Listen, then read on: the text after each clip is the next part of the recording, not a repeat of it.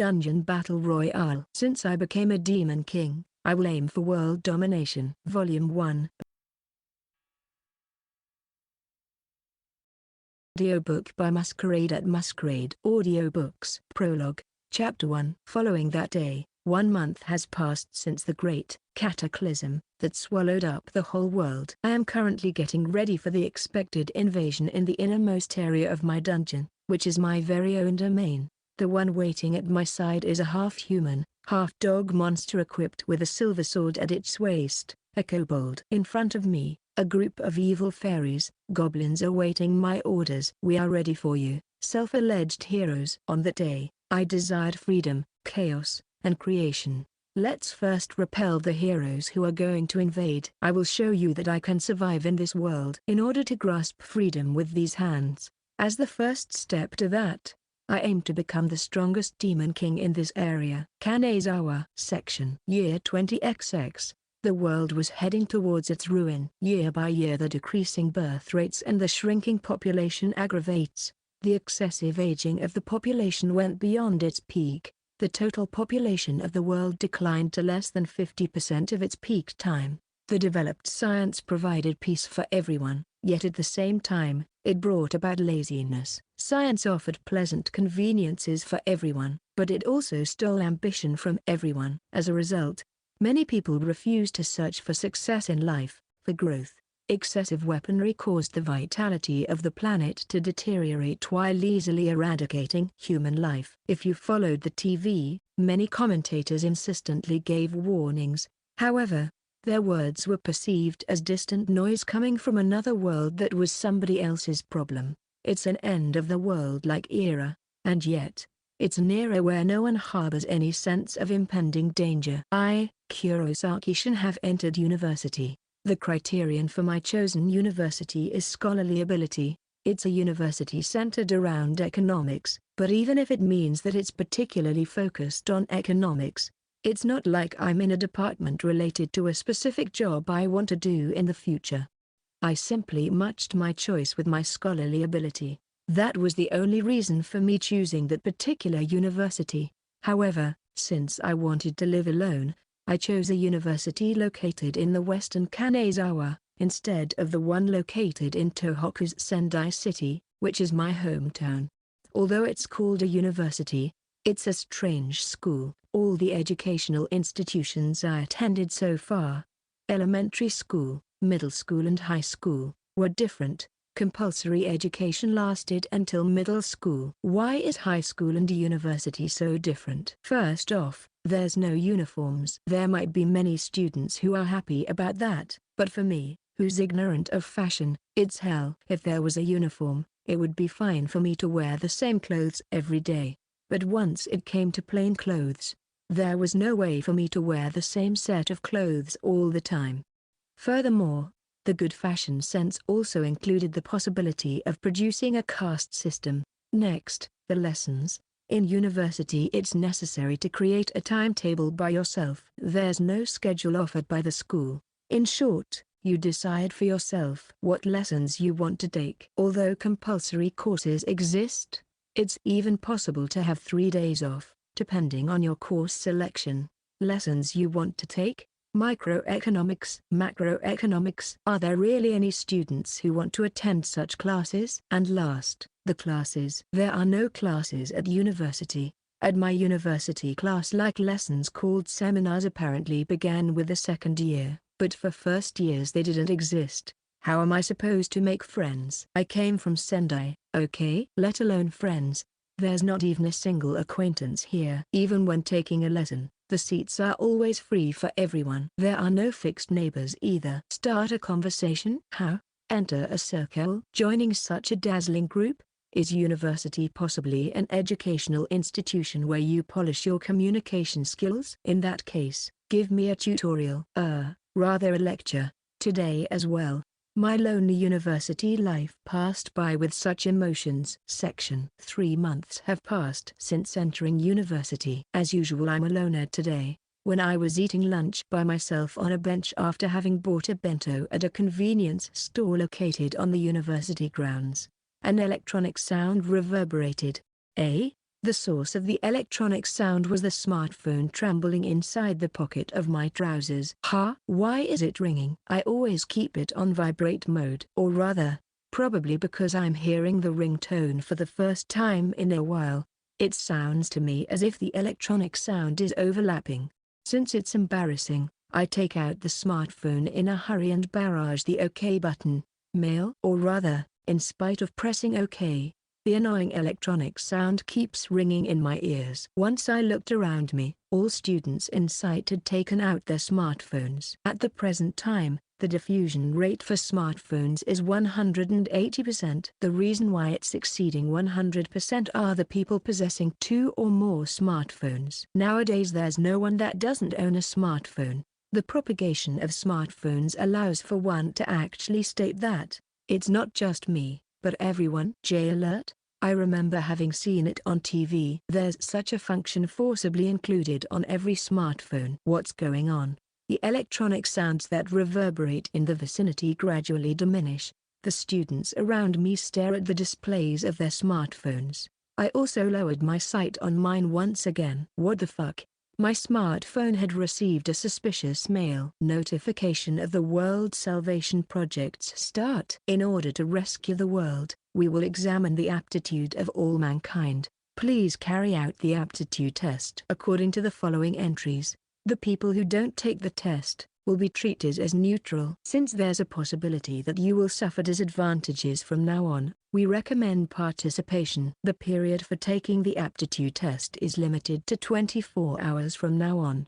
The test itself requires approximately 3 hours. Well then, please click the following button and start the aptitude test. Start? Question mark. Virus? I suspected that I got a virus. Once I press start, I will be asked to pay money or personal information will be extracted. It might be that kind of virus. Is there any idiot that will be tricked by that kind of virus nowadays? I put the smartphone back into my pocket and resumed eating my lunch. Section. After that, the topic of the spam mail was a hot topic among the students at the university. Because I didn't have a friend to talk to, I attended the afternoon lessons as planned. And afterwards, I went home. Once I returned home, I booted up my tablet and surfed the net. The net news and the news blogs were centered on the spam mail. Once I read the news stories, I couldn't believe it. But that spam mail was apparently sent to all of humanity. All telecommunication companies simultaneously held press conferences, simply appealing to not click start. And even the government held an exceptional press conference because of the big damage, appealing for the same. Once I looked at a certain anonymous bulletin board, several threads about this topic had already started. When I looked at the thread with the most user input, it was filled with people who had clicked start. 228 ID, TFT.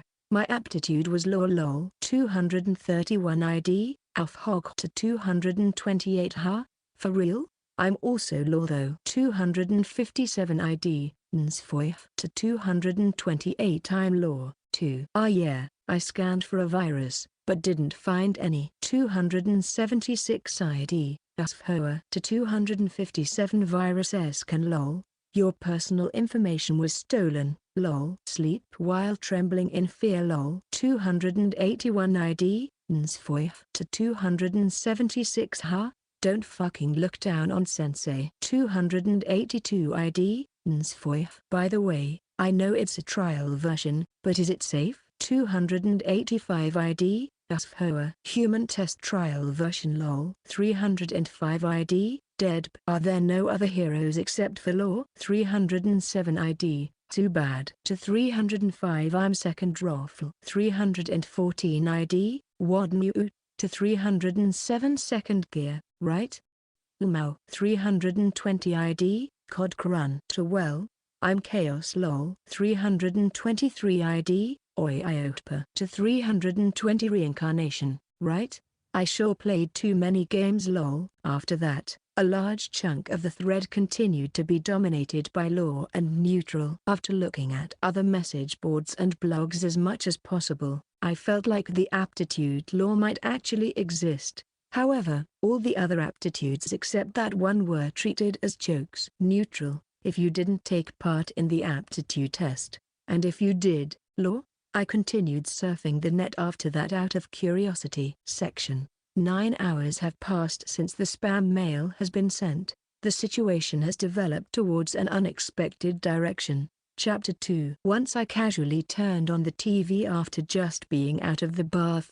All channels broadcasted the same content. The same phrases are repeated through the TV speaker.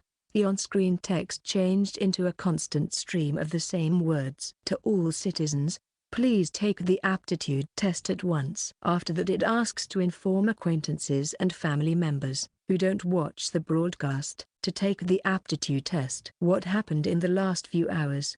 Didn't they tell people to not take the aptitude test just a while ago? Is this actually a surprise show that as ordinary people participate? Is a hidden camera filming me somewhere? Did a television station go as far as sending a spam mail to my smartphone? The spam mail that caused a simultaneous electronic sound at the university. The ones who received it were no extras, but definitely university students whose faces I recognized. Would they mobilize that many people to trick an ordinary person, and moreover, a loner like me? Impossible. Above all, it's impossible for them to get the news sites and blogs, which I visited a while ago, involved in this, too. While feeling slightly anxious, I picked up my smartphone. I operate my smartphone and open the spam mail. There, World Salvation Project. And then, summoning my courage, I clicked start. Please answer the questions below. It doesn't matter whether your answers are true. In case you lie, it will be recorded that you opted to give wrong answers. There's plenty of healthcare apps on modern smartphones. Pulse rate and blood pressure. They are equipped with functions arbitrarily measuring even the distance and speed one walks. It's totally possible to run a simple lie detector using those functions. I think, as a matter of fact, there's dozens of such apps. Q1. Is there anyone you want to protect on this world? 1. There's more than 10. 2. There's more than 5. 3. There's more than 3. 4. There's more than 1. 5. There's no one. If there are 12 such people, 1, 2, 3 and 4 apply, don't they? Well, it might be fine to pick one in that case, but I wonder, does the aptitude test include the wish to retort on such minor details? By the way, I have parents and a younger sister. My family is important to me. However, if asked about someone I want to protect, it's slightly different. Rather am I, who's still a student, not someone that is to be protected. My sister is a high school student. Telling me, her elder brother, to protect her, triggers feelings of slight discomfort. In that case, a girlfriend, there's none. Children, there's no way I have those. Huh? In my case the answer is 5. For some reason I'm reluctant to pick that. Having said that, in the end I chose 5, no 1. Even after that the vague questions continued. Are you satisfied with your current life? Do you like this world? Are you overflowing with dreams and ambitions? Are there any people you hate so much that you want to kill them? And so on. The questions: are lies necessary? And do you think that lies are unforgivable?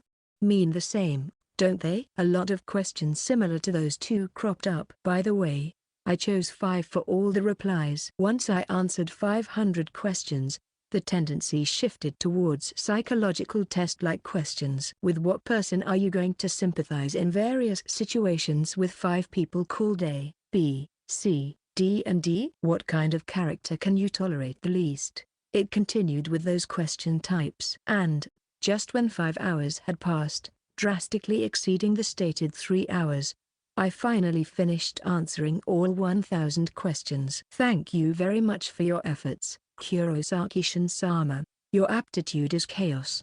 Kurosaki-sama, who desires freedom and chaos. Next you will be guided into the awakening period. And then I fainted. Chapter 3. Where's this?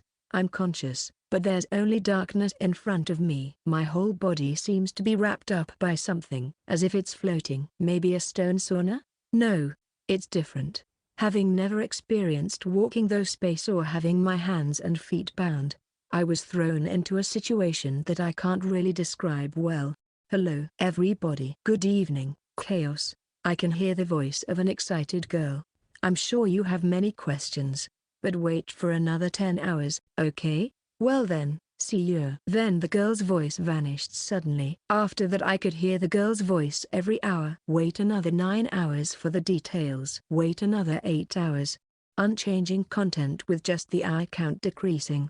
Having said that, I appreciated that voice in that situation. A state where I was conscious even though I couldn't move my body and see nothing. Experiencing 1 minute as an hour and 1 hour as a day.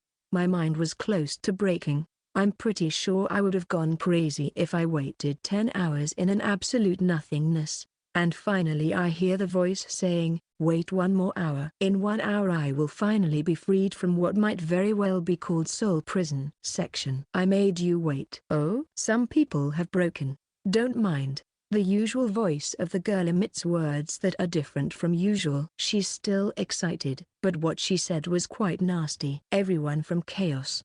I will have you help in the creation of this new world. Since all of you are people loving freedom and chaos, you're flexible enough for that, right? Loving freedom is something I understand. Probably everyone loves freedom more than being shackled down. But, loving chaos? What's that about? In the first place, the term chaos isn't used in everyday's life, so I'm not aware of it. Listen to my words first. Gunanu. It's only natural for things to turn out like this with chaos that loves freedom and chaos. The girl's voice is tinged with madness. Okay, I got it. I understand. I plan to explain it at the end, but I will explain the reason and the phenomenon that happened to all of you. Although I can't sense them nor see them, the people of chaos, who are probably around me, likely keep barraging the girl with questions, guessing from her words. First, the phenomenon that took place is the World Salvation Project. Too cryptic? Wait till I finish. The girl's voice gradually fills with anger. You know, your world is falling apart, or in other words, it will collapse in about 20 years. Eh? It's not 100 years. 20 years. I will be 38 years old. Eh? You're troubled? Yeah. I'm also troubled. Hence, to avoid that collapse, it's time for the World Salvation Project. To be more precise, the current world, or better, you humans are completely useless. Gosh, really no good at all. A dwindling birth rate alongside an aging population? Make children. Pollution? Use your damned brains. No motivation? What are you living for? The girl's angry voice accelerates. In reality I plan to quietly watch the collapse, but since I also harbor the sentiment, they grew up to this point at great pains, right? I decided I will help you out just this one time. By the way, do all of you know the period of time when humans do their very best? The time when we do our very best? I think back on my own life, studying for the university entry exam. Times over. There are plenty of idiots among you. The percentage of those who were correct is an unexpected 23%. Love? No way. You hadn't had a single girlfriend in your life, right? Taking an exam? You simply enrolled to a university that you had chosen as it suited you, didn't you? Work? You only followed the orders of your boss, right? The girl's bitter words continue. Oops, sorry. I digressed. Since it's a bother, I will announce the correct answer. The time when you humans do your very best is during strife. Strife? When you humans hold out, evolve the most is the time when you're fighting against something. Yes, it's the time when you go to war. I remember having heard that technology advanced drastically during war. The runner-up is eroticism, I guess. You humans are really incorrigible perverts. I'm digressing again. So, I will have you humans evolve in order to save this world. Having said that, your technological prowess advanced a bit too much, I think. Moreover, in the wrong direction. If you ask what's wrong, it's nuclear weapons. Those are definitely bad. Normally it would have been fine for me to ask you to have wars, but in that case your society. No. This planet will be destroyed in the blink of an eye. The girl's voice is painted with rage. At this rate your society will slowly collapse if you were to keep on stagnating. On the other hand, if you started to war with each other, the world will be annihilated in no time. The girl announces two conclusions that can be summarized with the term bad end. Thus, what will completely resolve the current problem is the World Salvation Project. As I asked before, what's that World Salvation Project? Let me explain. The World Salvation Project is a project that splits all humanity into law, neutral and chaos, and has those factions fight each other. To be precise, the ones who are going to fight each other are law and chaos. Neutral are the humans that ignored my precious proposal from the get-go, or in other words, incorrigible opportunists. What is she saying? Fight each other? The current me is chaos. In short, she's telling me to fight against the law humans, starting with tomorrow. What's the point? For the sake of rescuing the world? That's quite ambiguous, isn't it? It's all right. I have laid out proper groundwork. You will only have to kill the law humans that come attacking you. Eh? What? We will be attacked? Moreover, kill the law humans? Together with the chaos humans whose face I don't even know? Sorry. Your fellow Chaos members aren't your allies. All the Chaos humans present here will fight against each other as well, okay? That's too cryptic. I will be attacked by the law humans and I don't have any allies either? Oh, that's quite a lot of questions. I wonder, what should I answer first? Right. First off, humans that have the aptitude chaos like you guys are the minority. At this rate it would become quite one-sided, which is undesirable for humanity's evolution. Therefore, as a little handicap, I explained the details of the World Salvation Project to you first, and I will give you powerful abilities that are slightly stronger than those of the law humans. The girl's topic changes. I wonder, is she being pressed by a flood of questions from the Chaos people? For starters, you have to strengthen your own domain, defend. After that you just have to steal the domains of others by using your kin. Do you understand? Do you understand? As if I could. With that being said, the Chaos humans, though I can't perceive them, posed one question after the other to the girl, and the details of the World Salvation Project gradually became clear. Afterwards the question and answer session repeated itself, lasting for several hours. By the way, since the girl didn't reveal her name, I decided to call her Mastermind. As for what I could grasp about the World Salvation Project, the humans of this world have been categorized into the 3 aptitudes, law, chaos and neutral. 2 law and chaos will fight each other. The world will be saved by making humanity evolve. Honestly said, that part is still unclear. 3 chaos humans will possess a domain. The law humans will come invading the domains. If the true core, located in the innermost area of the domain, is stolen by law humans, the domain will be liberated. If it's stolen by a chaos member, the domain itself will be stolen. Imagining the details explained by the mastermind, the chaos humans are beings similar to demon kings or dungeon masters, and the law humans are like heroes. For if all the domains have been liberated or are dominated by a chaos human, the World Salvation Project will come to an end. As supplement, it's a far too important element to label as supplement, but the chaos humans will lose all their memories of other people from before becoming chaos. Moreover, the law humans will lack any memories about the people that became chaos. To put it simply, you can also rephrase that as the chaos humans having their own existences erased. According to the mastermind, that will allow you to fight each other without any hesitations, correct? The humans that have chaos as aptitude are in the minority. To be precise, they seem to make up 0.02% of all humanity. At this point you can't call it a minority anymore. By the way, the total population of the world right now is approximately 5 billion people. If you use that as calculation basis, the number of chaos humans amounts to 1 million. If the law and neutral humans don't liberate domains, they will inevitably go extinct due to food shortage. It appears that they will come attacking in desperation. For the law humans will be informed about the details of the World Salvation Project in 1 month. Until that time, all humans can't invade the domains of other people. As for the elements with uncertain meaning, I heard the explanation, but it's a list of elements that are impossible to understand. To the introduction of principles of a destroyed world, I was told about various things with unknown terms, but simply put, magic like,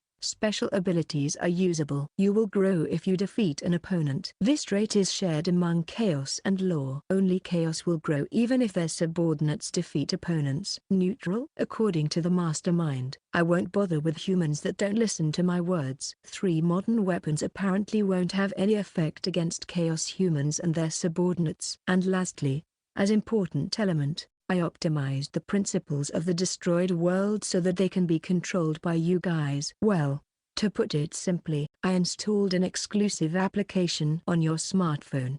So check it out. Apparently I should take a look at my smartphone once I get out of this strange space. And then, the mastermind's last words.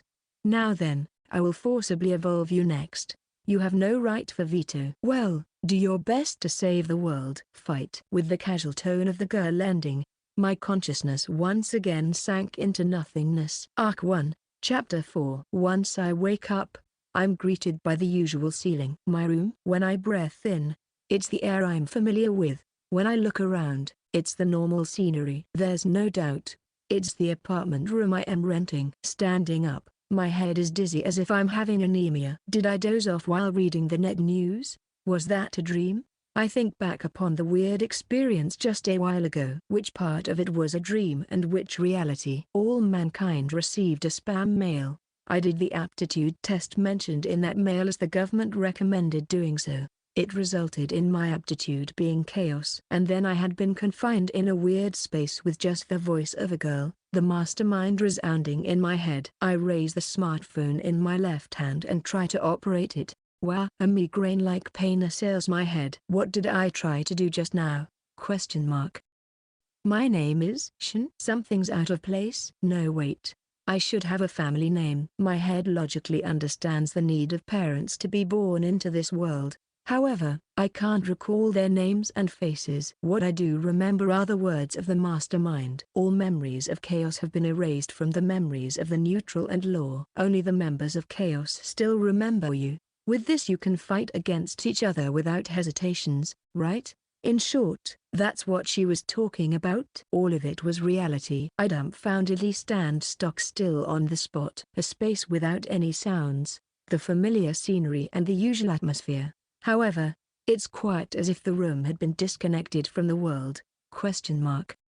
Silence. I rushed out of my room in a hurry. Once I get out of the apartment, I see something that's impossible in the scenery I'm used to. Looking in the far distance, I can see the mountains. There's an asphalt street in front of my apartment. I don't know the people living there, but houses and apartments line up along the street. Yet, any presence of people was completely missing. Walking people, people riding bicycles and cars driving on the street, all of it gone. I'm assailed by the illusion of being left behind in this world all by myself.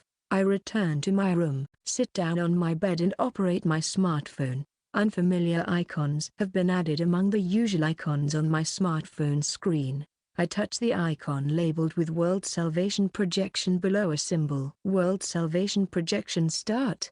Let's first get to know your status. Status. I click Status. Name, Shin. Aptitude, Chaos. Race, Demon King. LV, 1. CP, 100. Body, E. Mana, E. Knowledge, E. Creation, E. Alchemy, E. BP, 10. Special abilities. Demon King. Domain creation. Subordinate creation. Item creation. Darkness veil. Is this a game? Or rather, I ceased being a human? I end up reflexively shouting in a loud voice. Question mark.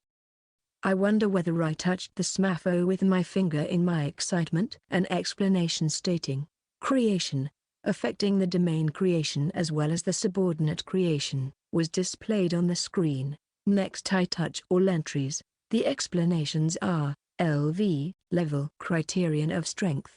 You will acquire BP by raising your level. CP, chaos points. Points necessary to execute phenomenons. They slowly recover over time. Body, affecting physical strength, endurance, agility and reaction speed. Mana, partly affects the power of the unique ability. It also influences the acquisition of unique abilities. Knowledge, depth of understanding. Creation, affecting the domain creation as well as the subordinate creation. Alchemy, Affecting item creation. BP. Increasing an optional ability. You can acquire BP by raising your level. Special abilities. The unique abilities that have been acquired. Demon King. Absorbs prana from the atmosphere. No need for any further energy besides that. Gains the unique abilities of domain creation, subordinate creation, and item evolution. Domain creation allows to create a domain. Subordinate creation allows to create subordinates. Item creation allows to evolve items. Darkness veil, covering an area in darkness. Those explanations are too sketchy. Damn.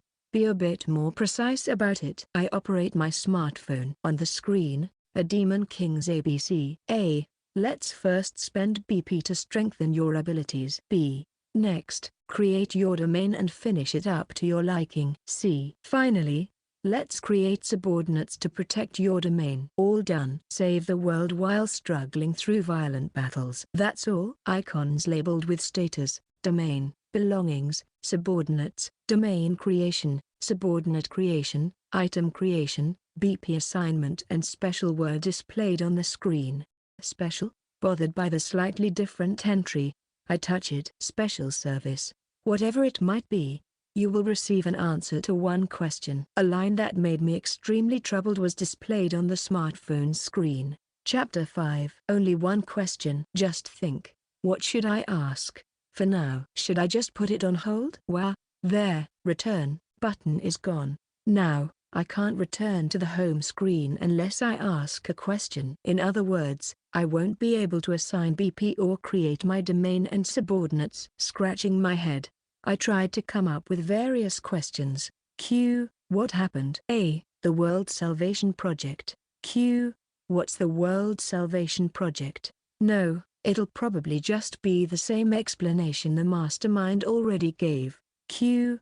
What's my family name? What am I going to do with that knowledge? Q. Who is the mastermind? What am I going to do with that? Q.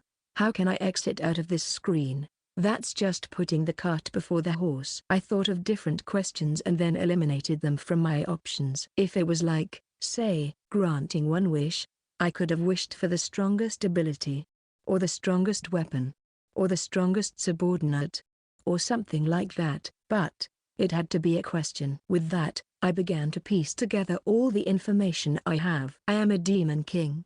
However, there's a vast number of Demon Kings. To be precise, 1,000,000 Demon Kings? What is up with that? Oops, I went off track. The things a Demon King should do was, create a domain, create subordinates, and defeat the members of law that'll come to attack. Their assault will come after a month, and until then, I won't be attacked. Though, I can't leave my domain either. I will most likely grow.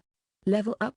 If my subordinates kill the attackers while that is happening, I'll also have to fight against the other members of Chaos just to expand my domain. Perhaps they'll even invade me as well. A crucial asset to increase my domain are the Bloodkins. MMH? Bloodkin. What's that? A servant?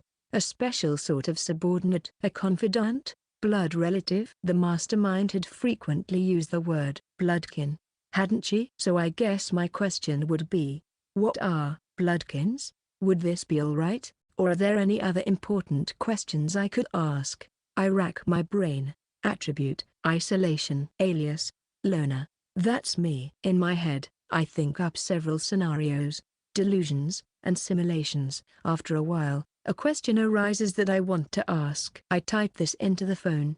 Can a Demon King, or their subordinates, leave their domain? Under certain conditions, it is possible when a Demon King raises their level. Subordinates may also leave, with certain conditions, but still, they're reliant on their Demon King raising their level to do so. My hunch is correct, but with that answer, the question of what those conditions are pops up.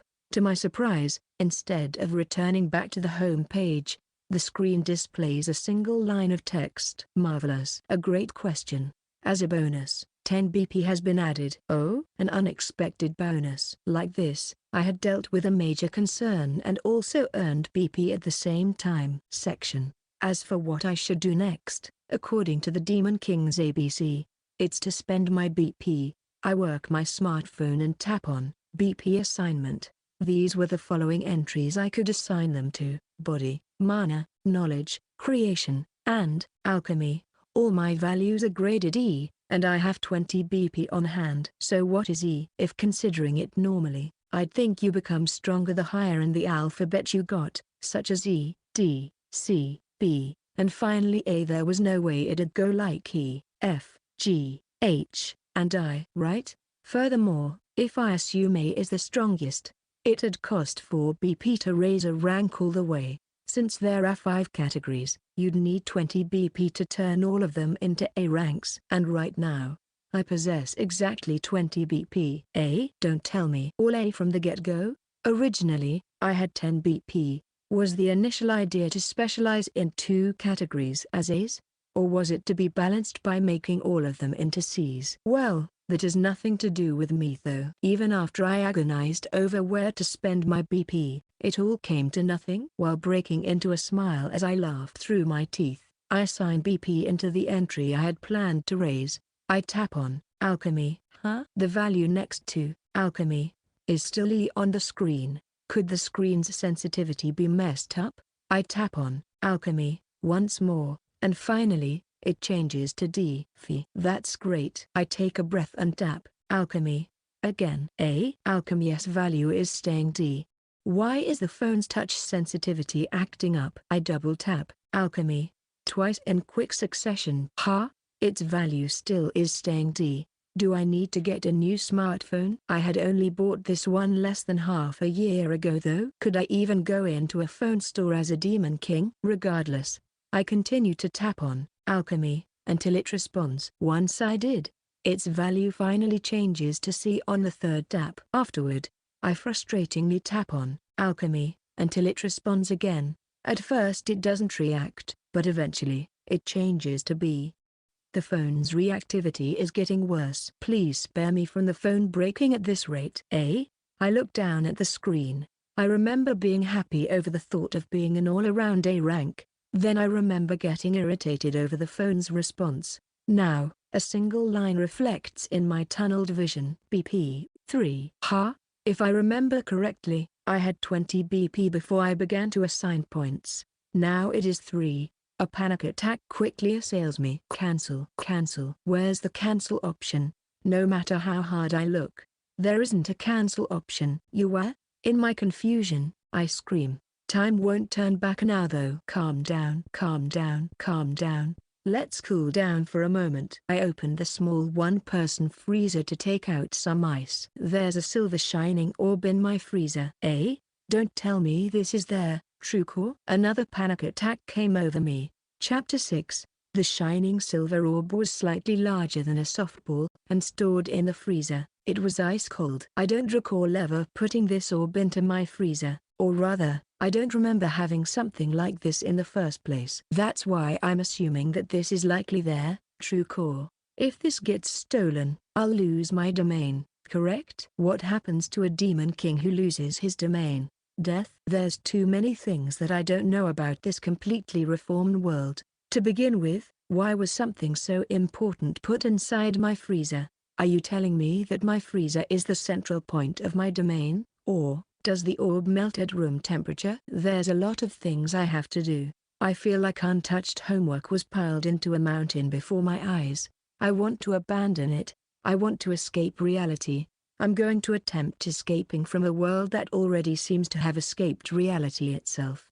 However, even if I waste time, the problems won't solve themselves. If the mastermind's words are true, though it's highly likely they are, I only have a month. I can't tell if this is a long or short time. With all the issues, I decided to start with the BP assignment. I only have 3 BP left. The me being happy over having 20 BP almost seems like a lie now. First, I will recall the circumstances from my first assignment of BP to alchemy. My smartphone was not defective. It responded to all my taps. That is my assumption. The value of alchemy didn't change on the first touch, but the second one. That was when it changed from E to D. In other words, from E to D. It took 2 BP. After that, I double tapped, then tapped 3 more times for alchemy, to go from D2C. In short, it took 5 BP for the value to change. At the end, I had become desperate, and barraged alchemy. I don't remember how many times I tapped it.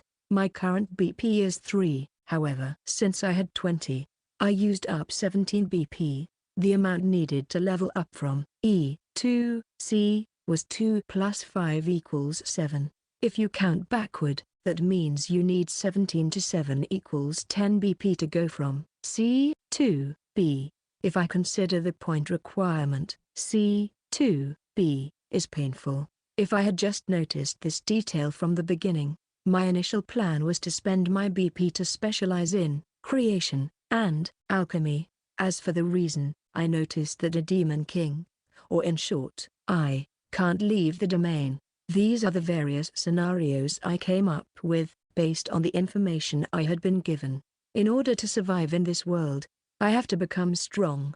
How should I achieve that? Ascetic training? That was impossible to do in a month. Muscle training? That wouldn't amount to much within a month either. The answer is to raise my level. The concept of levels was introduced into this changed world. So what should I do to raise it? The answer is to kill my enemies. Who are my enemies? At present, it is the humans of law. According to the mastermind, they will invade my domain. They'll also have the will to bet their life on it. There's one crucial aspect to be considered here though. That maybe this concept only applies to chaos? No. If the aim is to create conflict by making us struggle for supremacy, it likely also applies to law as well. The humans of law are going to raise their levels too. This means it's necessary to defeat them early on, before they could raise their levels. Even if it meant killing the humans of law, the enemy. There are 2 methods to accomplish this. The first is victory goes to the one making the first move. Once the month ended, my side will attack the humans of law. This would be to use their confusion after being told the truth by the mastermind. The second is to defeat them when they attack my domain. The former is more likely to succeed. If I start on day 1, the humans of law will, without a doubt, be level 1. The chance to succeed will probably be higher as long as they're confused. Feelings of guilt. I am a demon king. So no. Though, I think it's more accurate to say that I lost that emotion, while losing my memories of everyone except myself. I also parted with any sentiments towards humans. I do understand love, gratitude, decency, and empathy as words, but right now, there was no one I would give those to. I lost those emotions with my memories. At the same time, when I thought of all this, I got hung up on several of the mastermind's words. One is that the creation of bloodkins would augment a domain. The other is the domain itself will be stolen if it's by a member of chaos. The mastermind talked about the humans on both sides. However, only here she talked about chaos as a whole. In other words, a demon king can't personally steal a true core. When that matter crossed my mind, I asked the special service. The answer was, bingo. In that case, the method to raise my level becomes the latter. Defeating the humans of law when they invade. This is the only feasible option. That gave birth to another concern. The number of demon kings is 1 million. Although that is 0.02% of the population, it's 1 in 5,000 people. The population of Japan is 80 million, and the population of Kanazawa is, if I remember correctly, 300,000 people. That means Kanazawa already has 60 demon kings. Bluntly put, there's too many. The size of Kanazawa amounts to 467.8 square kilometers. 23.3 kilometers from east to west, and 37.3 kilometers from north to south. Why do I know these details? It's because I learnt it to use as a conversational topic. The result, haha, my attribute is isolation. Oops, I digressed. In short, it's possible for a car to cross town in less than an hour. Which domains are the humans of law going to attack first? There is an assumed number of 60 choices. Am I to trust in my luck? What will I do if I lag behind? The enemy's levels will be higher than mine while I'm stuck at level 1. Me losing is a foregone conclusion. In short, it's necessary for me to set up a trick to lure them in. Accordingly, I also remembered various books that had been saved in my head. There were no books matching up perfectly with this, but there were a few similar ones. I am a demon king, and my domain is a dungeon in a way. I guess when all's said and done, you could call the humans of lore heroes or adventurers. What do they desire from a dungeon? First, the prestige of subjugating a demon king. The other are treasures. Yes, powerful weapons are asleep in that dungeon, my domain. If a rumor like that spreads, wouldn't the humans of lore flock to my domain? Being targeted is a huge con. However, if I'm going to get invaded anyways, it's better for it to happen early on. I want them to fight in my domain before they grow into skilled heroes. I want to level up by defeating them sooner or later. I will also have to fight against fellow Chaos members. In that case, let's aim to become the strongest demon king in Kanazawa. That is why I specialized in alchemy. For the sake of luring in lore, I'll create my own treasures. Moreover, I'll be able to strengthen myself with equipment as a byproduct. It's certainly killing two birds with one stone. It's not necessarily the case, but if I were to fight heroes with high-level equipment and low-level, or heroes with low-end equipment and max level, there's also the possibility of it being an even match. While I was harboring that faint hope, I allocate my BP into alchemy. Having said that, I went too far. I spent too much BP on alchemy, though I didn't intend to do so. There's no point alluring in humans of lore, if I can't beat them. Originally, I wanted to strengthen my body as well, but I spent 2 of the remaining 3 points in creation. I was anxious about whether all these entries require the same amount of BP, but I felt relieved when creation advanced from E to D without a hitch. Chapter 7.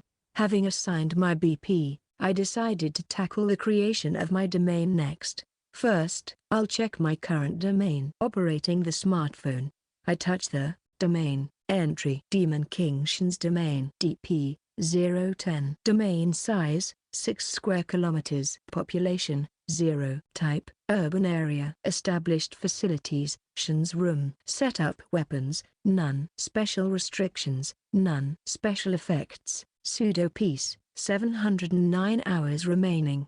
A map of the area around my room was on screen. Damn.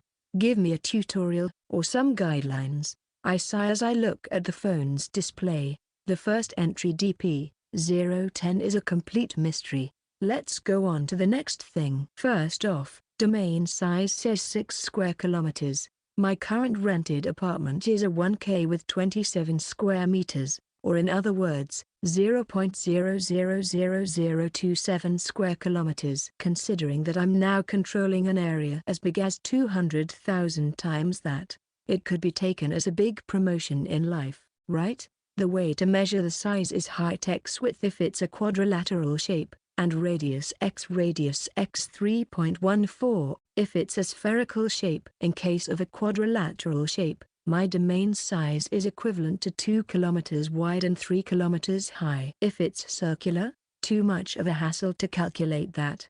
Next is population, which says no one's here besides me. Since it's 0, it appears I'm not counted. Or rather, can the population actually increase? Next, type says urban area.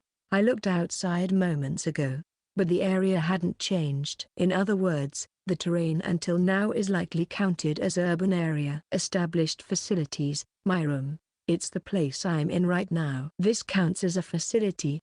Wait a moment. After stumbling upon this impossible thought, I rush out in a hurry. Leaving the apartment complex, I run for 3 minutes. If it was the me of yesterday, I should have been gasping for air by now, but at the moment, my body feels light.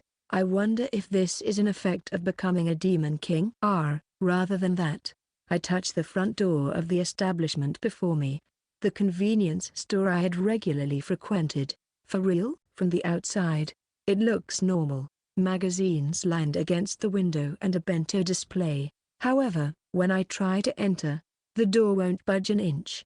Neither pushing nor pulling works. I try hitting it with all my strength, but there's not a single crack in the glass door. Established facilities, my own room. In other words, It looks like all the buildings, except for my room, have been transformed into objects. There won't be something like a starvation end before the end of the month, right? Is it because I was dragged into this strange situation? I don't feel any hunger or thirst right for now, but I'm worried about the future.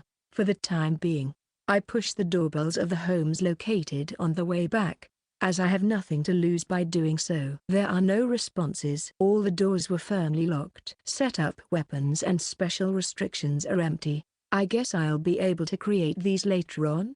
The special effects pseudo-piece has 709 hours remaining. Going by this, I suppose it's about no one being able to invade my domain for 709 hours. After returning to my room, I tap on their domain creation icon. Type modification, facility creation, weapon creation, special restriction creation, beginner Demon King bargain pack. There's one entry I really want to retort at with all my heart, but I touch them in order from the top. Once I tap on type modification, various types show up such as mountain district, wasteland, coast, lava zone, icefield, cave, historic ruins, castle, etc. It's possible to change to some types with 100 CP, but most of the other types require way more points than I possess. Next, I tap on facility creation. Various facilities such as small room, large room, hallway, building, fortress, tree, mountain, river, swamp, treasure chest, entrance, fence, etc. Since all the entries don't show CP values next to them, I try pressing them. This brings up even more detailed categories: small room, Japanese style, Western style, size, etc. All their CP costs vary drastically. There's also a lot of facilities that exceed 100 CP by far. Also, instead of CP, a few display the mysterious value called DP. Onto the next one. I tap weapon creation. Several weapon types such as arrow, gas, pitfall, fog, floor, and so on appear. I tap arrow as a test, and a detailed categorization with wood arrow, iron arrow, fire arrow, poisoned arrow, and such shows up. I guess weapons means traps here. Next is special restriction creation. 3 types appear: prohibition, enhancement, and mitigation. I test prohibition and it splits into more entries: race, magic, weapon, number of people, men and women. Enhancement and mitigation has all sorts of attributes such as fire, water, and so on listed. It looks like this category consumes DP exclusively. Lastly, I touch one that caught my eye the most: beginner Demon King bargain pack. On screen appears: let's repel the invaders with the power of numbers. Outdoor pack: let's repel the invaders with a firm defense. Dungeon pack: let's repel the invaders with a great balance. Hybrid pack. Those 3 options. Bargain pack. Surmising from that, I think it's probably a combined domain that's been completed to some extent. As a test, I touch dungeon pack. This will cost 100 CP. Once you choose, you cannot go back. Okay, are you really sure? Says my screen. I cancel for the moment, and check subordinate creation and item creation. At end of lightly reading through them, I understood that both of them consume CP. CP slowly recovers over time, correct? If I worry over it, the situation won't change for the better. Time is money. I select dungeon pack. After confirming my choice, I blacked out section. It's an unknown ceiling. The source for this. It's quite historical, isn't it? In what kind of situation was such material actually used? The ceiling in front of my line of sight is surrounded by bare rock. Is this because I chose the dungeon pack? The facility that used to be my room has completely changed, except for a certain home appliance. That one and only appliance is the refrigerator. Nowadays, refrigerators can operate without a cord, but I wonder, is it properly receiving electrical power in this environment? Once I open the freezer, I discover the ice-cold, true core inside. Is this refrigerator really the heart of the domain? Deciding to think about that another time, I manipulate my smartphone to check domain. Demon King Shin's domain. DP 115. Domain size 6 square kilometers. Population, 0. Type, dungeon. Established facilities, small room X24. Rock X68. Entrance X1. Treasure chest X5. Rest area X2. Setup weapons. Wood arrow X4. Poisoned arrow X2. Tumbling boulder X1. Pitfall X1. Alarm X1. Special restrictions, number of people, 12. Special effects, pseudo peace, 707 hours remaining. A very simple labyrinth displays on the screen in place where my home and the surrounding buildings had been. This is my dungeon? Like this, my domain completely changed into a dungeon. Chapter 8. Rest area. What's that? When I touch rest area, as I had nothing else to do anyway, the explanation displays, rest area, a place to rest. Chaos can't trespass into the rest area. What's up with this? It's completely unnecessary. What sad necessity exists to add a place I can't enter within my own domain? Once I double tap rest area, the line, delete, displays. Yes, of course. I tap, yes, enthusiastically. This cannot be deleted due to insufficient DP. On a closer look at the rest area's entry, the line maximum DP plus 50 is remember, me. I recall the DP before selecting the dungeon pack. If I remember correctly, it was 10. And now it's 115. In other words, 50 by 2 equals 100 DP due to 2 rest areas being added. The remaining 5 DP is. I see. Treasure chests give maximum DP plus 1, don't they? Basically, if I set up facilities, putting aside whether you can call a treasure chest a facility, that are beneficial to invaders, my maximum DP will grow. Thus, it'll become possible to set up more facilities and weapons, traps. In that case, does that mean I can create a dungeon filled with deadly traps by creating a truckload of rest areas? Even if I want to test that idea, I'm out of CP. I decide to move on to the matter I had put aside earlier, and open Subordinate Creation. I tap on the corresponding entry. Slime, rank F. Vulgar residue of monsters. Its low intelligence only allows it to accept simple orders. It manipulates acidic liquid that can burn the skin. Creation cost, 1 CP. Rat. Rank F. Rat has a small chance to infect its opponent with a disease. Creation cost, 2 CP. Bat. Rank E. Bat releases ultrasonic waves that can cause small headaches. Sucks blood with its fangs, but that won't restore its health. Creation cost, 3 CP. Wolf. Rank E. Wolf. Obedient, but cannot understand complex orders. Forming a pack with its own kind, it will attack enemies in a group. Creation cost, 3 CP. Goblin. Rank E. Evil Fairy. Can handle simple tools. Possesses intelligence, but there are situations where it won't obey orders. Capable of cooperating with its own kind. Creation cost, 5 CP. Kobold. Rank D. Half man, half dog monster. It can handle simple tools. Its knowledge is low, but it's capable of cooperating with its own kind. Creation cost, 10 CP. Those are the 6 types of subordinates I can create. I've already heard of them before. These monsters are small fries. Should I have assigned a little more BP into creation? Well, I abandoned the right of that choice through my own reckless mistake. But since I don't have any CP, I move on to item creation. For now, I touch the entry A. Different from the previous entry.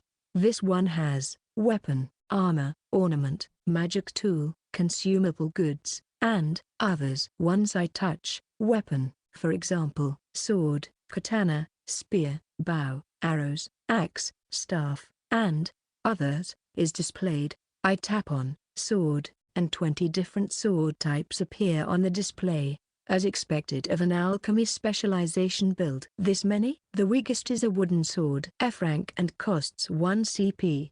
Next is a knife, at the same rank but costs 2 CP. Excluding some of them, all the weapons beyond B rank cost more than 500 CP. Once it comes to B rank, they even have their own names. For example, there is a sword called Dainsleaf. It costs 500 CP.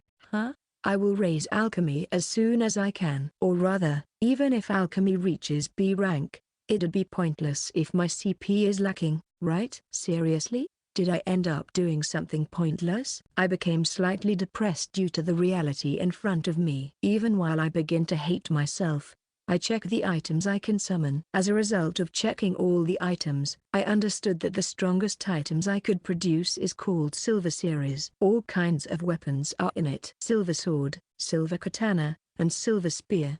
In addition, there are many defense items such as armor, shields etc. in the Silver Series as well. Each of them are C rank and cost 100 CP. Moreover, it is possible to create ornaments to strengthen abilities and disposable magic tools with special effects as well as food and beverage, which can be considered luxury items, and furthermore, furniture. When I had finished checking all of it, 2 hours had passed. My current CP is 20. This means I recover 10 CP per hour. There's 705 hours of pseudo peace. I can gain 7050 CP to use until my domain will be open to raids. For the sake of survival, I have to carefully think over how I'm going to meaningfully spend my CP. Section. I'm at my wit's end. Even if I want to sort my thoughts, there's no pen or paper. I imagine various layouts in my head, but I can't really organize them well since they just fade from my memory after a bit. If this was still my own room, I would at least have paper and a pen at hand, but all I have right now is a smartphone and a refrigerator. Oh, the smartphone. When I operate it, I'm able to normally open the memo app. Ah yeah, after being struck by that strange phenomenon called World Salvation Project. I totally forgot, but this is a smartphone, isn't it? No way. Is it possible? I try opening other apps.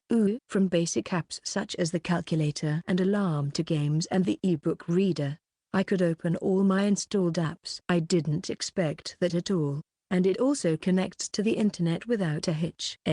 There are electromagnetic waves here. There's still more than 6 hours until my CP fully recovers. Thus, I decide to browse the internet news. Even though the words used in the articles were different, they all basically referred to the strange situation that had occurred as the cataclysm. Inviolable areas suddenly manifested, and the people who lived within them were expelled outside.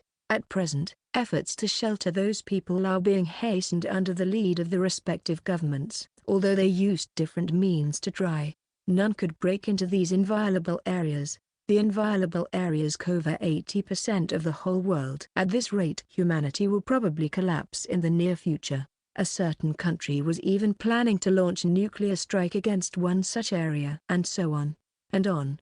There was no single cheerful topic. The world was in chaos. I couldn't grasp it on a global scale, but if I lower it to the scale of Kanazawa, my domain has a size of 6 square kilometers, and the assumed number of demon kings is 60.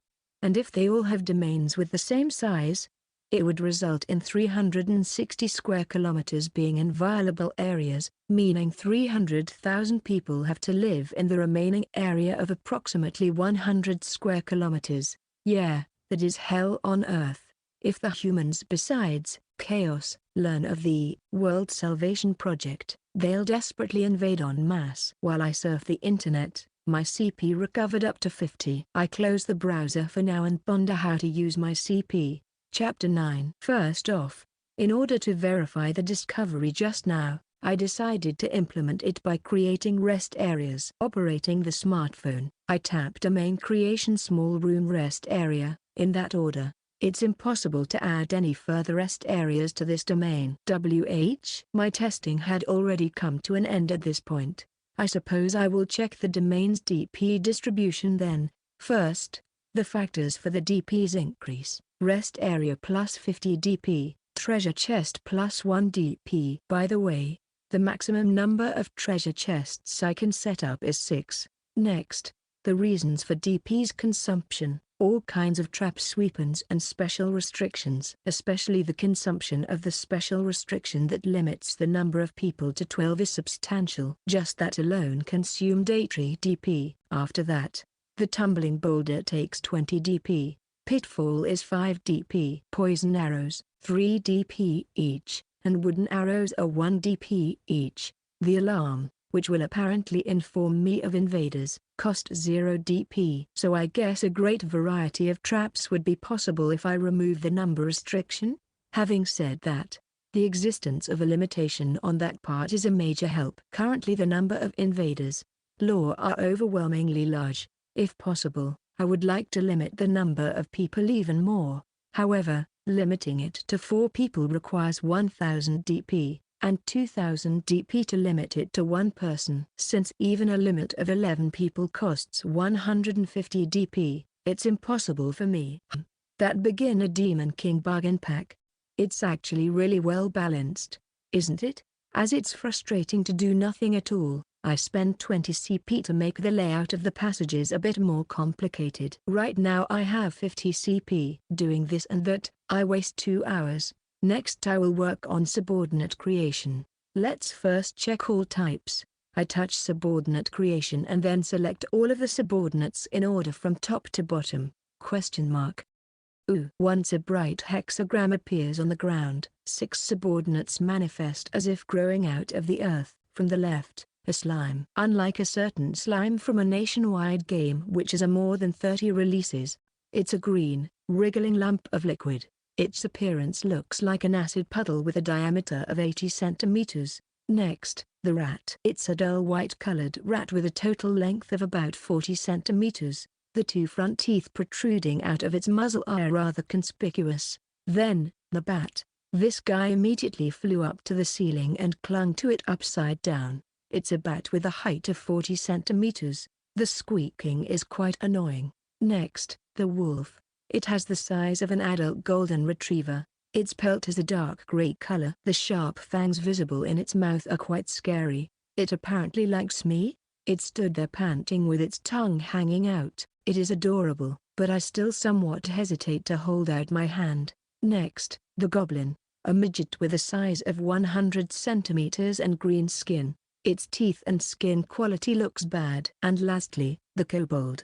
It's a dog walking on 2 feet with a fox-colored fur. It's on the bigger side with a height of 160 centimeters. I called it a dog, but once I looked closely, its hands are closer to those of a human, lacking anything resembling paws. This guy is also panting with its tongue hanging out, but its level of cuteness is 0. That's all the subordinates I can currently create, although I went ahead and created them. What should I do with them next? An awkward atmosphere hangs in the air. Should I make them fight each other? But, for better or worse, they are comrades, aren't they? Isn't that too cruel? Then again, I do want to know their strength and fighting methods. Slime, rat, fight each other. However, you are not allowed to kill your opponent. I order them with a dignified tone, befitting a demon king, more or less. Upon hearing my order, the slime made its body tremble whereas the rat squealed with a kick. And then they began their battle.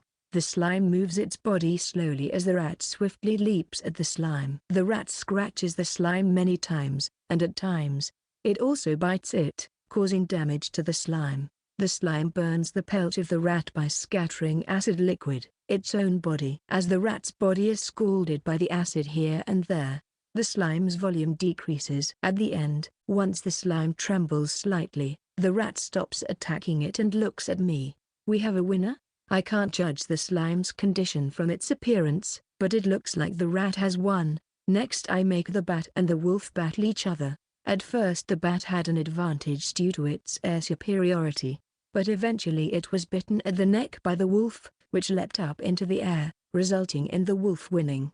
The wolf picked up the living bat and presented it to me by placing it at my feet. The bat is still alive, correct?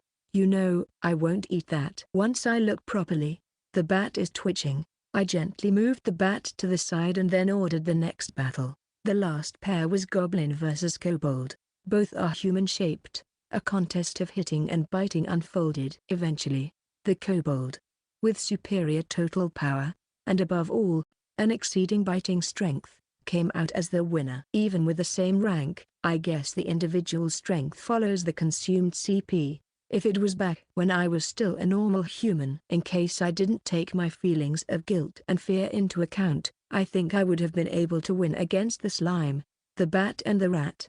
However, that's with the prerequisite of me having some kind of weapon. Otherwise, if unarmed, it would be limited to the bat. I wonder how it would turn out with the wolf. Would I have been able to win if I were to be cornered to the brink of life or death? How about the goblin? If it was the completely same prerequisite, having a weapon, I still can't predict the outcome. As for the kobold, it's highly likely that I would have lost under the same terms. I think those were the impressions I harbored. I had raised creation from E to D. Maybe the kobold is a subordinate that I can't create at E. My subordinates whom I had partake in a desperate struggle just now are standing in front of me. The heck? I would at least consult with unknown name if they could talk. However, the abnormal situation that took place in front of me, the living creatures I had never seen before and the battles that unfolded caused me to become even more anxious. Who was it that created these unknown creatures? It's me. Who was it that made those creatures fight so desperately against each other? Me. But it was scary, especially the battle between the goblin and the kobold. That one was no good. It was a grotesque mess of half-baked human-shaped creatures. Whether I like it or not, the coming future, the battle to the death between chaos and law pops up in my mind. What should I do? Run away? To where? I can't leave my domain, and the humans of law will come to attack my domain in order to survive. World Salvation Project. Damn it, save me before the world. All memories of humans except for myself were erased. As a side effect, I lost all emotions such as love, friendship, honor and empathy. They could have at least taken my fear away as well. While at it, inside that space, surrounded by strange-looking creatures with whom I can't talk, my heart began to slowly break. Section. I wonder, how often did I repeat that internal conflict after that? Is it the effect of becoming a demon king? Is it the influence by my broken mind? I don't get sleepy and neither do I get hungry. Once I came to myself, my CP had recovered up to 96. At this rate it'll be hopeless. I will let my CP fill up completely and go to waste. I'm a demon king, a being that might as well be called enemy to all humanity. Even if I don't do anything, humanity will come to fight me. I will oppose my fate, for the sake of survival. For the sake of survival, I will harden my heart. In order to survive, for the sake of attaining freedom, I will become a demon king. To encourage myself, I continued with further tests. Chapter 10. I, who had decided to harden my heart, to become a demon king from now on, carried out various tests. First, I have 10 slimes, each costing 1 CP, fight against 1 kobold which costs 10 CP, numbers or quality. In the end the kobold won while having all its fur scalded. Even after that I carry on with my tests. What if I set 2 goblins, each costing 5 CP, against 1 kobold? How much will the combat power increase if I boost the number of kobolds, who can cooperate with each other, to 3? And it's also explained that they can use weapons, so what kind of weapons can kobolds and goblins wield? First I have to grasp their combat power. I won't be able to come up with a strategy if I don't even know my own combatant's prowess. As a result of doing various tests, I learned that monsters capable of cooperating become stronger the more you add them into a group. Even if a single kobold fights against 10 slimes that can't cooperate, the kobold will win. But if a kobold fights against 3 cooperating wolves, 9 CP in total, the wolves will win. Contrary to my expectations that an all-wolves army will have the advantage in that case, 3 kobold took away victory in a battle between 10 wolves and 3 kobolds, with both groups being able to cooperate. Also, goblins excel at handling axes and bows, whereas kobolds are proficient at handling swords, spears and shields. Especially kobolds equipped with sword and shield displayed an outstanding combat prowess. And I also understood that the most efficient subordinates are goblins if you take CP cost efficiency into account. If I make use of those cheat goblins, I probably won't lose early on. Also, if I leave the defense to kobolds strengthened with equipment in the early stages, I likely won't lose quickly either. If I simply consider defense with my current combat assets, it will be more efficient to create 1 kobold than 10 slimes. If I strengthen the kobolds, I will be able to repel humanity, law that will come to invade without knowing anything in the beginning. But, I wonder, How should I proceed after that? Humanity has an estimated number of 60 possible domains to attack. Among them, there are probably domains of demon kings who haven't allotted any BP to creation, too. In that case, the monsters appearing in those domains will be at most goblins. If not only the demon kings but also humanity possesses the concept of levels, they will likely postpone domains where fully equipped kobolds roam around, and focus on domains with enemies they can defeat easily. And then after raising their levels, they will raid the more difficult domains. Seeing as I can't attack from my side, it will be checkmate once I fall into such a situation. Even if they don't reach the deepest area, there's merit in deploying subordinates that can be defeated to some extent. It will produce the necessity to make them believe that there's treasures to obtain. When I was younger, I wondered why the Demon King doesn't defeat the hero at once. Isn't it an easy victory if he attacks the level 1 hero? There was a time where I believed that. I wonder, did the Demon King inside the game have the same mental state as me right now? Rather than defending my domain, it feels as if I'm managing a dungeon. My domain, the arrangement of my subordinates, is an extremely important component. Besides that, there's a mountain of things I have to consider. As a result of experimenting for 2 days, I have currently 3 kobolds, 5 goblins, 3 wolves, a full set of iron weapons and armor, as well as a sword, spear and shield of the silver series left. The CP I can spend until the end of the pseudo piece is 6,910 to create a single kobold with a full silver series equipment, sword, shield, helmet and breastplate. As my strongest combat power, I have to spend 410 CP. If I create 17 of those, I will use up all of my available CP. How many of what weapons am I going to create? How many of which subordinates am I going to create? I finished my trials. From now on I won't waste a single CP. I used the memo app on my smartphone and thought about possible strategies. Section 15 days have passed since I became a Demon King. Only half of the allocated time has passed, the 15th day as a Demon King. If I'm to express my impressions in one word, it would be spare time. There was a time when I, tensely, thought that I can't waste even a single minute, but I was free while waiting for my CP to recover anyway. If I were to put it into an example, it would be like a shut-in staying at home while playing an economy simulation game. Moreover, since you wouldn't be able to recharge that economy simulation game with some kind of energy system, you would have no other option but to wait for your energy to recover. I wonder if it'll be understandable when explained like that. So far as it goes, I practiced archery, did practice swings with a sword and tried to hone my spearmanship during the downtime. I even did muscle training, even though it's unclear whether that'll have any effect or not. However, if there's no opponent, there likewise won't be anyone to serve as a reference. I somehow managed to improve my accuracy in archery. I think I can feel it to an extent, but it was unclear whether the other areas might have improved. Also, there's new, important information I managed to obtain. First, a Demon King is capable of staying active without sleep or rest, and a Demon King won't weaken if they don't eat and drink either. This is information that I obtained from a certain source and knowledge which I confirmed by actually experiencing it myself, and it also caused me to make a big miscalculation. That big miscalculation provided me with various information. It had a lot to do with a certain source, an anonymous bulletin board on the internet. As for that miscalculation, one unknown adventurer ID, Wurtui. I became a Demon King, so do you have any questions? 2 unknown adventurer ID, Usfoa. To 1 I will send some medicine to you. 3 unknown adventurer ID, Iref. To 1 I will send some medicine to you. 4 unknown adventurer ID, Lutchris. To 2 and 3 congratulations to your marriage. Raffle. 5 unknown adventurer ID, Iref. To 4 thanks Lamau. 6 unknown adventurer ID, Wurtui.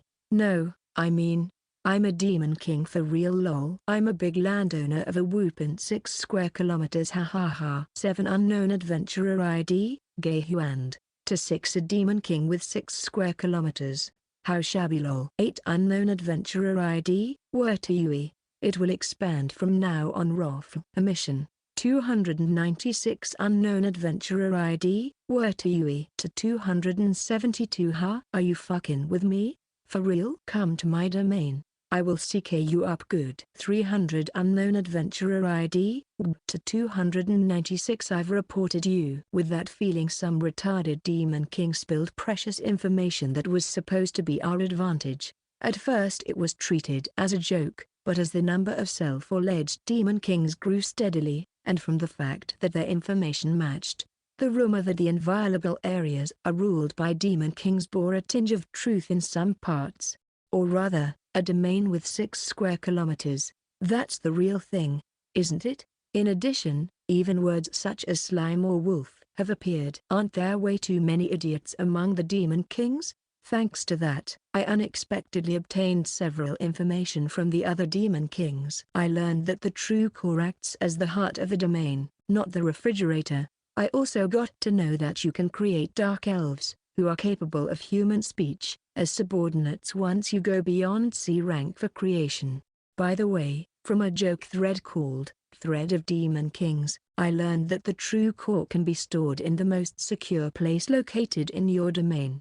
Incidentally, the contents of that thread are 203 Unknown Adventurer ID, Wurtui. I laughed so hard when I put the true core into the lockable drawer of my desk. Mao. 205 Unknown Adventurer ID, Few F to 203. What an idiot. Don't write about something so important. 207 Unknown Adventurer ID, Skidden. For me it was the safe raffle. 213 Unknown Adventurer ID, and in my case, it's the freezer. Ha ha ha. 215 Unknown Adventurer ID, Mkakjua to 213. Me too. Lol, isn't the refrigerator the central part with that?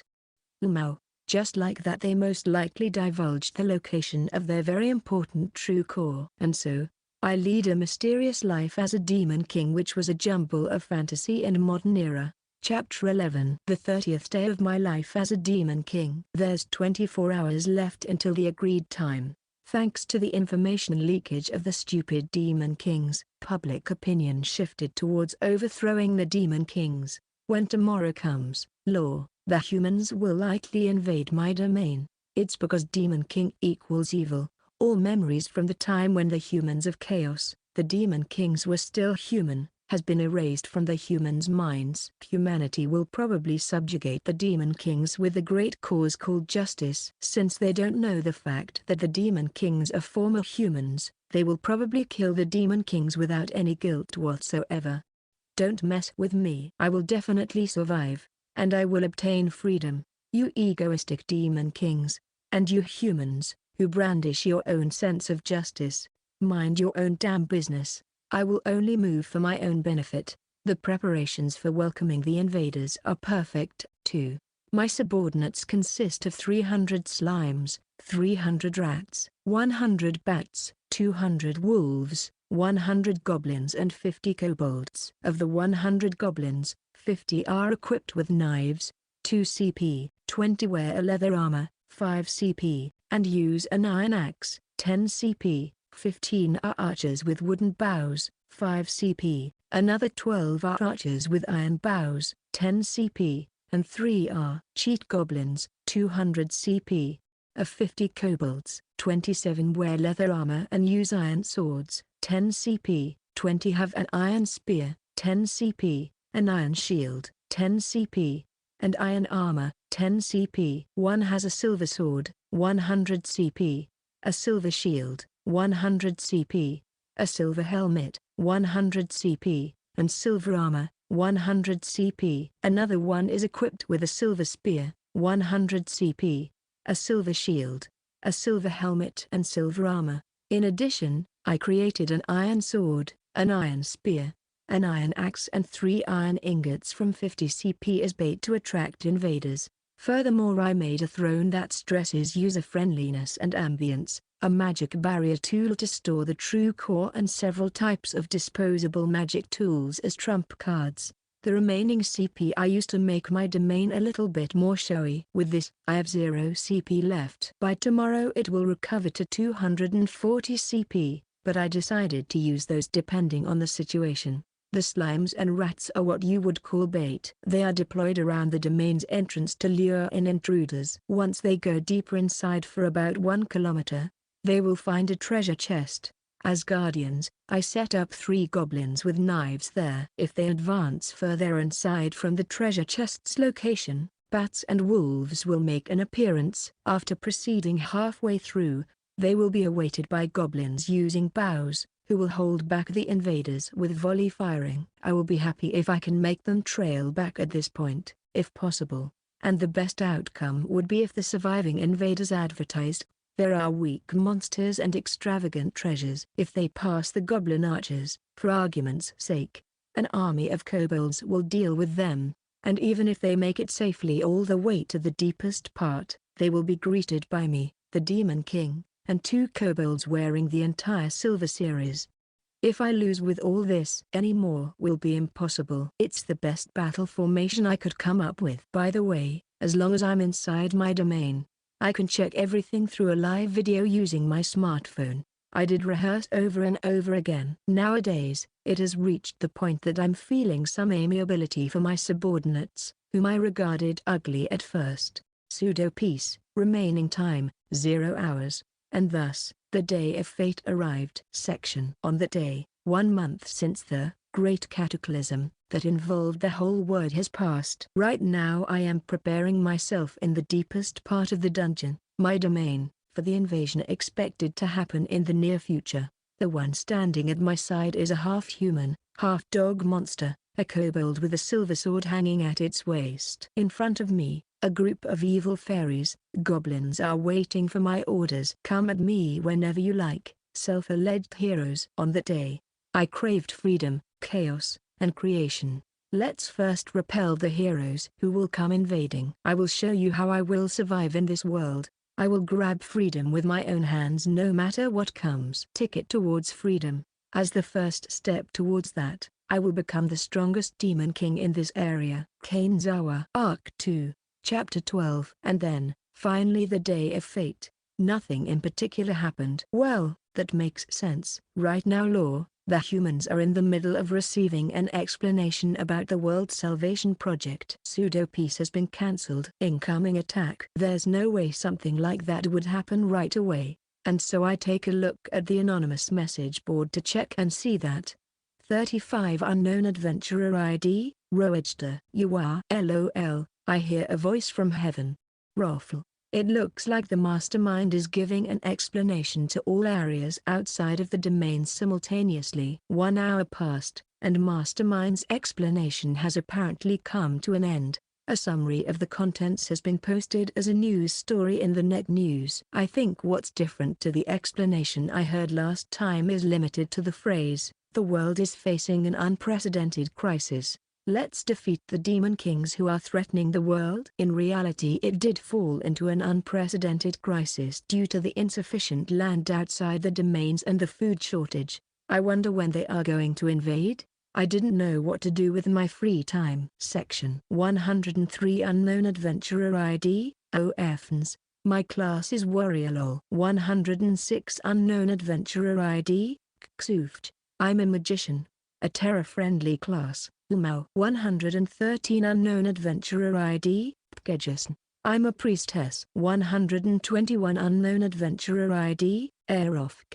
I'm an unknown adventurer, so I will go adventuring a bit. 132 Unknown Adventurer ID, Xndir. Gambler here, Raffle. 134 Unknown Adventurer ID, Shuao. To 132 Liar. 137 Unknown Adventurer ID, Jui. Welp. Then I'm a home guard. Ha ha ha. 140 Unknown Adventurer ID, Aedri. To 137 Stay Strong. 278 Unknown Adventurer ID, Oft. BTW. What's your status? Mine's Body G, Knowledge G and Mana F. 292 Unknown Adventurer ID, Morwadu. Only 3 types of status. That's too much of cutting corners. Lol. BTW, Body F, Knowledge G and Mana G. 304 Unknown Adventurer ID, Stri. My knowledge is H. 306 Unknown Adventurer ID, Bsf. To 304 Good luck little one. The anonymous message board got heated up over the matter with the statuses. As far as I investigated, the classes of law are warrior, magician, priest and adventurer. There were posts about gambler, home guard, hero, samurai and so on. But those guys just smelled of being trolls. Their status only has 3 entries: body, knowledge and mana. The values ranged from F to H. When I stared at the message board, I wondered whether the outside world is really in a dangerous situation. And then, 8 hours later, a shrill electronic sound came from my smartphone. The 2 words, "Invasion Alarm," are displayed on my smartphone. I quickly operate it and check the situation at the dungeon's entrance.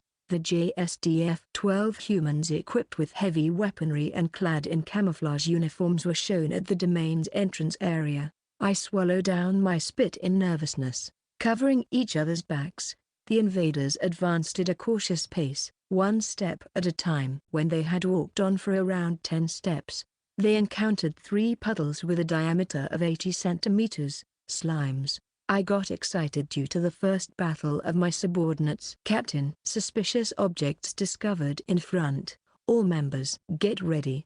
The invaders point their rifles towards the 3 slimes that were wobbling forward. Fire. A rain of bullets that made me think, that's such an overkill. No?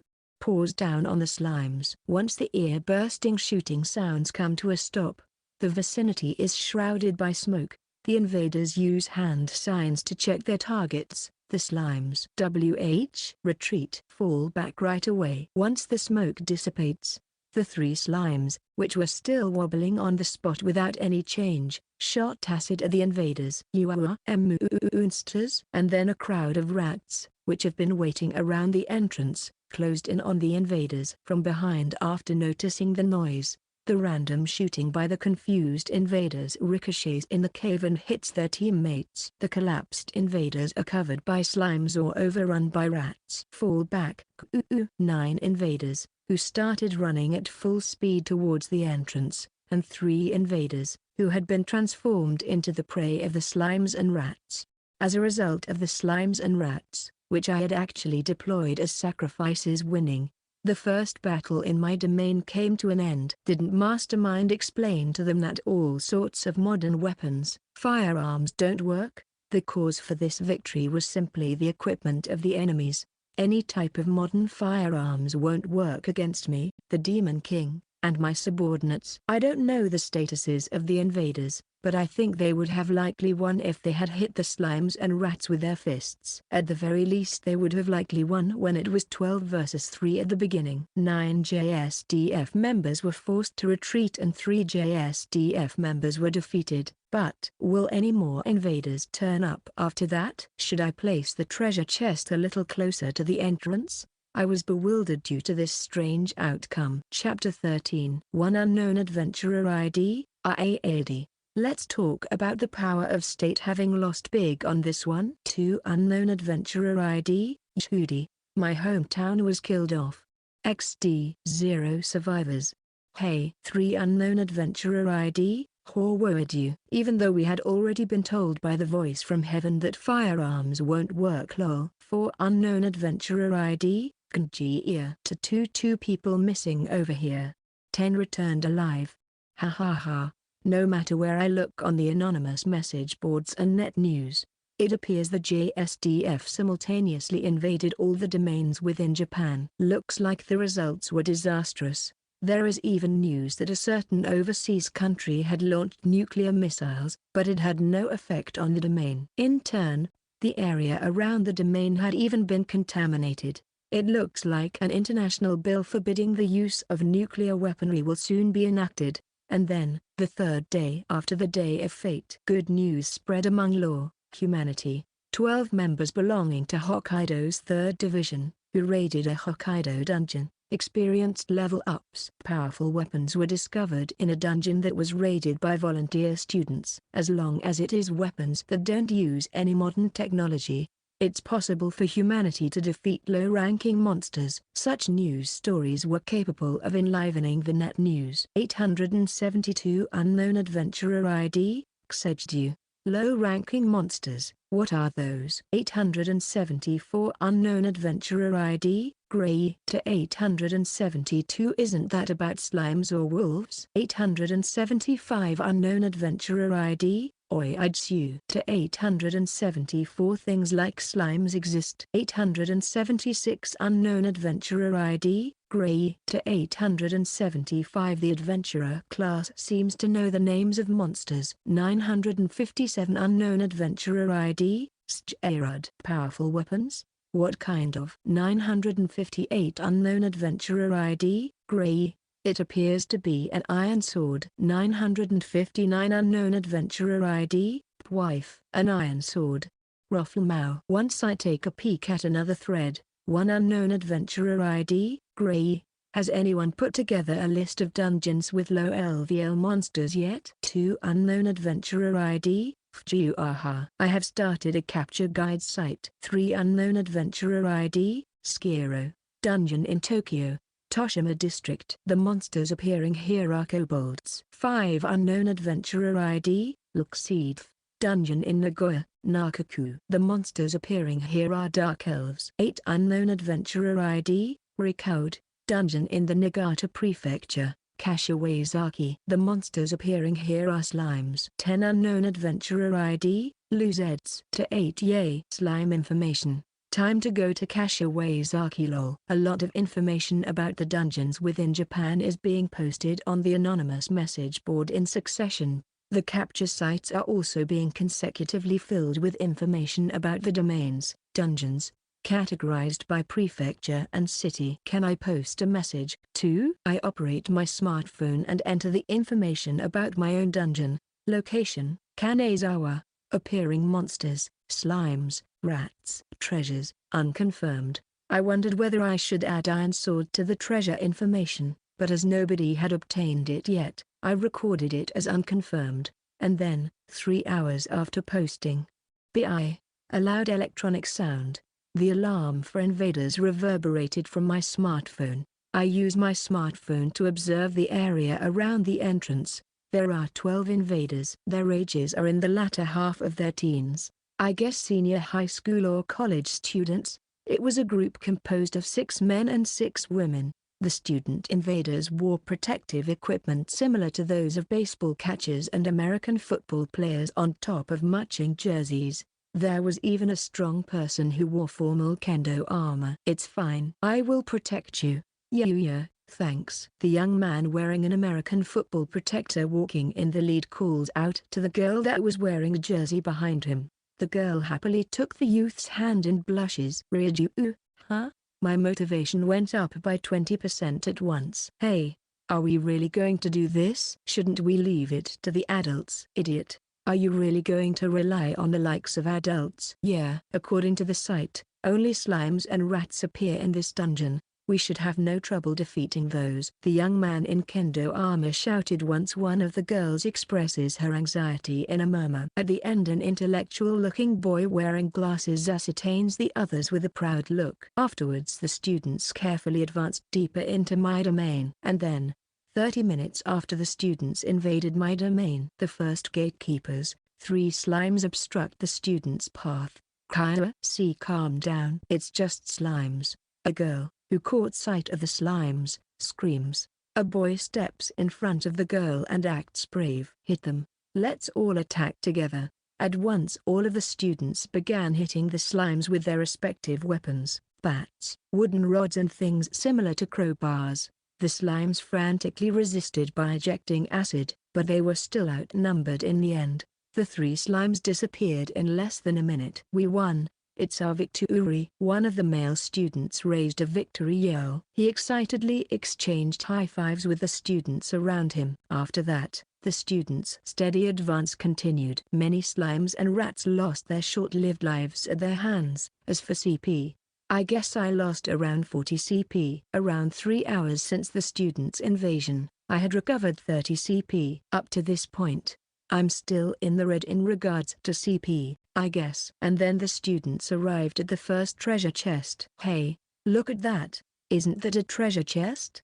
The students' tension and excitement spiked immediately after spotting a box that is obviously designed as a treasure chest. But, In front of the treasure chest, there are weird creatures. In front of the treasure chest there are 3 evil fairies, goblins, equipped with knives. Compared to the slimes and rats, which the students had faced so far, the goblins are 1 rank higher and even possess weapons. Now then, I wonder how the students are going to handle this. What should we do? A female student uneasily asked her friends. To ask, what should we do? One of the addressed male students turned to look at the glass-wearing boy in the rear. Those are goblins. At present they are the guardians protecting that treasure chest, I think, the glass-wearing boy replies. I wonder, is he an adventurer? Goblins, eh? Goblins are small fries, aren't they?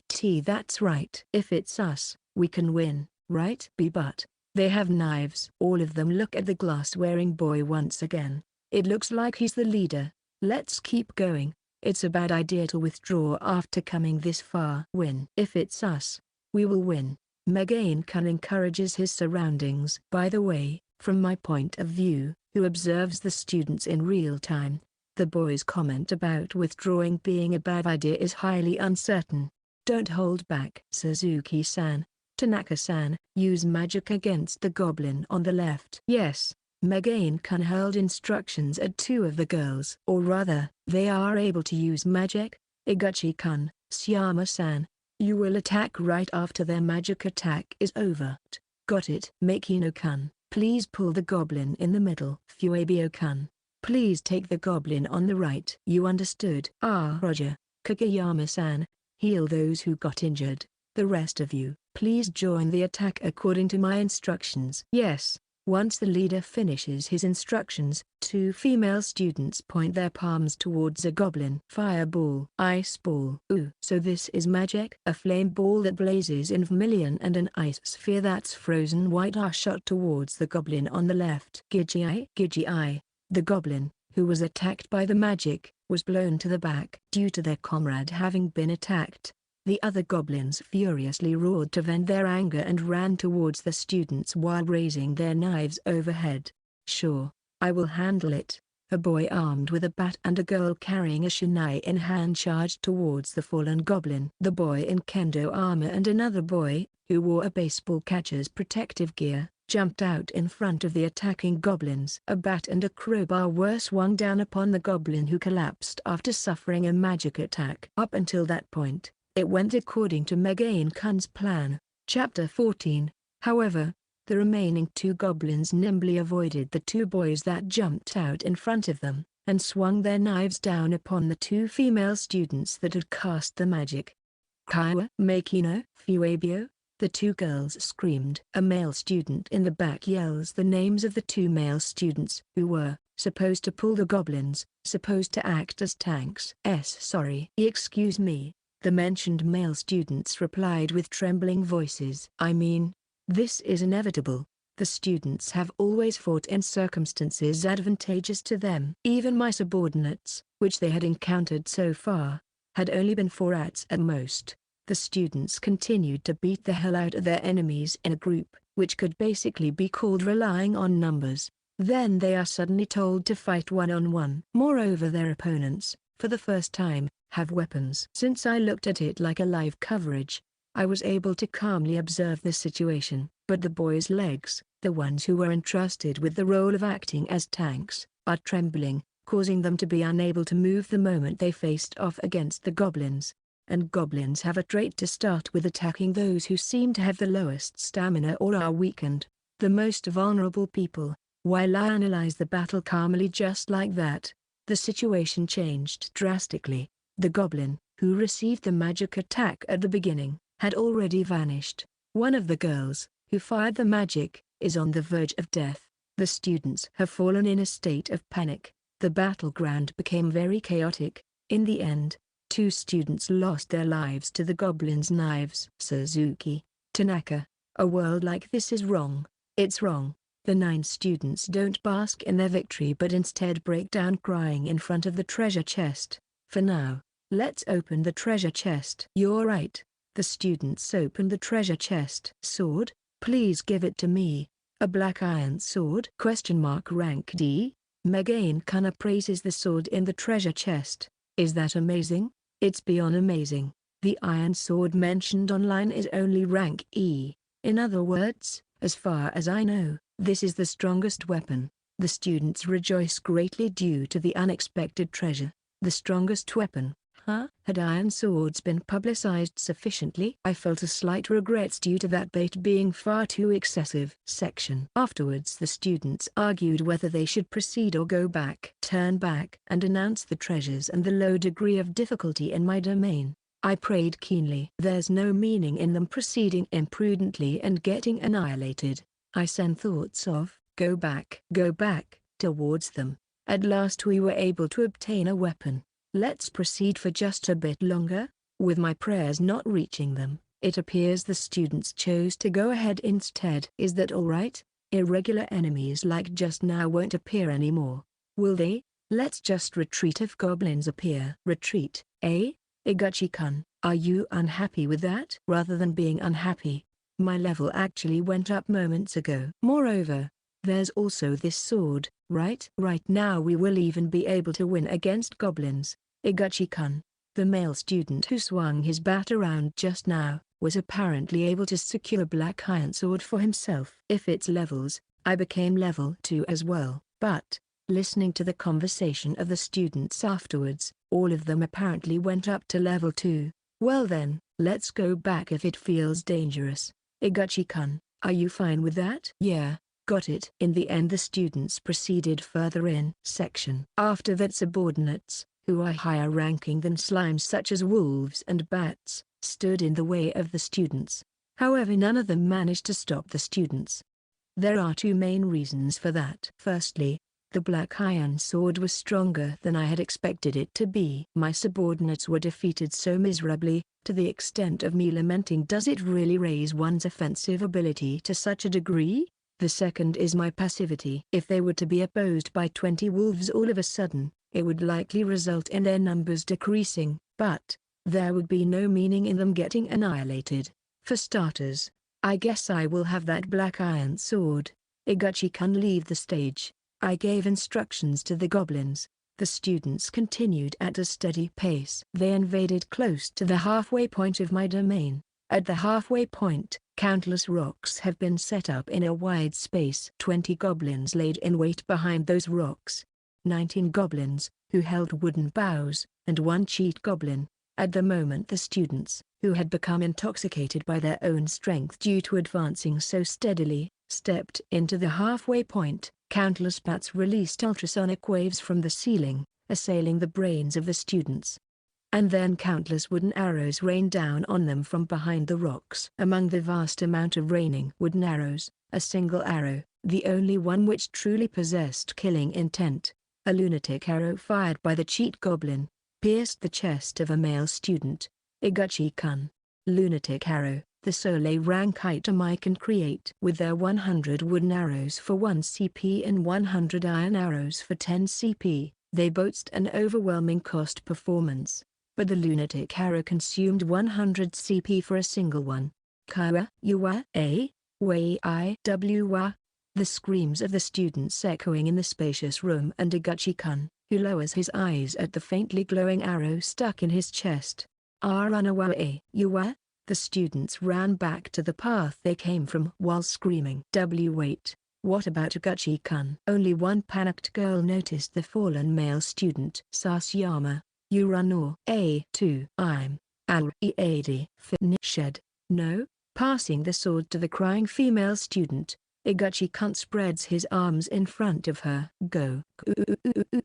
Iguchi-kun shouted as he pushed the girl, who cries even more now, towards the path behind her. The girl held the sword while crying and ran away along the path she came. And with it the initial number of 12 students invading my territory fell to 9. They then evacuated my domain. Section. 6 hours later. My domain has been invaded 3 times after the initial group of students. However, the 3 groups retreated after defeating several slimes and rats around the entrance. And, in order to check whether my plan, the advertisement of my domain, went smoothly, I dived into the depths of the net. Found it. As expected of those Ryuju. One of the students had used SNS to boast about obtaining a D-rank weapon. Furthermore, they also bragged about becoming level 2. At first it was treated as a joke with lie detected lol, but other invaders, very likely those who retreated after being satisfied with defeating my subordinates around the entrance, advocated that it's possible to safely hunt monsters in my dungeon. Moreover, because the female student, who held onto the black iron sword, was reported with a picture attached, was further questioned in an interview by a certain news program, the information spread in an instant. Since that time their invader alert kept ringing on my smartphone. Chapter 15. 1 week has passed since the day of fate. Ever since the SNS1 post by the Ryujuu, my domain has had a continuous stream of invaders. As I was gradually running out of CP due to the overwhelming number of invaders and their combat prowess, I was driven to manipulate information and to adjust the balance moderately. First, the information manipulation. 32 Unknown Adventurer ID, JIT. Hasn't the number of low-ranked monsters decreased in that Kanezawa dungeon? 35 Unknown Adventurer ID, Schedule. I've heard something like that as well. It looks like goblins suddenly appeared at the entrance. 41 Unknown Adventurer ID, Lestkv. To 35 Sleep. We plan to challenge it tomorrow.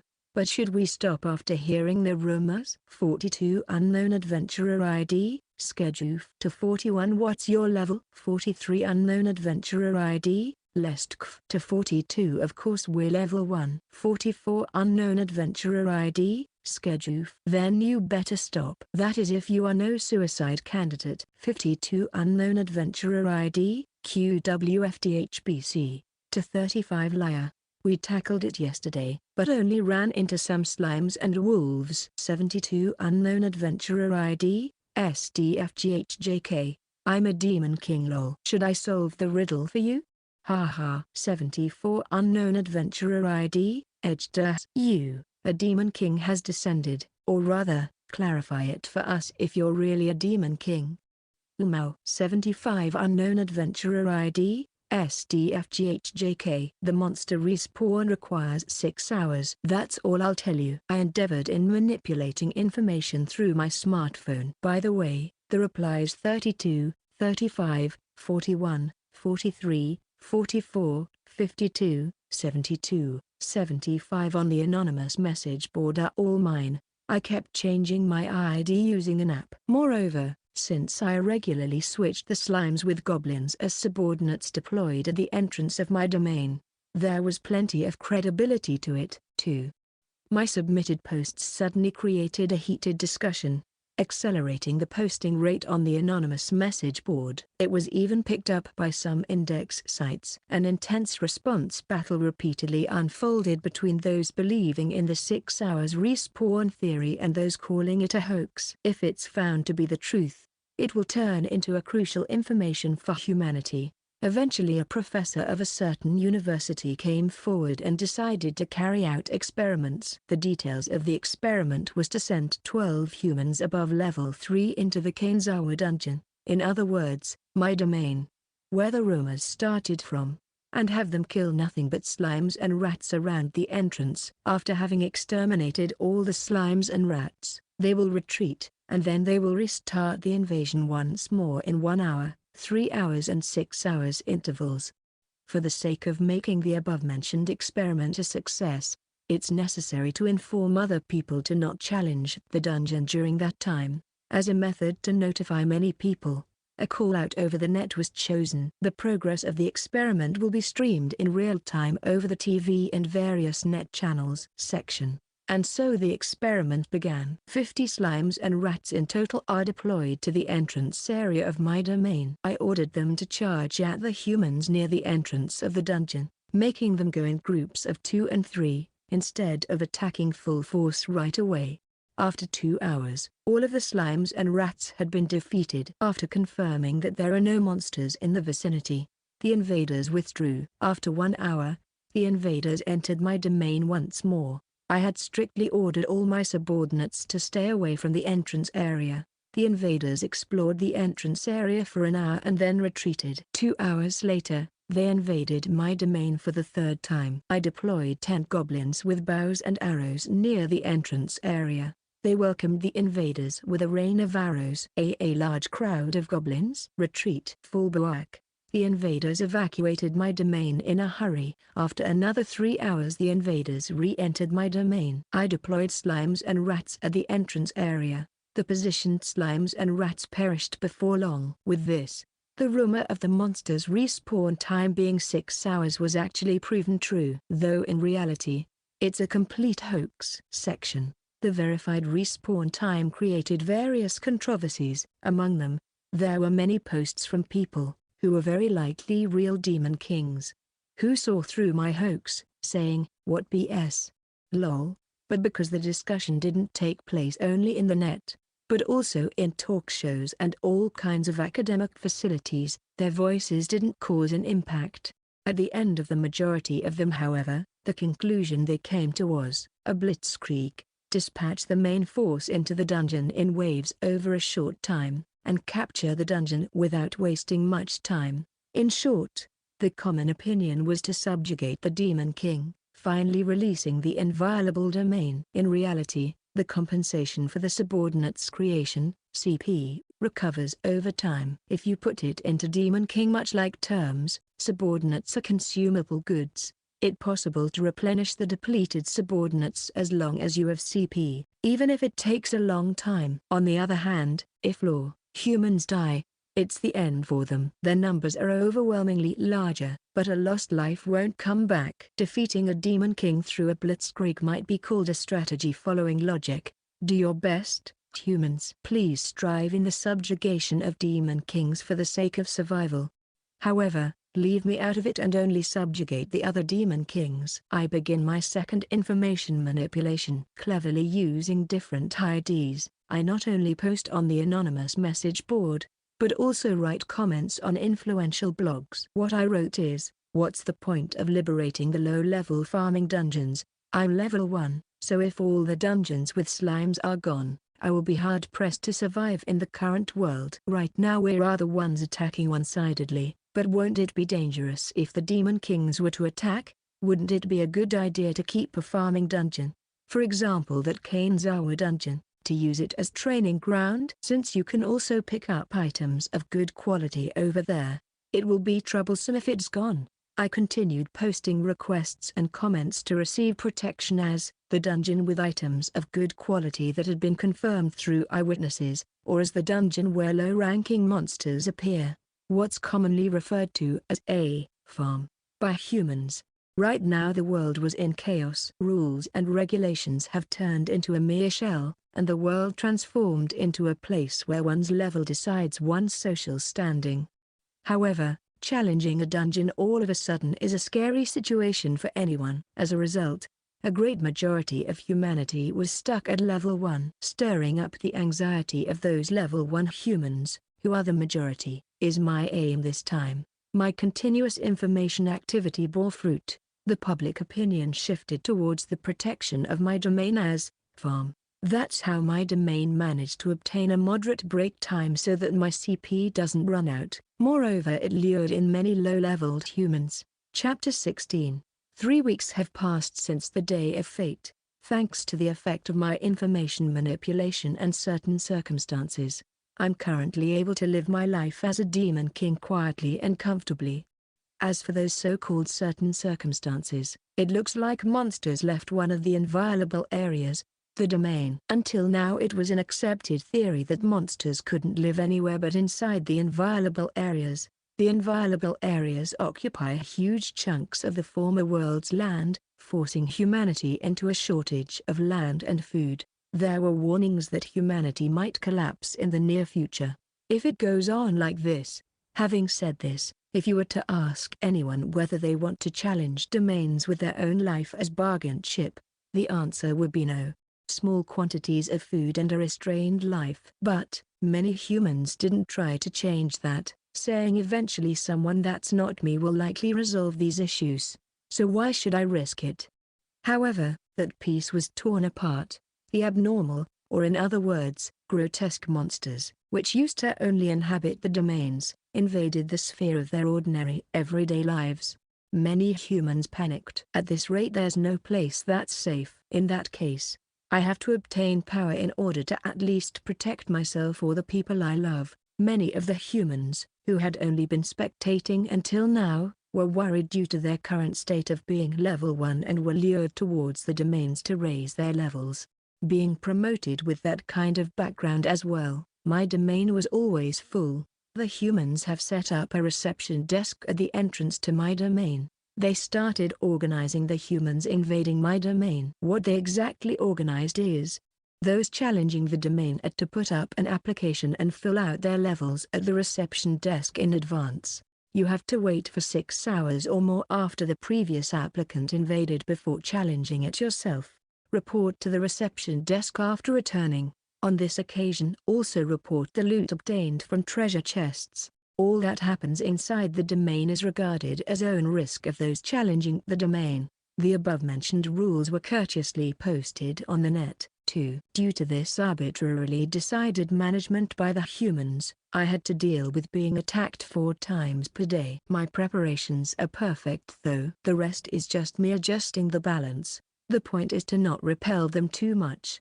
It's about inciting their passion for gambling by moderately giving them rewards. If I were to completely annihilate the invading humans, no new ones would come afterwards. On the other hand, if I don't defeat even a single one, it will be a heavy loss for me due to not being able to gain experience. I tuned the invaders' survival rate at 80%. If 12 people challenge my domain, it's almost certain that 2 or 3 will die. Survival rate of 80%. 2 out of 10 parties will wipe, or, if 10 people raid, 2 will die. Considering it normally, that's an impossible degree of difficulty. If it was a peaceful world, no one would ever challenge it under normal conditions. The bargaining chip, life, is too expensive.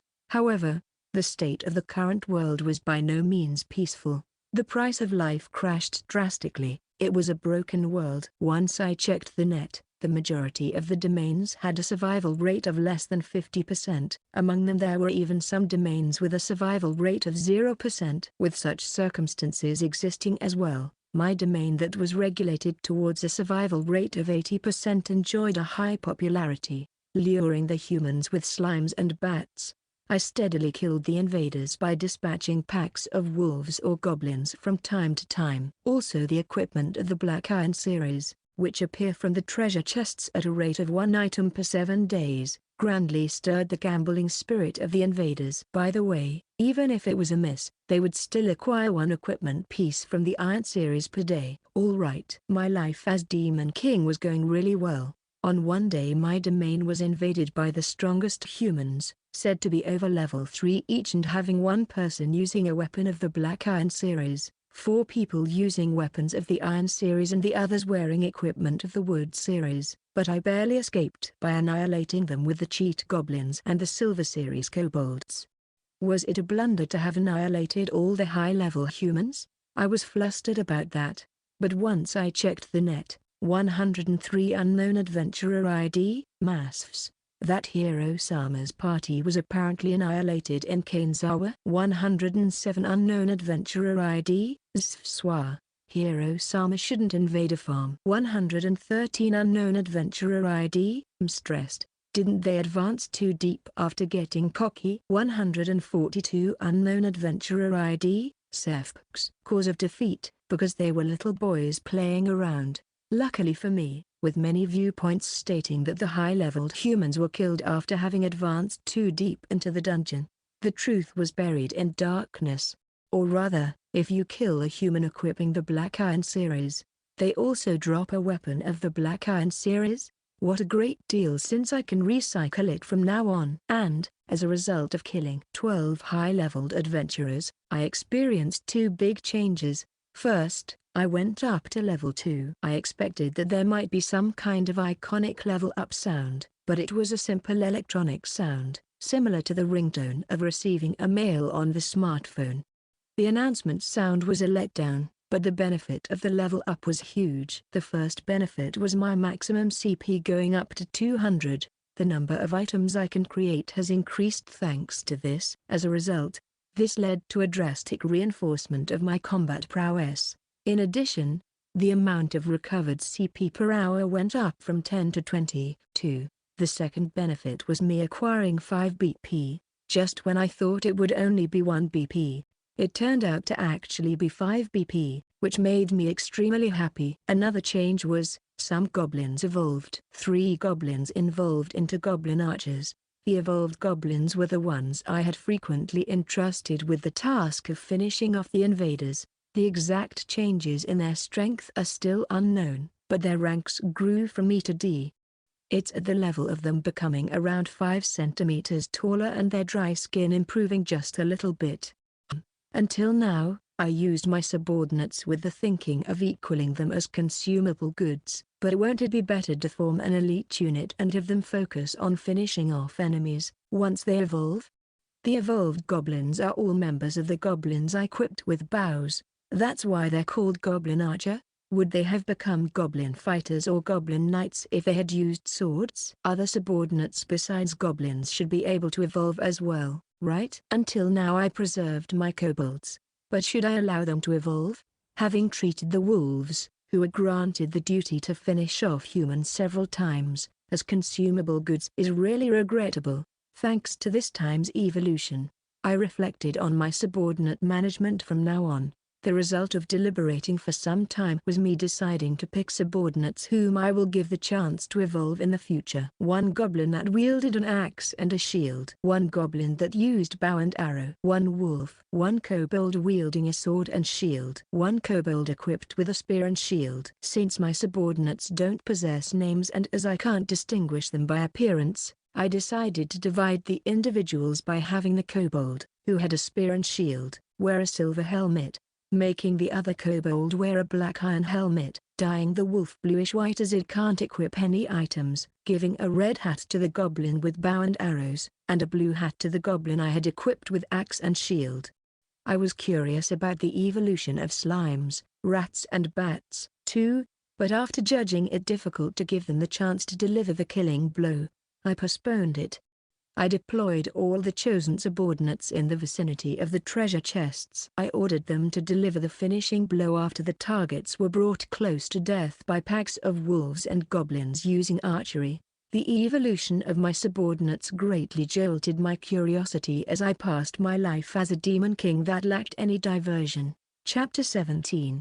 Having given new orders to my chosen subordinates, I decided on what to do next. Allocating BP. My current status is, name, Shin. Aptitude, Chaos. Race, Demon King. LV, 2. CP, 200. Body, E. Mana, E. Knowledge, E. Creation, D. Alchemy, B. BP, 6. Special abilities, Demon King. Domain creation. Subordinate creation. Item creation. Darkness Veil. 2 BP are necessary for a stat to grow from E, D. 5 BP for D, C, and 10 BP for C, B.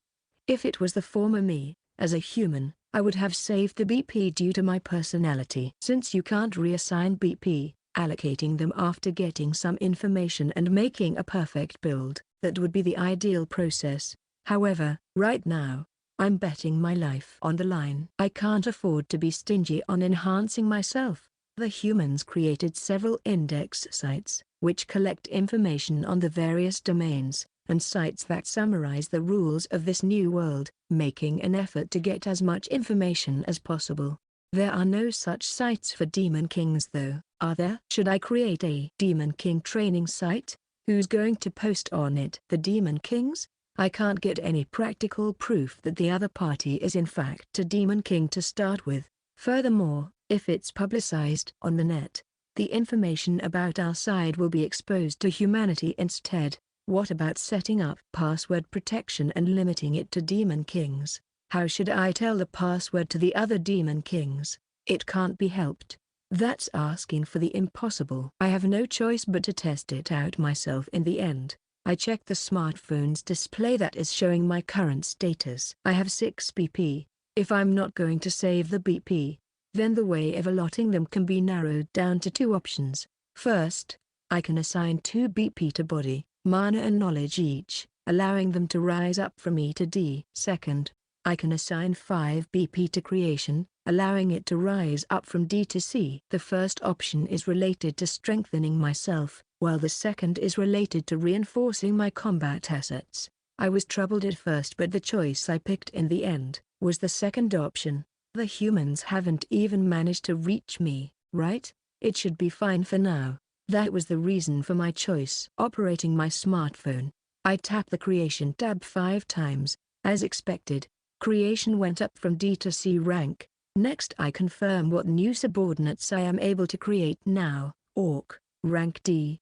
A monster that's half pig, half man. It is capable of handling simple tools. Its intelligence is low, but it excels in brute strength. Capable of cooperating with its own kind. Creation cost 20 CP. Dark Elf, rank C. A mixed elven species born between an elf and a monster. It has nimble fingers and is also capable of using magic. A being hated by the elves. Creation cost 50 CP. These are the 2 new unlocked races. If someone were to see my face right now, they would likely see me grinning broadly. After all, the long-awaited subordinate, it became possible for me to create a conversation partner, a dark elf. Goodbye, oh days of solitude. I had many discussions on the net, but someone, to whom you can talk with directly face to face, is a completely different matter after all. With this I'm able to bid farewell to those sad days when I was replied with a "Boot." Whenever I called the kobolds, or those goblins, no matter how I tried to talk with them, they always replied with "Gigya."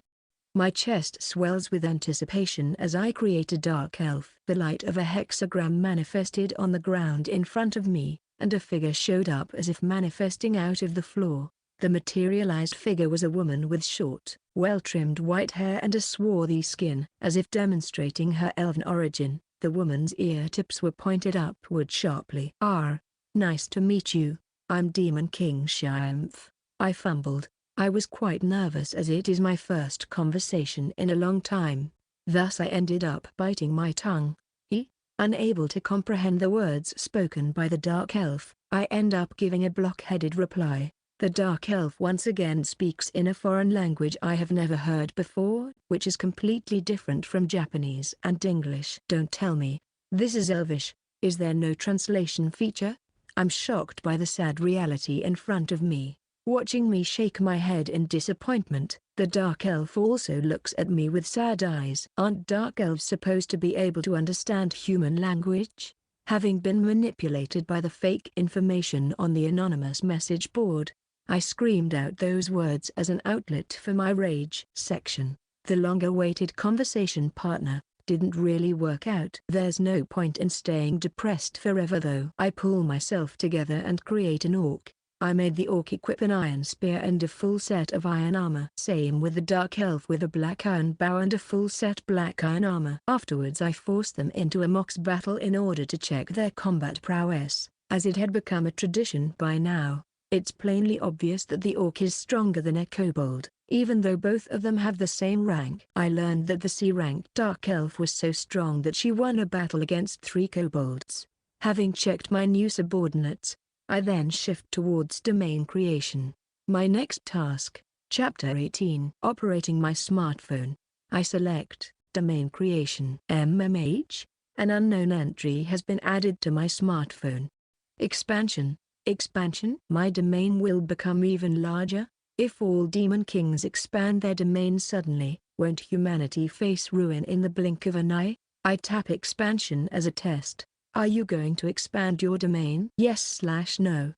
Neither CP or DP cost is being mentioned. I'm guessing the cost is free then? For the time being I tap yes. Error. Expansion is impossible until all invaders have been removed. Come to think of it, even though I'm leaving everything up to my subordinates, my domain is still currently in the process of being invaded by humans.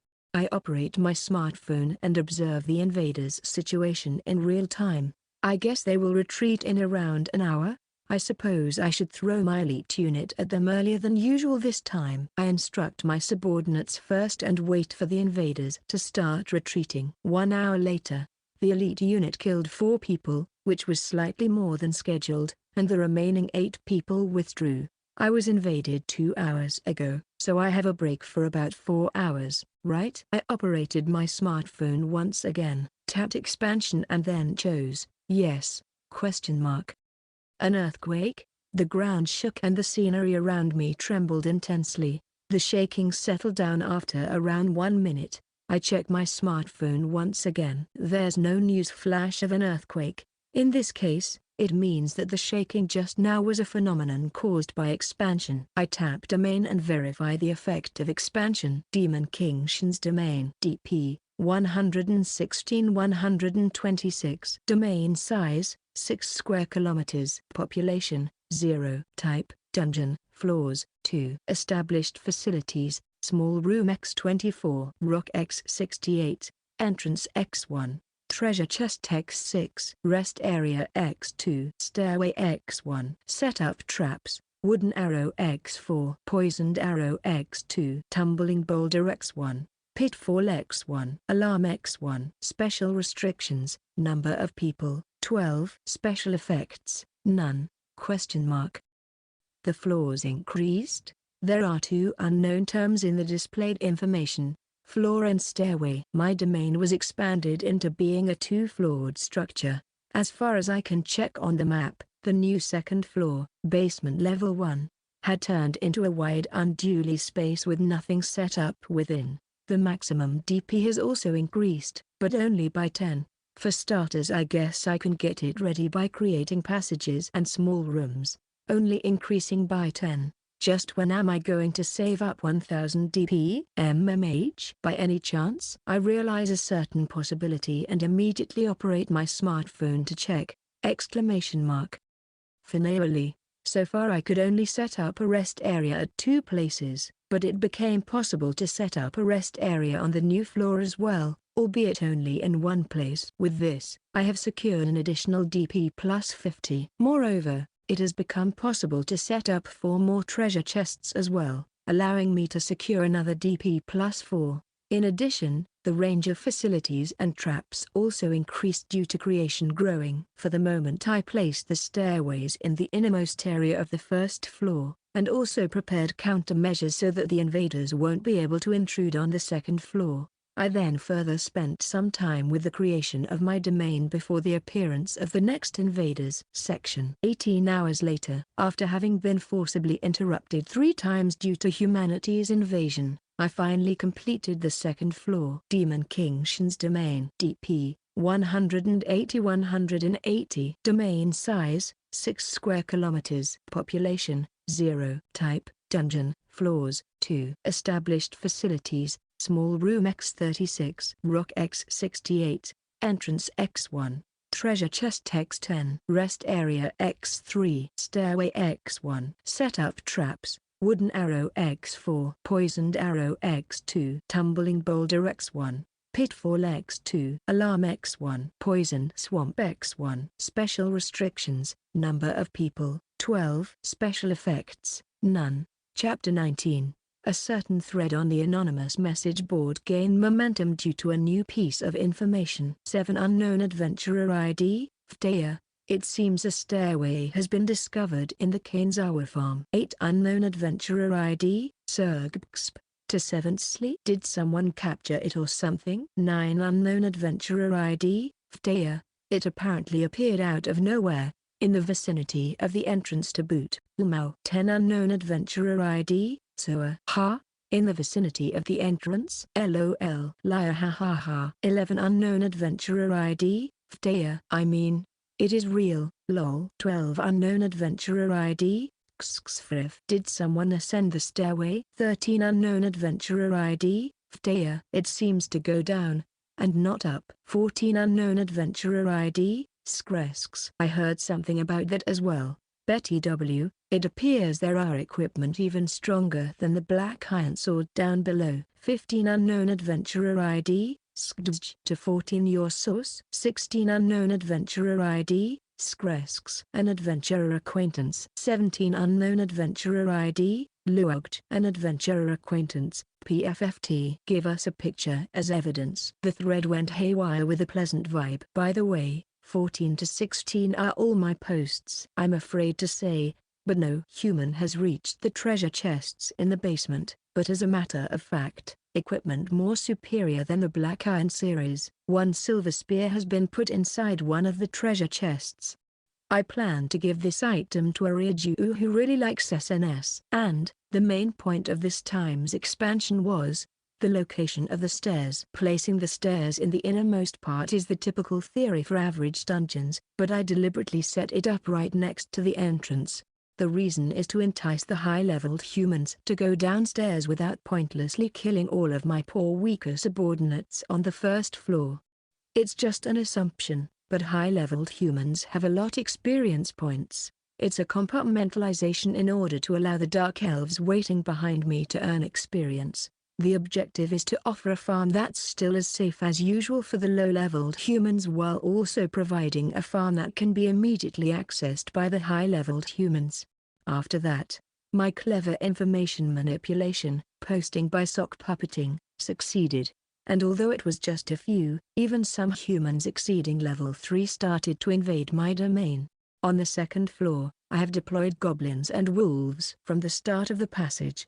If the humans had already reached level 3, then they are used to fighting. Half-assed combat forces will only end up becoming easy prey for experience points. This floor's concept is to shave down the stamina with goblins and wolves, who specialize in group battles as a starter, and then finish them off with the elite unit. I repeatedly did many tests to keep an appropriate survival rate. I tried to adjust the equipment, types and numbers of the deployed subordinates. It's quite complicated. The adjustment was a lot more difficult than I had imagined. The main cause for that is the strength of the invading humans. It's unknown how much stronger the humans' status becomes when their levels go up from 1 to 2 or 2 to 3, but should I blame it on their skill or mental growth? The humans became powerful, going beyond their status. To be precise, they have lost any and all hesitation to kill my subordinates. It reached the point that they got used to battle, to bloodshed. In the end, I got stuck with dispatching fully equipped kobolds, my new combat force, the Dark Elves, and even the cheat goblins, which could be called a treasure, each time. Eventually, after a life-and-death struggle, humanity's survival rate reached the dangerous level of less than 50%. Shit. At this rate I will lose my status as a farm dungeon. According to the information gathered in the net, troublesome human groups, which are called by nicknames such as Braves, Heroes, or Hardcore Party, supported by the government or large companies, existed. They are elite parties, who offer their all to capture dungeons, liberating the inviolable areas in various places under the noble mission of humanity's survival. If a dungeon is regarded as a farm, it won't be considered as their target with the help of the public opinion, but I will be troubled if a hardcore party comes. I was tormented by such anxieties, but those worries were swept away by an unexpected incident. That incident being a long-awaited Ryujuu-like youth being rewarded the silver spear. I, who knew the 12 young invaders were getting carried away with their victories shouting yay, lol, ordered my subordinates to cut corners. The chosen youths splendidly arrived at the treasure chest and obtained the silver spear, and then, at the entrance to my domain, they thrust the silver shining spear into the sky and posted it on SNS to brag right away. The youth danced wildly. It seems to be the first time a C-rank equipment has appeared in a treasure chest. Society showed the pictures taken by the youth on the news every day. The power of the silver spear obtained by the youth is truly dreadful. The youth, who was level 2, grew to level 4 within the blink of an eye. Once again it demonstrated the importance of equipment to the world. Or rather, that yay. Lolkun was level 2? He was level 2? I came up with a certain plan. Currently, the highest level a human has reached is 11. However, that person is a foreigner. In Japan, the ace of the hardcore party, which is supported by the government, is level 8. If it's the level of the local heroes, the highest level is 6. Currently, thanks to the blessing of Yay Lolkun, my domain is always fully occupied, and even high-level humans invade from time to time, aiming for a silver spear. Generally speaking, high-level humans were troublesome. To be even more precise, they caused a large deficit in CP. The ones somehow able to deal with them are the fully equipped kobolds. The wolves and goblins are being mowed down like grass though. If I deploy the same number of kobolds fully equipped with silver spears, the battles will advance advantageously, but if they are defeated, the lost CP becomes extremely large. If possible, I'd prefer it if the humans invading my domain were level 3 and below. Accordingly, I diligently start preparing for information manipulation once again. Concretely, I change the contents of the treasure chests depending on the humans invading. I give silver spears to level 2 humans. If they are level 3, I give them equipment of the Black Iron series. To level 4 humans, I give Iron series equipment, and to level 5 and beyond wooden swords. Of course I didn't provide them to all invaders. To the utmost, I adjusted the equipment to be randomized. In addition, I manipulate information behind the scenes by freely using the anonymous message board. The treasure chests of the Kainzawa farm seem to drop superior items for low levels and trash for high levels. At first the credibility was low and it was simply treated as a joke, but a level 5 human, who obtained a wooden sword, posted a rage comment on SNS. On the contrary, a lucky boy, who obtained a silver spear, posted a delightful comment on SNS. Due to that, my hoax had a trace of truth to it. As a result, adding the huge contribution of the Farm Protection Association, my domain was mainly invaded by level 3 humans and below ever since. Chapter 20. Roughly 1 month has passed since the Day of Fate. There were 2 huge changes. First is a level up. As a result of repelling invaders at a steady pace on the 2nd floor, my level went up to 3. I operate my smartphone in order to assign BP. Once I boot up the World Salvation Project app, an unfamiliar text is displayed on the screen. You have reached level 3. Please select an evolved race. Evolution? What's that? Once I look properly, the word evolved is blue. By any chance? I tap the blue evolved. Evolution. A demon king that exceeded a certain level can evolve into another race. The bloodkin will differ for each evolved race. For the sake of evolving into many races, it's necessary to meet the requirements. No friggin' way. An explanation. I operate my smartphone and proceed ahead. Please choose the race you want to evolve to from the following races: Demon King, Human, Demon King, Oni, Demon King, Elf, Demon King, Dwarf, Demon King, Demon, Demon King, Slime, Demon King, Beast, Demon King, Fairy, Demon King, Vampire, Demon King, Dragon, Demon King, Fallen Angel. All of them are Demon Kings. Also, I can't select Oni, Demon, Elf, Dragon and Fallen Angel as they are grayed out. Unfortunately, contrary to evolution, there's no explanation displayed this time. User's manual, please. Fortunately, I am able to return with the back button this time, in contrast to the initial, special service. Having said that, the evolution entry will always be there whenever I boot up the World Salvation Project app. In other words, unless I choose a race to evolve into, I won't be able to assign BP, create, or alchemize. How troublesome. If I can't create, I won't be able to replenish my subordinates. Even as I'm worrying, humans are invading my domain, and my subordinates keep getting defeated. Considering the stock of rats and slimes, I have 12 hours I can use to worry and think. Moreover, if it's the same as the previous level up, my CP will recover completely. If it's the same rule as last time, my CP will change to 30 per hour. In other words, I will recover 1 CP every 2 minutes. Considering it like that, every minute and second is valuable. Yet, I can't choose an evolution path easily. Now then, let's try to arrange things from the information I know of. First, the sentence that piqued my interest in the explanation of evolution: the bloodkin will differ for each evolved race. Bloodkin, the main reason for increasing one's domain. And, me, a demon king and his subordinates can't go outside the domain. However, there are repeatedly posts about monsters rampaging outside a domain in the net news. In other words, the monsters recorded by the net news are bloodkin. I thoroughly checked the videos and news about monsters rampaging outside of domains. A pack of wolves attacking people, a horde of goblins assailing people, a crowd of slimes attacking people. The monsters, which have been publicized in many pictures and videos, are of the same kind. Also, as an exception, I was able to confirm several instances where mixed packs of wolves and goblins were caught on pictures, although it's a guess. Bloodkin equals same type. In short, if it's a demon king, beast, it will be possible for wolves or kobolds to become bloodkin, and if it's a demon king, slime, it should be slimes.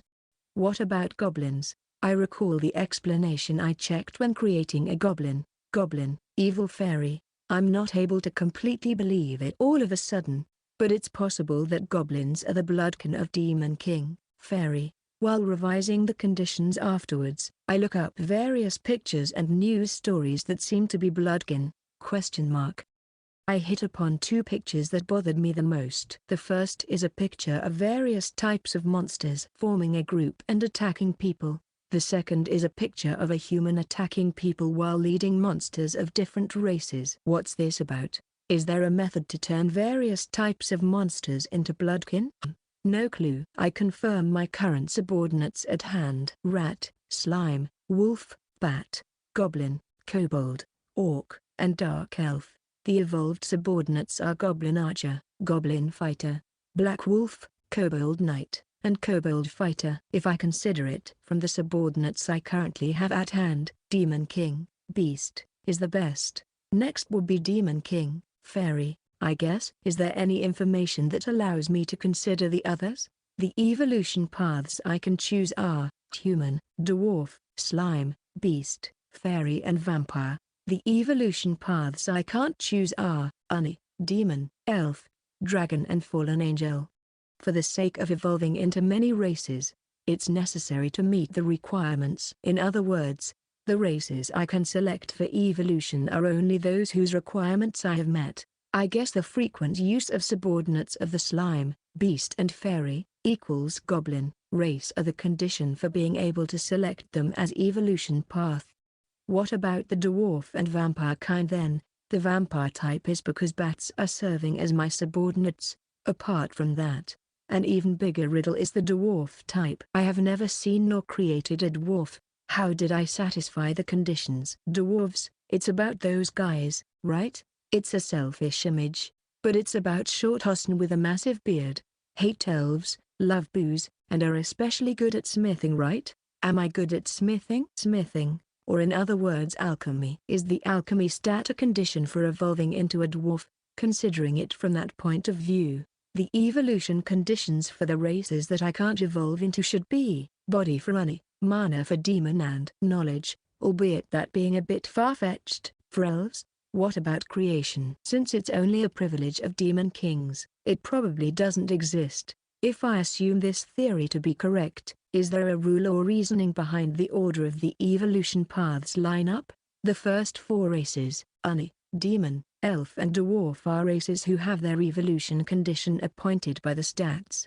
The next displayed races are the races most often used as subordinates. If I assume the meaning as far as going by the lined up order, there's one point that bothers me. I have a feeling of discomfort about the order of the races that are used most frequently, which are slime, beast, fairy, vampire, dragon and fallen angel. The order displayed on the smartphone upon creating a subordinate is slime, rat, bat, goblin, kobold, orc and dark elf. If the frequent use of bats serves as condition for vampire, the shown order should be slime, vampire, beast and fairy. The condition for evolving into a vampire isn't the bat, or maybe the mastermind, who made the World Salvation Project app, made a mistake in the order. Maybe she cared about a correct order at first, but then gave up in the middle, meaning there's no significance in the order. If it's the latter, all is in vain. It would result in me having wasted time on a completely groundless theory. But what if it's the former? For example, the evolution condition for the first four races are the stats, Oni, demon, elf and dwarf, and the frequently used subordinates for the next three races, slime, beast and fairy. Then the final three races, vampire, dragon and fallen angel, would have a special evolution condition. This way of thinking seems to be fitting now, doesn't it? Finally feeling clear-headed in some way, I decided to genuinely think about what race to select. Candidate 1, Slime. Long ago, a slime appeared in the world of a certain fantasy novel of the Demon King's genre. Eventually stories about slimes becoming the strongest have overflown in great quantities in novels and games. Having said that, I look at the slime in front of me that simply looks like a cloudy pool of water. Can this thing really become the strongest? If its appearance was at least a bit cuter then. In the first place, I'm currently looking for a quick increase in combat power due to certain circumstances. Therefore, the slime type is no good. Candidate 2, Beast. At the moment it has the biggest variation among the subordinates I can create. I couldn't confirm it with the pictures, but it's very likely that the half-pig, half-man orc is a beast as well. Wolves, who excel in group battle and have an outstanding cost performance. Kobolds that can equip the items I alchemize, which is also one of my strong points. However, I'm slightly bothered that the following dark elves are stronger. If I consider new subordinates that might be possible to create one after the other in the future, won't this choice turn into premature development? Currently I'm looking for a way to quickly enforce my combat powers due to certain circumstances. But, in the end I have to survive. Therefore, the beast type is also no good. Even after that, I repeatedly answered my own questions, and declined the possible evolution paths. And just like that, the only remaining race is, Chapter 21, Vampire. As the final result of all my considerations, I decided to select Demon King, Vampire, as my evolution path. Please be right, my theory. I operated the smartphone with a trembling finger, selecting Demon King, Vampire, ? Upon pressing it, a hexagram appears below my feet and I'm enveloped by a dazzling light. My entire body feels hot. It's as if I'm getting burned to death, as if my cells are being turned into ash one by one. The pain travels through my entire body. Hey, when's this going to end? It was a mere 60 seconds. But, going by what I just experienced, it might as well have been an eternity until the suffering finally ended. Once the hexagram under my feet disappeared, the previous pain also vanished as if all of it had been an illusion. While heavily breathing with my shoulders heaving up and down, I lower my eyes onto the smartphone's display. The usual, familiar entries were visible. With a trembling hand I touch status. Seeing the displayed status, I break into a large grin. Name, Shin. Aptitude, Chaos. Race, Demon King, Vampire. LV, 3. CP, 300. Body, D, E. Mana, D, E. Knowledge, E. Creation, C. Alchemy, B. BP, 6. Special abilities, Demon King. Domain creation, subordinate creation, item creation, darkness veil, dark arrow. Vampire. Absorb blood chalice, contract. My theory has come true splendidly. Foo for fun. While cheerfully humming through my nose, I operate the smartphone and check all of the new entries. Demon King, Vampire. Demon King owning a good compatibility to inhabit the darkness. They display their strength within the darkness. It's possible to subdue blood relatives as bloodkin. Evolution conditions, more than 30 days not moving from one's own room while staying in darkness. Oh? It informs about the evolution conditions. Though it's kind of meaningless to learn about it at this point. But, indeed, now that I think of it, I haven't left this room, or rather the deepest part of my domain since creating it. I spent every day commanding my subordinates, checking the situation of my subordinates, intercepting invaders with my smartphone, and using the phone to gather information in my spare time. Although it's me saying it, rather than being a demon king or vampire, aren't I more like the useless type of human beings called hikikomori or shut-in? Well, whatever. It turned out fine in the end. I can't leave my domain anyway. Or rather, I wouldn't be able to fulfill the vampire path's evolution condition if I were to leave this room, right? Whoa, scary? Isn't that an eternal life as a hikikomori? I guess I will completely rethink and check the next entry for now. Dark arrow, firing an arrow of darkness. Vampire, body and mana will be strengthened as long as the vampire stays in a space of darkness. In other spaces, body and mana will weaken.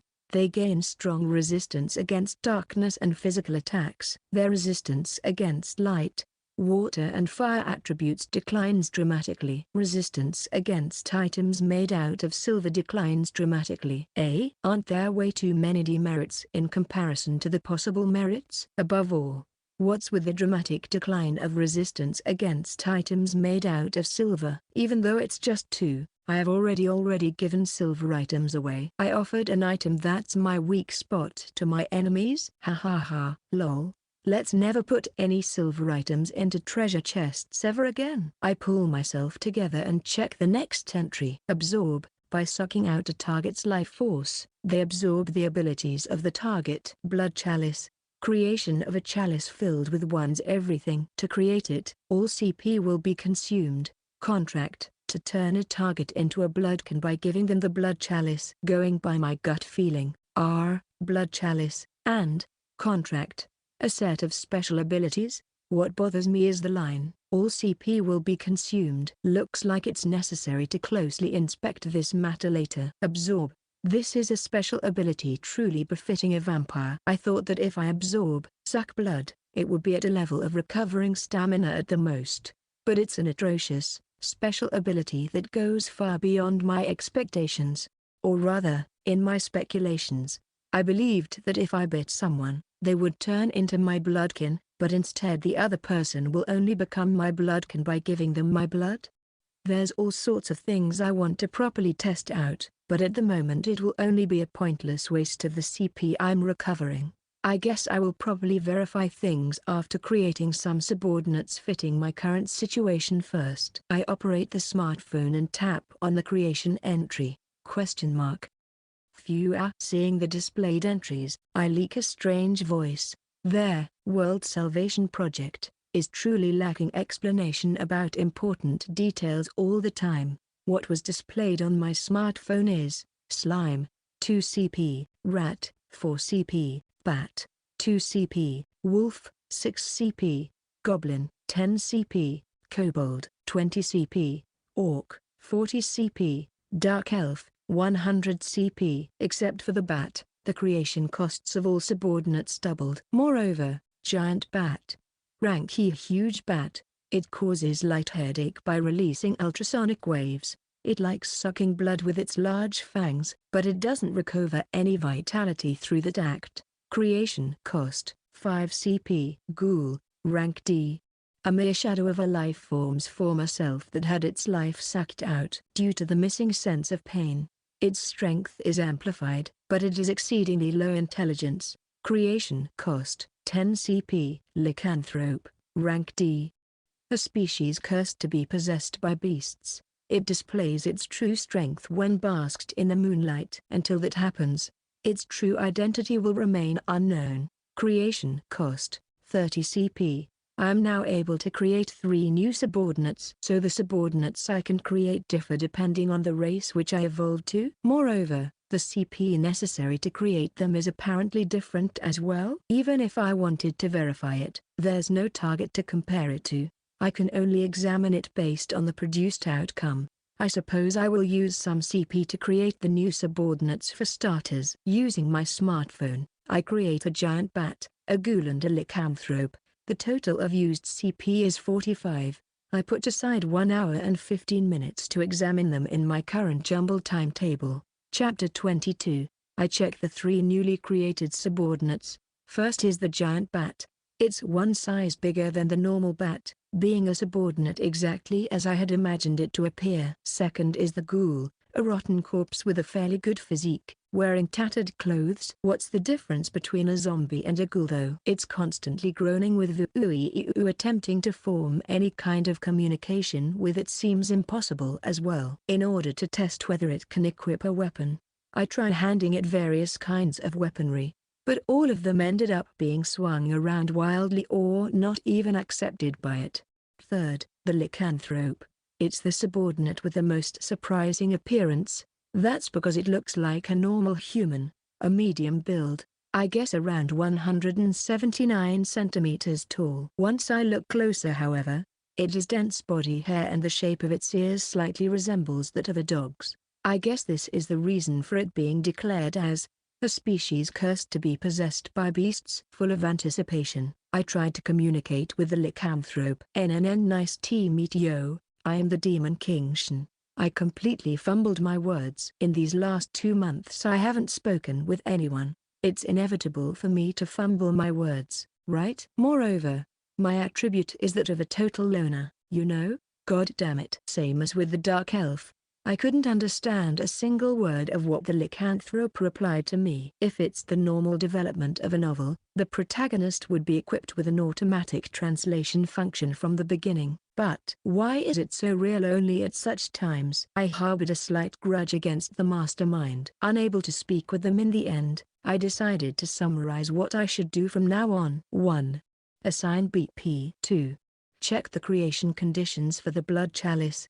3. Confirm the abilities of my current subordinates. 4. Create a bloodkin. 5.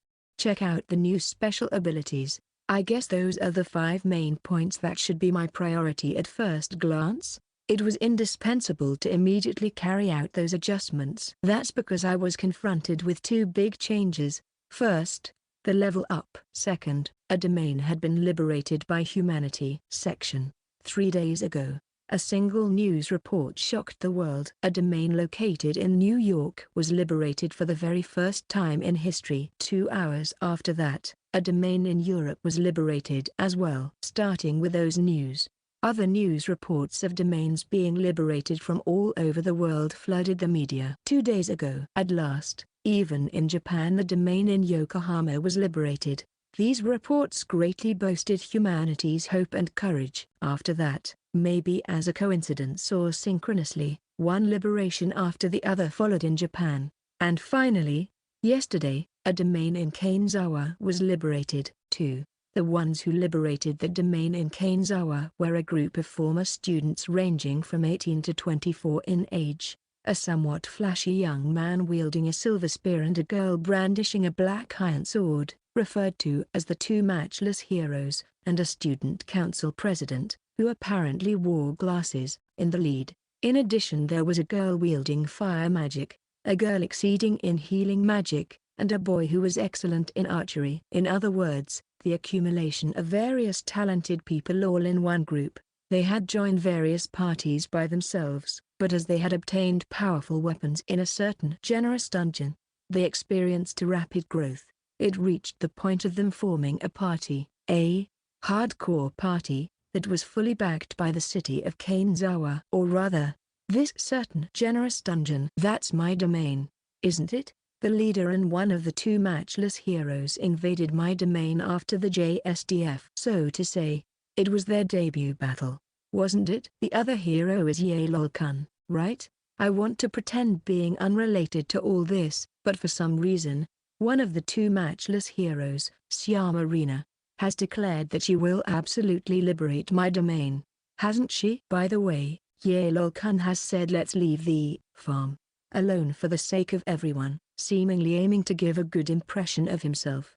As a result of that, the public opinion shifted towards preserving my domain, their farm. But due to the influential voice of the girl, who's called a hero by everyone, and as one of the main members, who liberated a domain in Kanazawa, Kanazawa City gave its permission to liberate my domain once they liberated the other 3 domains designated by the city first. As a result, I fell into a situation where I want to bolster the strength of my combat assets as soon as possible, and as much as possible. How much time are they going to take to liberate 3 domains? Based on the internet, capturing guides for domains are made available to the public on a daily basis on blogs. If you use a translation function of the browser, it becomes possible to read even the foreign blogs. At present, the standard capture method is to carefully advance while mapping the area. It's a method where you repeatedly invade and retreat. Especially discovering rest areas seems to be a big point of the capture. Or rather, even the existence of rest areas has been completely exposed. Also, because of humanity's steady efforts, it was exposed that all domains have a size of 6 square kilometers, although their internal shapes differ. The quickest domain liberation took 14 days after starting the capture. Huh? The longest among those domains that were liberated took 32 days. 14 days to liberate a domain with a size of 6 square kilometers at full force. It feels like they took too many days, but the Demon King, who was invaded, was desperate, too. The interior of the domain will become complicated like a maze. And, if they know that a deadly blade is steadily approaching them, they will likely create subordinates to the extent of exhausting their CP. Also, if the invaders suffer injuries, it's necessary to treat it first, as it will be the end for them if they die. As a result, that is the least number of days required to liberate a domain. As for the information obtained besides that, Yeololkun, who loves SNS, has become level 8. I could even find out that his body is E, mana is F and knowledge is G. 14 days to liberate a domain at fastest.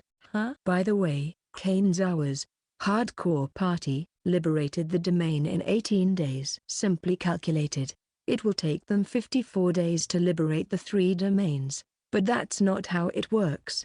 Their levels will go up, and above all else, they will have the experience of having liberated a domain before. Furthermore, there's no guarantee that the domain, which they are going to liberate next, won't have a lower level of difficulty compared to the domain they liberated first.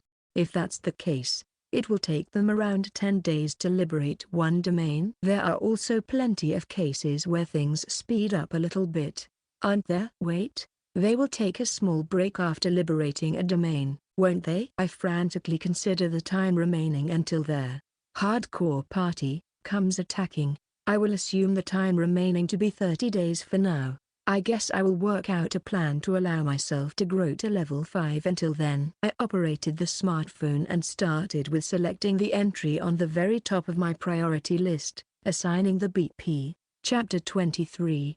My current status is Name, Shin. Aptitude, Chaos. Race, Demon King, Vampire. LV, 3. CP, 260. Body, D, E. Mana, D, E. Knowledge, E. Creation, C. Alchemy, B. BP, 6. Special abilities, Demon King. Domain creation, Subordinate creation, Item creation, Darkness Veil, Dark Arrow. Vampire. Absorb Blood Chalice, Contract. The BP necessary to advance a stat from E to D is 2. D, C requires 5 BP, and C, B requires 10 BP. What bothers me is the value in brackets behind the values of body and mana. The values of body and mana before evolving were E, but now they have gone up to D, and the value inside the brackets next to them is E, the original value before my evolution.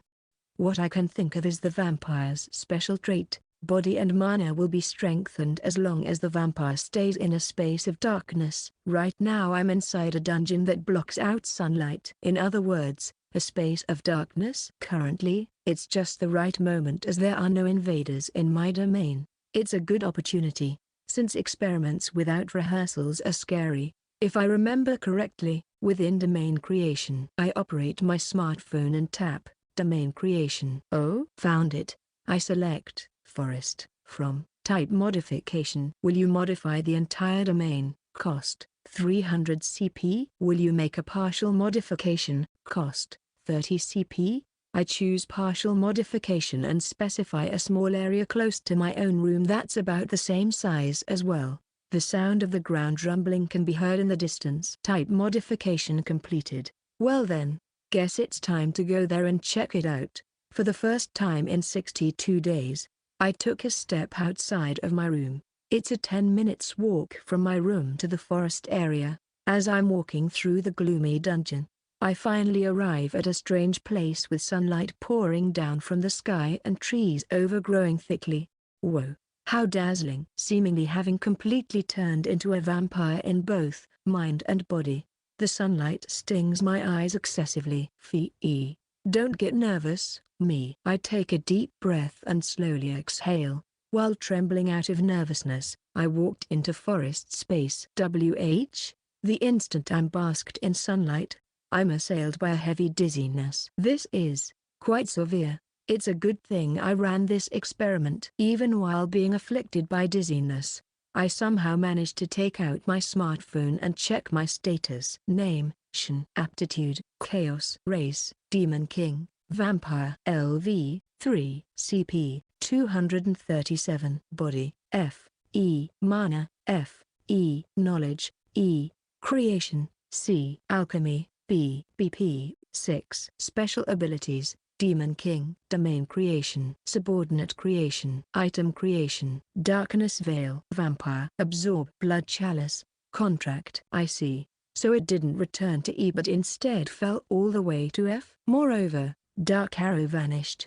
It seems Dark Arrow isn't a special ability that I acquired through the evolution, but rather, it appears to be a special ability I acquired as a result of my mana growing to D. Having finished checking my status, I force my sluggish body to walk and escape the forest space. Fee. Confirming that my body has become light again, I breathe out heavily. What I was able to confirm is that D is the basic value of my body and the mana. In other words, if I assign 2 BP to them, they should grow to D. Only problem is that they are values which will be strengthened in a space of darkness and weakened anywhere else, right? If I simply rank them up by 1 and the body value becomes D as base, it will most likely be C in a space of darkness, and E elsewhere. It's fine if that's how it works. But it won't be amusing if there's an invisible fluctuation of BP. For example, even the same rank D will have a state where 2 BP had been allocated to a value and another state where 6 BP had been allocated.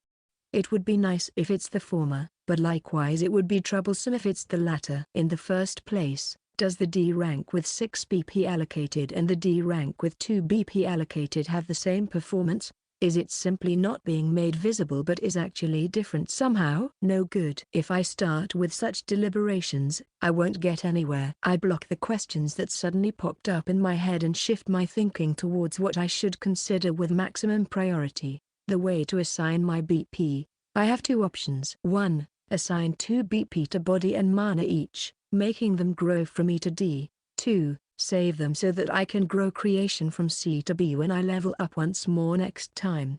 Let's leave knowledge as is. If I even allocated BP to knowledge, I would end up becoming a jack of all trades but master of none.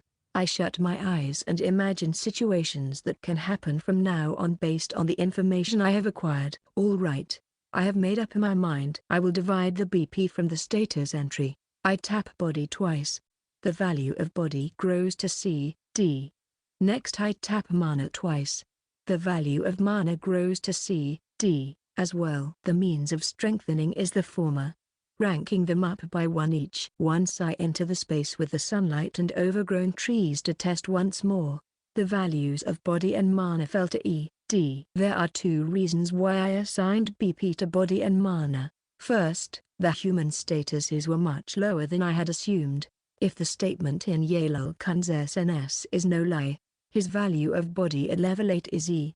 In other words, if a Demon King assigns BP, it's easily possible to exceed his body value.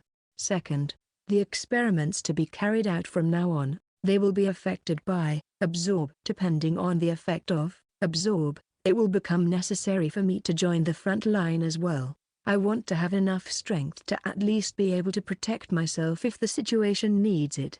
Having finished assigning my BP, I check my new status. Name, Shin. Aptitude, Chaos. Race, Demon King, Vampire. LV, 3, CP, 252. Body, C, D. Mana, C, D. Knowledge, E. Creation, C. Alchemy, B. BP, 2. Special Abilities, Demon King. Domain Creation. Subordinate Creation. Item Creation. Darkness Veil. Dark Arrow. Dark Induction. Vampire. Absorb Blood Chalice. Contract. Dark Induction. Induces thoughts with the power of darkness. Having raised my mana, I acquired a new special ability. As far as I can see from the description, it's a special ability of the mind attack category. Wait. First thing I should do is finishing things according to priority. What I have to do next after having allocated BP, confirming what the Blood Chalice's creation conditions are. Blood Chalice, creation of a chalice filled with one's everything. To create it, all CP will be consumed. All CP. What does that mean, exactly? Can I create it if I consume 252 CP? All of the CP I'm currently possessing, or is it necessary to use 300 CP? The maximum value I can possess. If it's the former, the creation of the blood chalice becomes simple. It's painful that my CP will become 0 each time I create it, but if I create it while calculating in advance, the problem will be resolved. However, if it's the latter, it will be necessary to plan more carefully from now on. I push out both hands in front of me with my palms turned upwards and chant, "Blood chalice." Nothing's happened. Once I checked my status as test. Not even one CP had been used up. I guess the latter, consuming the maximum of 300 CP, is necessary. That hurts. It takes 10 hours to recover 300 CP from 0. Going by calculation, I can't create more than 2 blood quin per day. Moreover, if I choose to do that, I can't use CP for anything else at all during that time. It's indispensable to drastically change how my domain works. Ah, what a major pain in the ass, I spontaneously shouted due to the many items that have to be examined. Chapter 24. Creating bloodkin produces the necessity to wait for my CP to recover. I move on to the next priority I need to handle. I switch over to the next experiment, checking the abilities of the new subordinates. The new subordinates I am able to create now due to having evolved to a demon king, vampire, are the 3 species: giant bat, rank E creation cost, 5 CP; ghoul, rank D creation cost, 10 CP; lycanthrope, rank D creation cost, 30 CP. What makes me curious before checking their abilities aren't the new subordinates, but how only the bat's creation cost decreased. At this point in time I can create a bat for 2 CP. Originally it had been 3 CP. Was it decreased by 1 CP or did it become 2 CP as a result of being rounded up after the value of 3 CP was reduced by half? If it's the latter, it means the original creation cost for a giant bat is 10 camp, resulting in the same camp, strength, as a kobold. Thus, let's begin experimenting. Fight. However, killing the opponent isn't allowed. I ordered a giant bat and a kobold to fight each other. Kick. Making use of its big frame, the giant bat begins a dive attack against the kobold from the sky. In opposition to that, the kobold prepares to jump with a crouching stance in order to repel the giant bat that's descending from above. Fierce collisions keep repeating.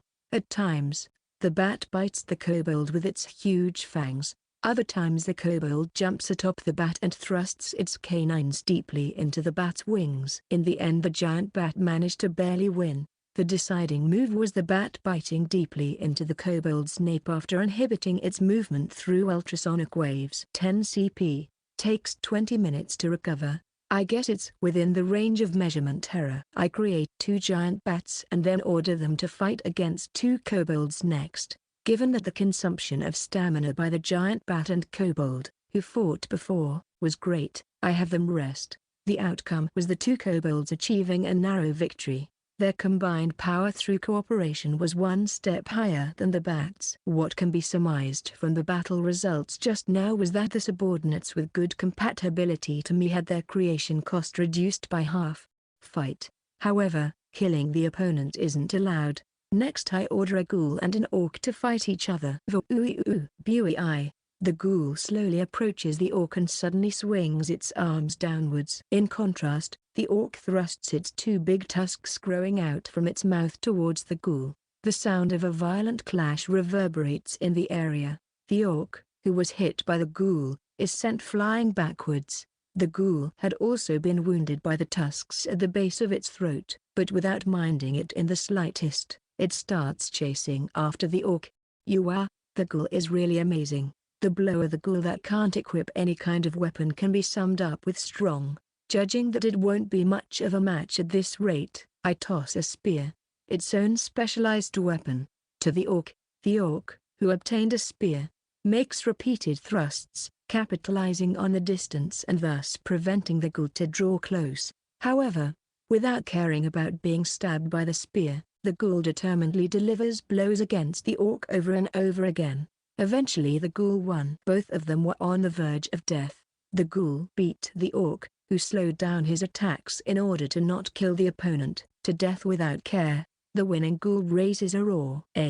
Is this guy an idiot? Did it forget my order? Ghouls will absolutely be excluded from ever becoming bloodkin. That's my decision after having observed the result of this time's battle. Next, at last the main event. Checking the ability of the lycanthrope. The being that caught my interest the most. Lycanthrope. In spite of being rank D, it costs 30 CP. If I apply the rule from just now, it should have a strength equivalent to a creation cost of 60 CP. At the moment the C-rank Dark Elf is the subordinate with the highest rank I can create. Its creation cost was 50 CP before the evolution. Even though it should have a higher creation cost than a Dark Elf, its rank is lower. What's the answer to that? Fight. However, killing the opponent is definitely not allowed. I ordered a lycanthrope and a Dark Elf to battle each other. Will the winner be the Dark Elf with the higher rank, or the lycanthrope with the higher creation cost? Even if the lycanthrope managed to win for argument's sake, I absolutely won't tolerate any casualties. The Dark Elf's creation cost is 100 CP. Currently I only have 10 Dark Elves in total. If possible I don't want to lose a single one of them. Exclamation mark. Hash. They clash with each other while shouting incomprehensible words. The unpredictable battle between the lycanthrope and the Dark Elf began. The lycanthrope is being completely trashed in front of my eyes. The lycanthrope continues to receive the blows unleashed by the Dark Elf's flexible body. The lycanthrope also unleashes attacks in desperation, but at times the Dark Elf easily blocks those with its fists and other times magnificently dodges the attacks. Time out. I clap my hands together in a hurry, suspending the battle. Afterwards I lowered the difficulty and had the lycanthrope fight against an orc and then a kobold. Eventually the lycanthrope managed to win a narrow victory against a goblin. How weak. As a test I had it equip various weapons such as sword, spear, axe and bow, but its strength didn't change dramatically. Going by its strength, it's on par with a level 1 human. Lycanthrope, rank D. A species cursed to be possessed by beasts. It displays its true strength when basked in moonlight. Until that happens, its true identity will remain unknown. Creation cost, 30 CP. Moonlight. In short, this guy's limited to outdoors at night. Come to think of it. I operate my smartphone and choose domain creation type modification. Moonlit night will transform the area into a dark space basked in moonlight. Oh? Yes. This is it. Are you going to modify the entire domain? Cost, 1000 CP. What happened to a partial modification? I gave up on checking out the lycanthrope's abilities section. By the time I finished checking my subordinate's abilities, my CP recovered to 282. 32 minutes until my CP will be fully recovered. Making use of this time, I decided to check out the new special abilities I acquired. My newly acquired special abilities are Dark Arrow, Dark Induction, Absorb, Blood Chalice, and Contract. Will have to wait until my CP has recovered. Special abilities, unknown powers that could be called magic in a certain sense. I was able to understand how to use them by instinct the moment I acquired them. How are you moving your right hand? Did anyone teach you how to move your right hand? You can move it even without learning how to.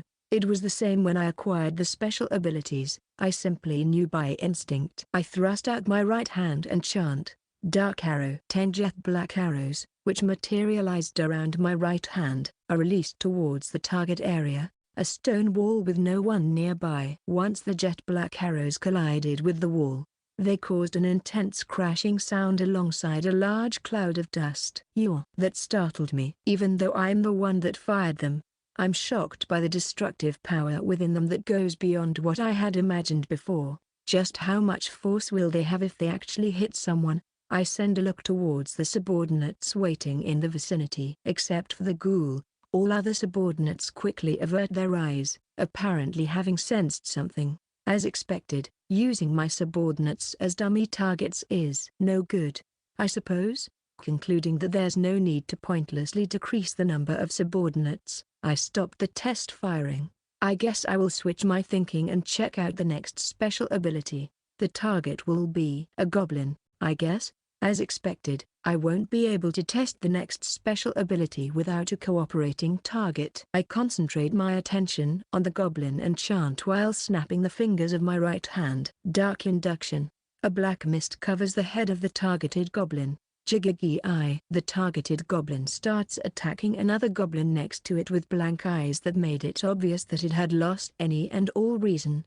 Just like the ghoul before. Once the attacked goblin withdraws from the spot, the goblin under the effect of dark induction begins to dance unsteadily on the spot like a drunken middle-aged man. Confusion? Or does it steal the reasoning of the target? Afterwards I test it out several times by changing targets. I understood that the success rate isn't 100%. From 10 times it only succeeded 2 times against a dark elf. Next is finally the examination of absorb. It has the potential to greatly strengthen me. I feel excited about testing absorb. Chapter 25. I start my inspection of absorb. The method to trigger absorb is extremely simple. You have to suck the target's vitality, their blood. The effect of absorb is to absorb the target's abilities by sucking the target's vitality. This is that thing, commonly referred to as the cheat skill of those overpowered protagonists, plundering skills. I can test it on my subordinates, can't I? I shift my eyes towards the subordinates arrayed before my eyes. Slime, rat, bat, wolf, black wolf, goblin, goblin archer, goblin fighter, kobold, kobold fighter, kobold knight, orc, dark elf, giant bat, ghoul, and lycanthrope. 16 types of subordinates in total. I can get more than 16 different kinds of abilities. I wonder, with whom should I start? My chest swells in anticipation. As I slowly scrutinize my subordinates. Should I go in order from the weakest one? Psychologically, it would be best for the obtained abilities to gradually get stronger, right? I calmly walk to the green puddle in front of me. The slime? Question mark. Does this guy possess any blood? No, wait. According to the description it should be fine as long as I absorb its vitality. In other words, I'm going to have to slurp this pool of liquid. Let's postpone the slime. I move in front of the rat. The huge rat with its dull grey color looks up to me with its innocent round and cute eyes. You are telling me to bite this? After that, the bat, wolf, goblin, kobold. I let my eyes wander across my subordinates. Sucking these guys' blood, biting them, has quite a high emotional degree of difficulty, doesn't it? After transforming into a demon king, I lost all memories of individuals. As a side effect of that, I also lost the emotion called guilt. However, except for that, my emotions haven't changed that much compared to my time as a human being. Going by how absorb works, which I understand by instinct, it's necessary to directly absorb the vitality from the target. Drinking blood after cutting the target with a sword is a no-go, considering all feelings of guilt vanished after I became a demon king. I wonder whether an emotion such as a craving for blood had been planted at the time when I became a vampire. Encouraging myself, I embraced a female dark elf and sank my sharp canines into her seductive neck. Absorb. A mellow, deep sweetness permeates my mouth. The dark elf's vitality, blood, which soon poured down my throat into my stomach, spreads throughout my body. Master. Any more than this? And suddenly, I heard a bewitching whisper next to my ear. Question mark. I shift my eyes to the dark elf I had embraced. In my arms, the owner of the voice. The dark elf twitched with her black skin blushing. That just now was your voice? Yes, master. It was my voice. I'm terribly sorry. Once I threw words at her, I received a reply from the dark elf, who averted her eyes while looking bashful. My words are getting through to you? Yes, they are. Master's gracious words are reaching me. Hearing the dark elf's response, I'm thrown into confusion. What happened? I do not know. However, after my blood was sucked by Master, I became able to understand Master's gracious words. The breathing of the dark elf, who answered right next to my ear, tickles my ear. Whoa, sorry? Noticing my current state, still embracing the dark elf, I remove my hands in a hurry and release the dark elf. This sullied body of mine, excuse my rudeness. The dark elf, who ended up being pushed away by me, reveals a sad expression for an instant and then immediately bows her head in her usual, dignified manner. No. To call yourself sullied or something like that. It's not like that. I pile up excuses in a flustered tone and then operate the smartphone in order to escape the awkward situation. Name, Shin. Aptitude, Chaos. Race, Demon King, Vampire. LV, 3, CP, 267. Body, C, D. Mana, C, D. Knowledge, E. Creation, C. Alchemy, B. BP, 2. Special abilities, Demon King. Domain creation. Subordinate creation. Item creation. Darkness Veil. Dark Arrow. Dark Induction. Vampire. Absorb. Language. Elf. Fire Magic. Elementary. Eagle Arrow. Blood Chalice. Contract. Exclamation mark. 3 types of new special abilities were added on the status display. Language. Elf. You can understand the elven language. Fire Magic. Elementary. You can manipulate fire attribute magic. Elementary level. Eagle Arrow. Firing an arrow with high precision from a far distance. I see. That explains how I suddenly became able to talk with a dark elf. That means I call another male dark elf. My words getting through to you as well? Yes.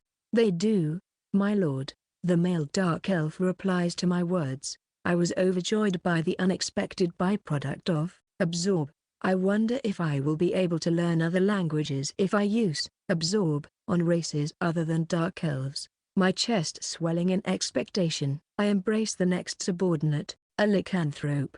Male. Now, it's time to eat. I stabbed my canines into the lycanthrope's neck. Bland compared to the dark elf. An unsatisfactory, thin taste spreads in my mouth. See Creator Sama. If you continue like this. Due to the bewitching male whisper, I reflexively push off the lycanthrope whom I held in my arms. Higu. I guess I should continue creating lycanthropes until I manage to create a female lycanthrope. While harboring some feelings of regret, I operate the smartphone and check my status. Name, Shin. Aptitude, Chaos. Race, Demon King, Vampire. LV, 3, CP, 273. Body, C, D. Mana, C, D. Knowledge, E. Creation, C. Alchemy, B. BP, 2. Special abilities, Demon King. Domain creation. Subordinate creation. Item creation. Darkness Veil. Dark Arrow. Dark Induction. Vampire. Absorb. Language. Lycanthrope. Blood Chalice. Contract. The only special ability I can absorb is the language? No, that's not all. The abilities I have absorbed from the Dark Elf have vanished. Hey, do you understand my words? I loudly shout toward the Dark Elf while confused. Why yes, I do. Not you. I roar at the lycanthrope who answered for some reason, and run towards the Dark Elf. Are my words reaching you? The familiar, incomprehensible words come out of the Dark Elf's mouth as she sadly casts her eyes down. The special abilities obtained through absorb get overwritten. My shoulders slouch down in anguish at my new comprehension of absorb. Section 28 minutes left until my camp completely recovers. Wiping away my unpleasant feelings of disappointment, I absorbed vitality from one subordinate after the other. As result, slime, language, slime, liquefaction, rat, language, rat, bat, language, bat, ultrasonic waves, giant bat, language, bat, ultrasonic waves, wolf, language, wolf, black wolf, language, wolf, leadership, wolf, goblin, language, goblin, goblin archer, language, goblin, archery, F, goblin fighter, language, goblin, axe mastery, F, kobold, language, kobold, kobold fighter, language, kobold, swordsmanship, F, kobold knight,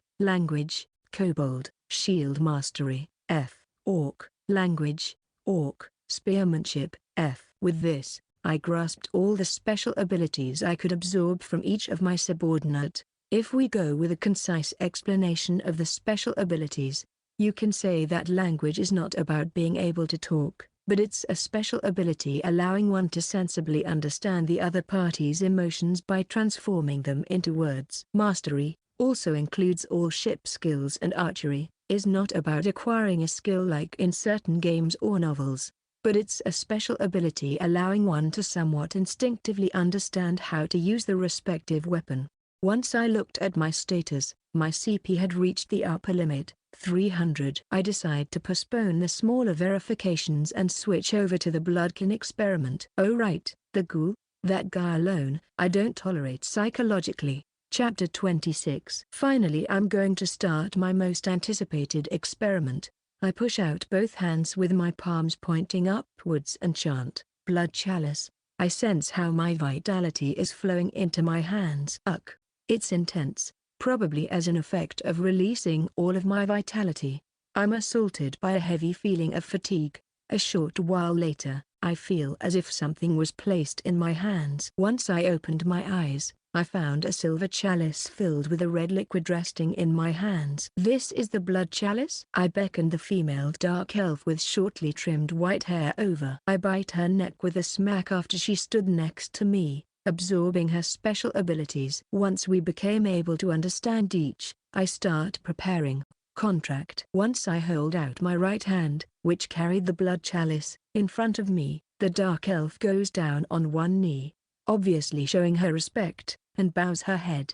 I hand the blood chalice to the dark elf. All right, drink. Yes, master. I raise my right hand over the head of the still genuflecting dark elf, and as the red liquid in the blood chalice pours down her throat, I chant. Contract. The dark elf is wrapped up by a pale radiance, and once she drinks all of the liquid inside the chalice, the radiance slowly dies out as if it is being absorbed by her body.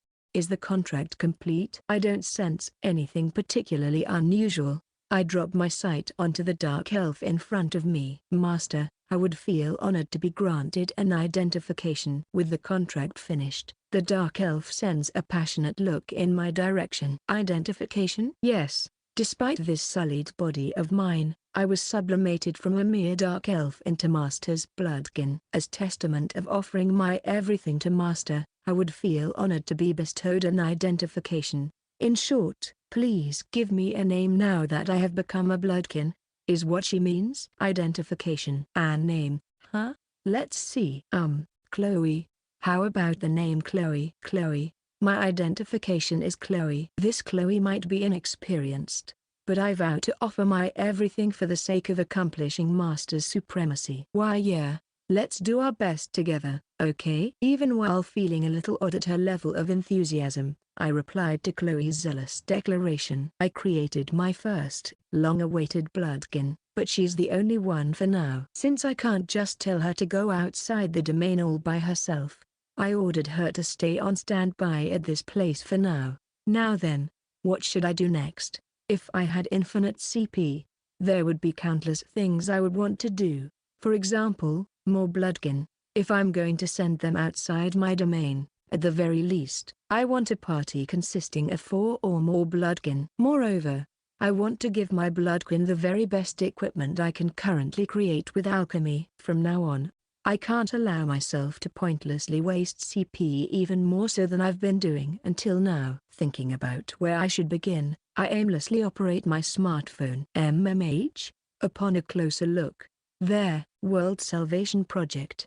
App had increased by an entry I'm not familiar with. That entry is, bloodkin. Just like that. This app, does it have a setup where functions are released alongside the user's growth? Can't it at least display the not yet released entries in a locked state, something along the lines of ?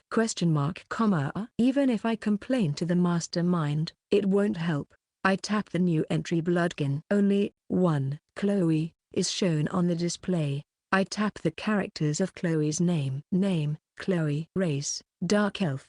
Rank, C. LP, 010. Body, D. Mana, E. Special, Fire Magic. Elementary. Dagger Mastery, G. Archery, G. Eagle Arrow. Subordinates. Composition. I can check their status once they've become my bloodkin. LP, what's that? Continuing on, I tap Composition. Please choose subordinates to be put under the bloodkin's command. Seriously? It's really lacking explanations all over. A list of my subordinates is shown on the smartphone's display. 2 different values are written next to each of my subordinates' race. These numbers are, the values next to Dark Elf are 9 and 10. The values next to Lycanthrope are 1 and 30. The values next to Ghoul are 1 and 30. The values next to Goblin are 96 and 20. The left value is the amount I currently have, isn't it? It checks out with the number of created subordinates. What about the right value? As a test, I choose Dark Elf. Once I selected Dark Elf, the displayed number of Dark Elves changed from 9 to 8. Did it enter under her command? I select one more Dark Elf as test. Error, insufficient LP. Insufficient LP? LP is necessary to put them under her command. R. I press the back button, returning to Chloe's status screen. Name, Chloe. Race, Dark Elf. Rank, C. LP, 10/10. Body, D. Mana, E. Special, Fire Magic, Elementary. Dagger Mastery, G. Archery, G. Eagle Arrow. Subordinates, Dark Elf. Composition. I see 2 kinds of values are written next to subordinates on the composition screen. One is the number of subordinates, and the other is the consumed LP. LP is an abbreviation for leadership points. The lowest value is 10 LP. The ones falling under that category are Rat, Slime, Dark Elf.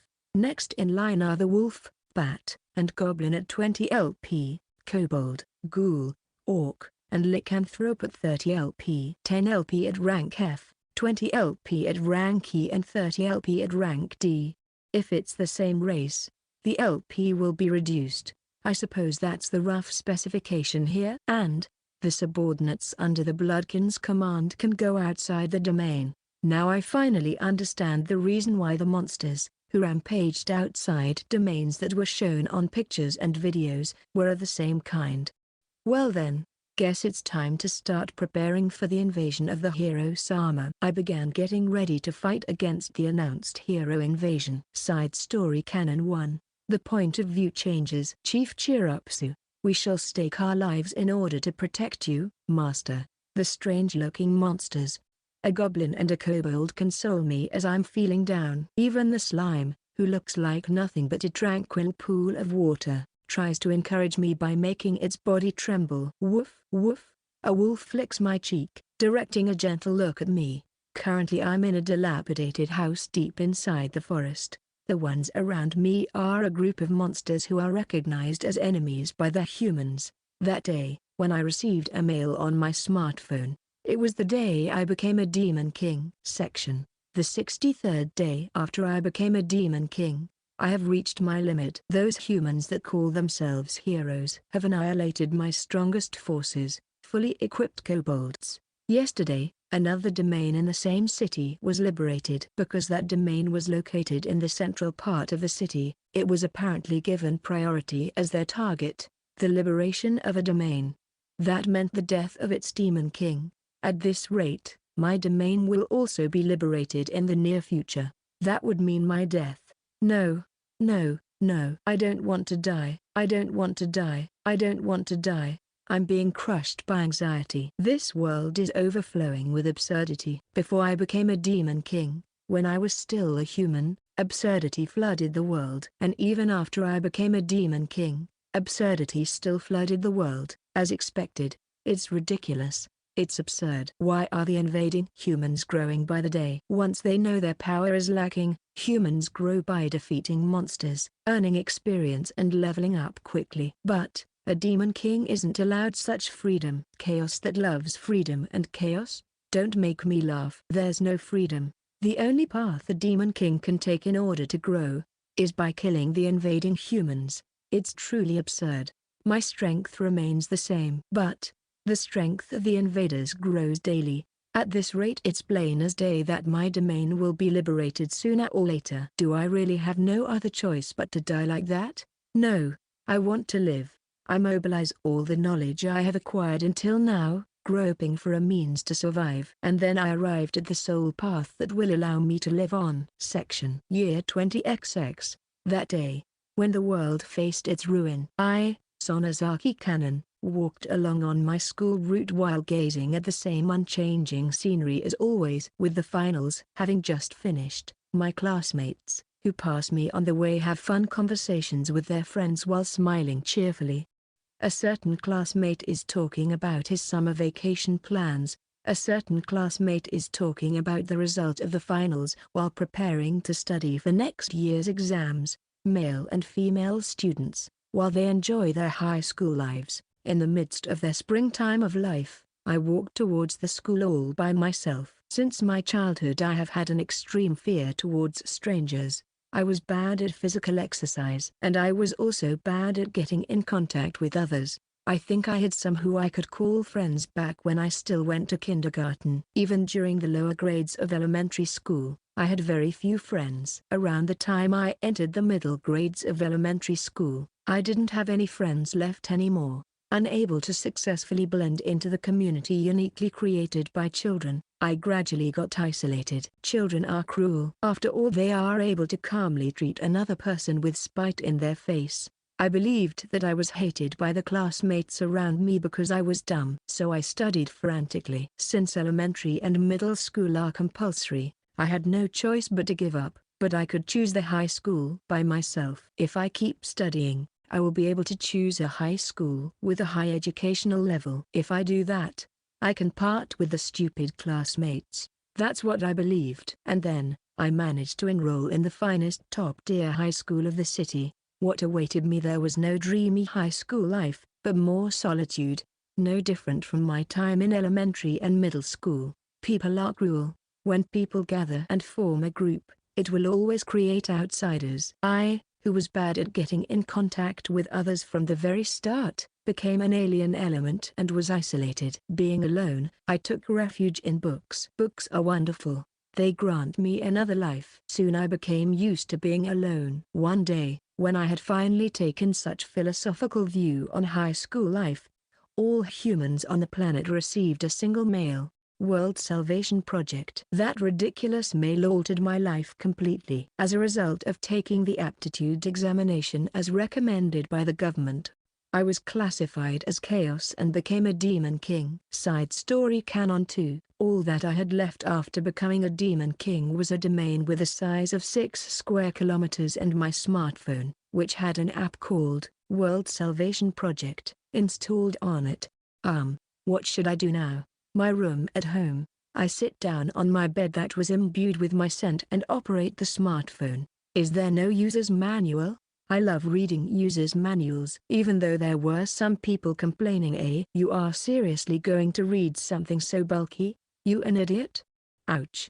A pain travels through my head. Huh? The one who said that was ouch. No good.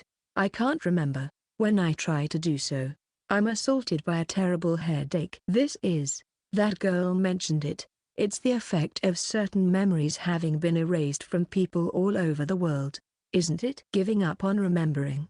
I once again nostalgically think about user manuals. Instructions. I wonder, is there none for this app? Due to my usual habit, I type, World Salvation Project, into the search bar of my smartphone. The results were only articles that seemed to be related to religion.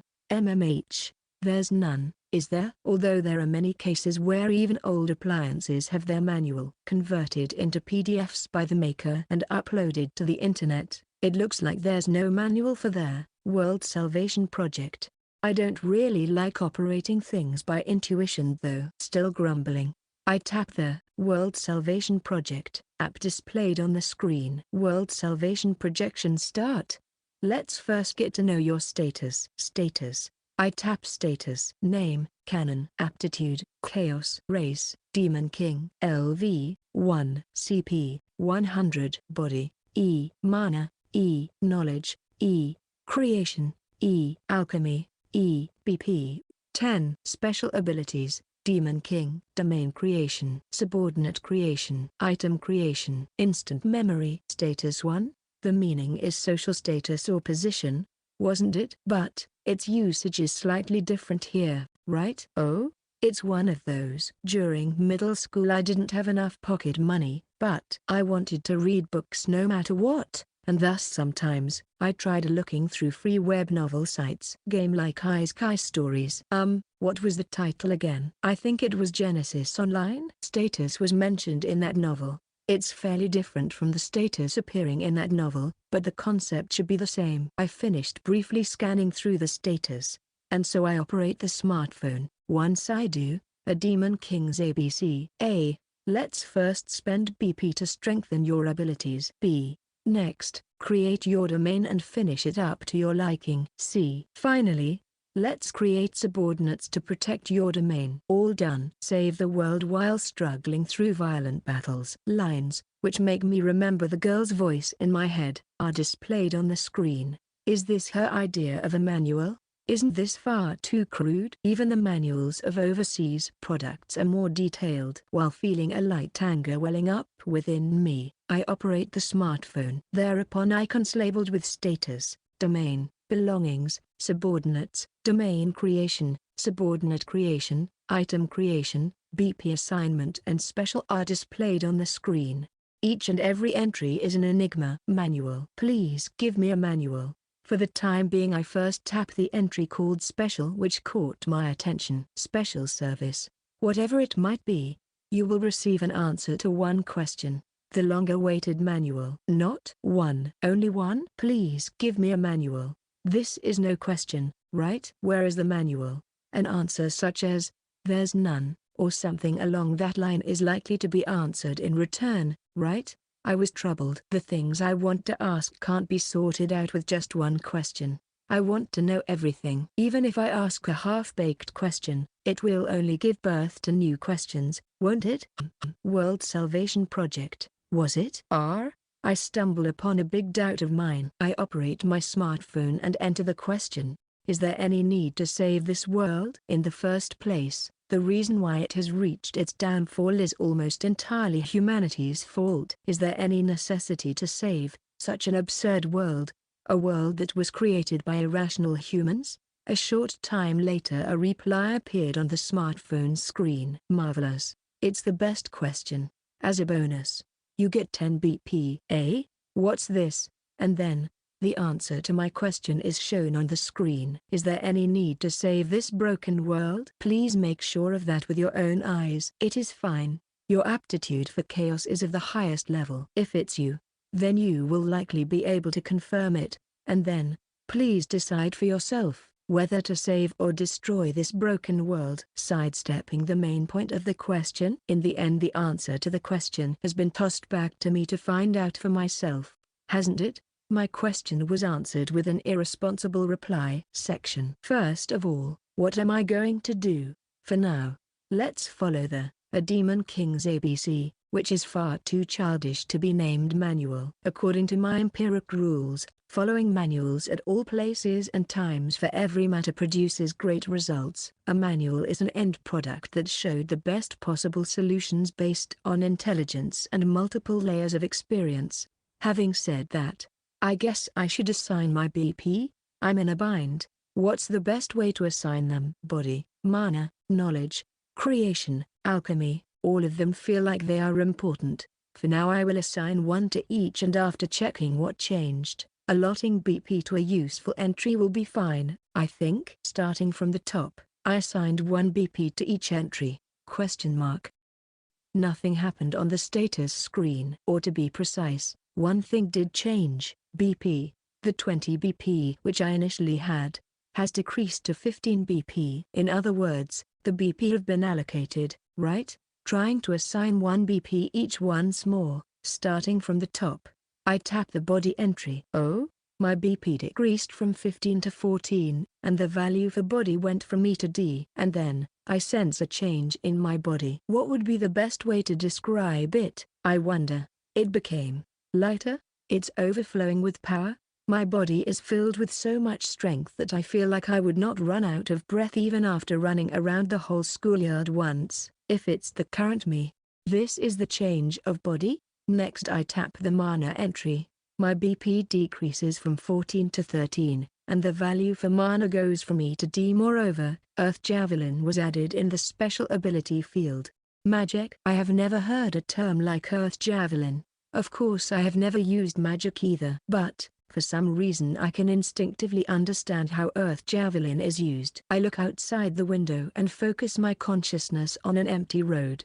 Then, I hold out my right hand and chant, Earth Javelin. The ground trembles at the target point where I focus my consciousness on, and a pointed cluster of earth protrudes out of the ground. Once the cloud of dust settled down, I could see fragments of the tragically destroyed asphalt scattered all over. This is the effect of promoting mana. If possible, a more gorgeous magic would really be great. Then again, I guess the earth attribute suits the plain me. Ahaha. I let out a masochistic, dry laughter in my room. Next is knowledge, right? I tap the knowledge entry. My BP decreases from 13 to 12, and the value for knowledge rises from E to D. I'm overjoyed by the phenomenon that occurred to me. So there was a manual. The instant knowledge changed from E to D, countless information flowed into my head. Not digital or printed media, but directly downloading it into my head. It's a rough way to do it, but a manual certainly existed. I suddenly understood various things, as if knowing that the result from 1 + 1 is 2, or as if knowing that the boiling point of water is 100 degrees Celsius, or as if knowing that the Kamakura shogunate was established in 1185. I obtained various information about their world salvation project, as if I had studied it beforehand. The body stat is a value that influenced physical strength, endurance, agility, and reflex. The knowledge stat is a value representing the depth of one's knowledge. Also, if knowledge grows, you become capable of understanding the language of various races. Slime is a rank F monster. It consists of the remains of low-ranking monsters. It can manipulate a dissolving liquid that's capable of burning skin.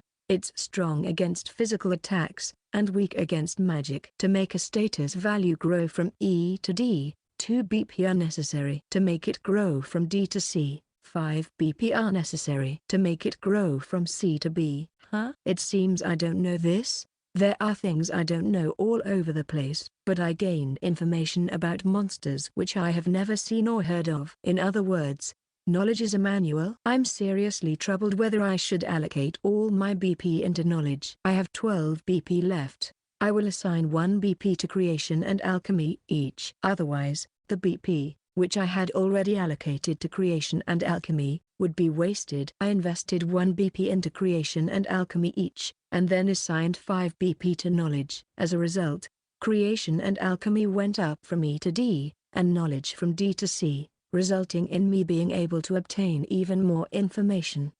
Thanks to the newly gained information, I understood that 10 BP are needed to make a stat grow from C to B. I have 5 BP left, and I can gain 5 BP by leveling up. In short, once I rise to level 2, my knowledge will go up to B. In a state of pitch black darkness where I knew nothing, I discovered a single ray of light. At this time, I did not know of the consequences that would be brought about by this choice. Name, Canon. Aptitude, Chaos. Race, Demon King. LV, 1. CP, 100. Body, D. Mana, D. Knowledge, C. Creation, D. Alchemy, D. BP, 5. Special abilities, Demon King. Domain creation. Subordinate creation. Item creation. Instant memory. Earth Javelin. Language. Subrace A. Language. Subrace B. Language. Telepathic communication. Telepathic communication. Animals. Side story Canon 3. The 47th day after I became a Demon King. As a result of having turned the tables on the humans, who came to invade many times, my level has grown to 2. As I had planned beforehand, I allotted all of my BP to knowledge, making it go up from C to B. In the beginning, when I just became a Demon King, I was scared due to my domain, Demon King Beginner Pack, hybrid type, being composed of deep forest and ruins. But nowadays, I have completely relaxed my guard, happily spending each day together with my strange-looking friends. However, once 17 days had passed since humanity started its invasion, through my repeated experiences of being invaded by humanity and the information gained from the knowledge stat, I was finally able to comprehend the true essence of the World Salvation Project. The goblin friend, with whom I pleasantly chatted until some time ago, was slaughtered by humans. The wolf, who joyfully shook its tail when I alchemized jerky for it, was slaughtered by humans. This world is truly cruel. And the humans are growing stronger every day, albeit not many. Among them also exist fierce ones that wield black iron swords. I started to panic. The strongest subordinate I can currently create is a kobold. The strongest items I can alchemize are items of the Iron series. Even when I fully equipped my strongest subordinates, the kobolds, with the strongest armor of the Iron series, there were still times when they were overpowered by the violence of human numbers. I was able to somehow repel them after making up the numbers with fully equipped kobolds, but even that seemed to only be a matter of time. This world is truly absurd. Section. I generally happily chat with my friends, create new friends and alchemize new items in the innermost room of the dilapidated house located deep in the forest. I also gather information by freely using the internet. I wonder, does humanity know that the demon kings can use the internet? I have a high level of intelligence gathering capability. While browsing through my favorite blogs, I suddenly feel suspicious of a post among my favorite blogs. There are several sites that summarize the information from anonymous bulletin boards that are treated as index sites. The messages on this board, it's definitely a demon king writing them, isn't it? There was even a thread straight up called Demon King's Gathering Thread. I'm a demon king, so I already know the truth. But within 10 lies, 2 or 3 truths are hidden, which no one but the other demon kings should know of. For a time, the net was in an uproar.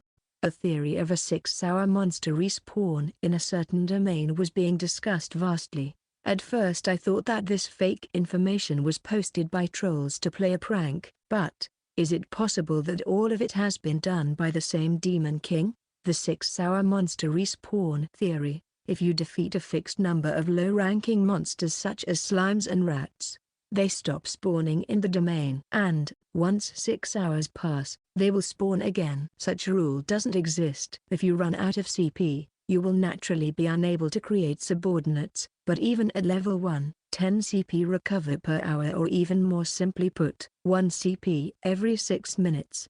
It's an impossible piece of fake information, but after being investigated by a university's research team, it was actually proven to be correct. Why? Assuming it's possible, could it be a hoax from the university's research team that verified it? But, since the 6 hours respawn is still in use continuing after that, it's no hoax.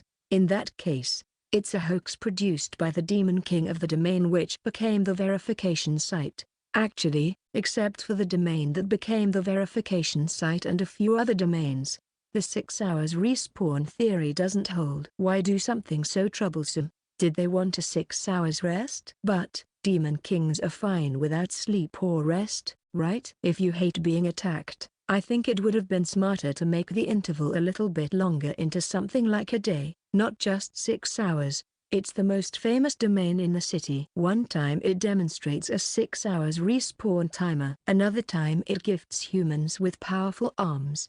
And suddenly, it was requested to be preserved as a farm by public opinion. Gathering information about that famous neighboring domain became a daily routine for me. Section. The 78th day after becoming a demon king, the intensity of humanity's invasions has grown. 5 days ago, a second domain located within the city was liberated by the humans. The number of my friends, who are protecting my domain, is diminishing as well. At the moment, I'm close to being on my last leg. Every day, I create kobolds as soon as I recover 10 CP and send them out to battle. Even the slime who claims to be quite humble as it wobbles around, the rat who easily succumbs to loneliness, the bat who asks for berries while squeaking, the wolf who is a moody glutton, the goblin who calls me chief, all of them will turn into mere experience points for the invading humans.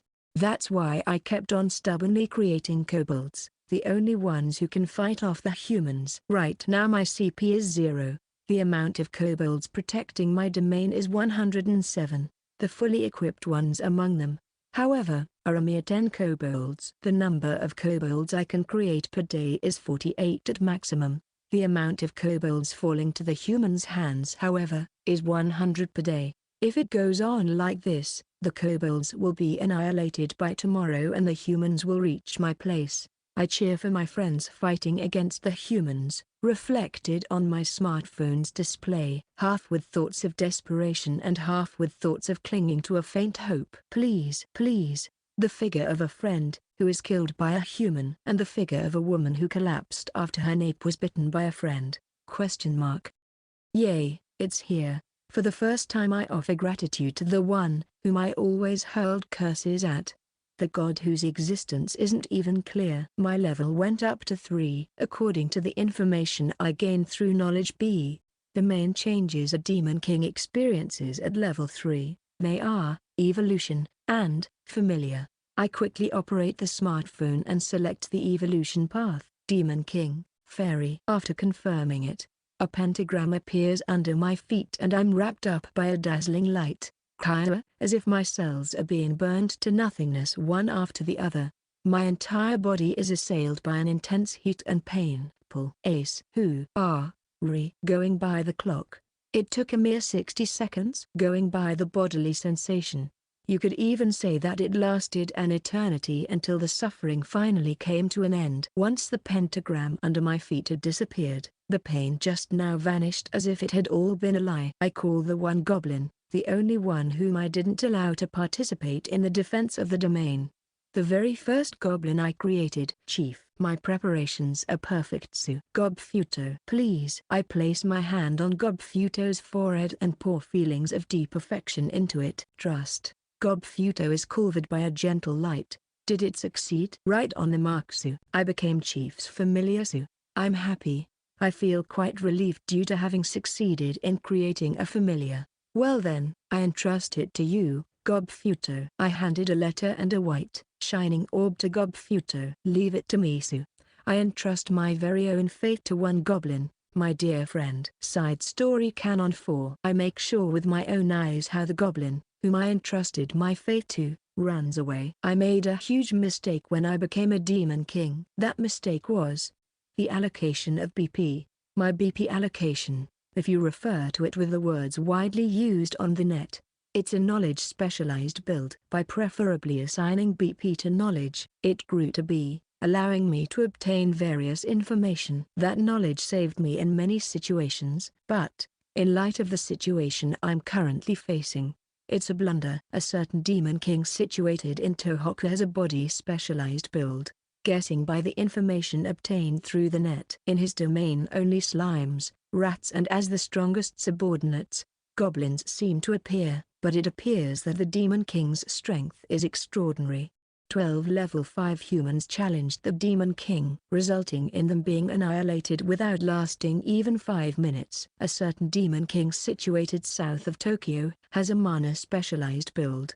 Guessing by the information obtained through the net. The only monsters appearing in their domain are wolves. But, it seems the Demon King launches severe spells in the gaps in between the fighting wolves, who are strong at group battle. In addition, there are also domains infested with powerful monsters and heinous traps, seemingly specialized on creation. Domains infested with goblins, who are equipped with high-ranking weapons and armors, apparently alchemy specialized, have been confirmed all over Japan. If it's true that the government has in fact categorized all these unique domains as hazard rank, I read that the most dangerous ones are the domains of body-specialized Demon Kings. However, even those besides body-specialized, the domains managed by specialized Demon Kings have high hazard ranks in the eyes of humanity. Those are dangerous domains in the eyes of other Demon Kings. You can call them domains that made the correct choice. Even though I'm likewise a specialist, why does only the knowledge-based specialization have such bad luck? This world is really absurd. Do I, a knowledge-based specialist, have no means of survival? I felt anxious, digging through the extensive knowledge imparted in my head and thinking it over. And then I arrived at my sole path of survival. That method is surrender. Surrender is not the capitulation as meant by the word, but a surrender, recognized as means of the World Salvation Project. It's a piece of information I gained when my knowledge went up to sea. But there are 3 conditions for a domain to be usurped by a demon king or to be liberated by humanity. 1. Destruction of the true core. 2. The demon king's death. 3. Surrendering to another demon king. The statement that a demon king can't surrender to humanity, but to another demon king, is a detestable aspect of the World Salvation Project. I guess it's telling the humans and demon kings to continue their fight. The process for surrender is simple. The execution, on the other hand, is quite difficult. The method is to first yield the true core to another demon king, then pledge heartfelt submission, and lastly the demon king, who receives their surrender, has to agree to it. Moreover, surrender produces various demerits. The demon king, who used surrender, presents not only their domain, but also the authority over their life and death. The demerits aren't limited to just that, either. Surrender doesn't stop at only the demon king who proposed it. There are also demerits for the demon king who accepted the surrender. The demerit is a decrease in the obtained DP. Originally, a demon king, who usurped the domain of another demon king, will have the upper limit of their DP increased by 100 DP. However, in case they gained the domain through surrender, the upper limit of the DP will be raised by 50 DP. Doesn't this implicitly tell one that surrender is not recommended? This demerit meant that the demon king, who suggests a surrender, has to actively point out their benefits. Either way, in order to survive I must make their surrender succeed. To make that happen, I have to overcome 3 obstacles. 1. Presenting the true core to the other demon king. There are 2 methods to accomplish that. First, the other demon king personally comes to my domain. Well, that method is impossible though. For a demon king to leave their own domain, they have to be level 10 at the very least. As far as I know there still hasn't been a single demon king who has left their domain, so far. The second method is to carry the true core over from my side. However, to accomplish that, it's necessary to leave the domain. The only ones capable going outside the domains are demon kings beyond level 10, and familiar. And then, I miraculously grew to level 3 just a while ago and became able to create familiar. With this, 1 obstacle has been cleared. 2. My familiar, Gobfuto, has to safely arrive at the demon king who's the target for my surrender. For this, my only option is to believe in Gobfuto. How high is the chance that he will safely get there, in front of the domain, to which I had Gobfuto depart? The humans have set up a reception for some reason. It's a popular spot where many humans are waiting for their turn. He has to slip through the fierce attacks of those humans, avoid the monsters dominating the domain, and to finally arrive at the demon king's place.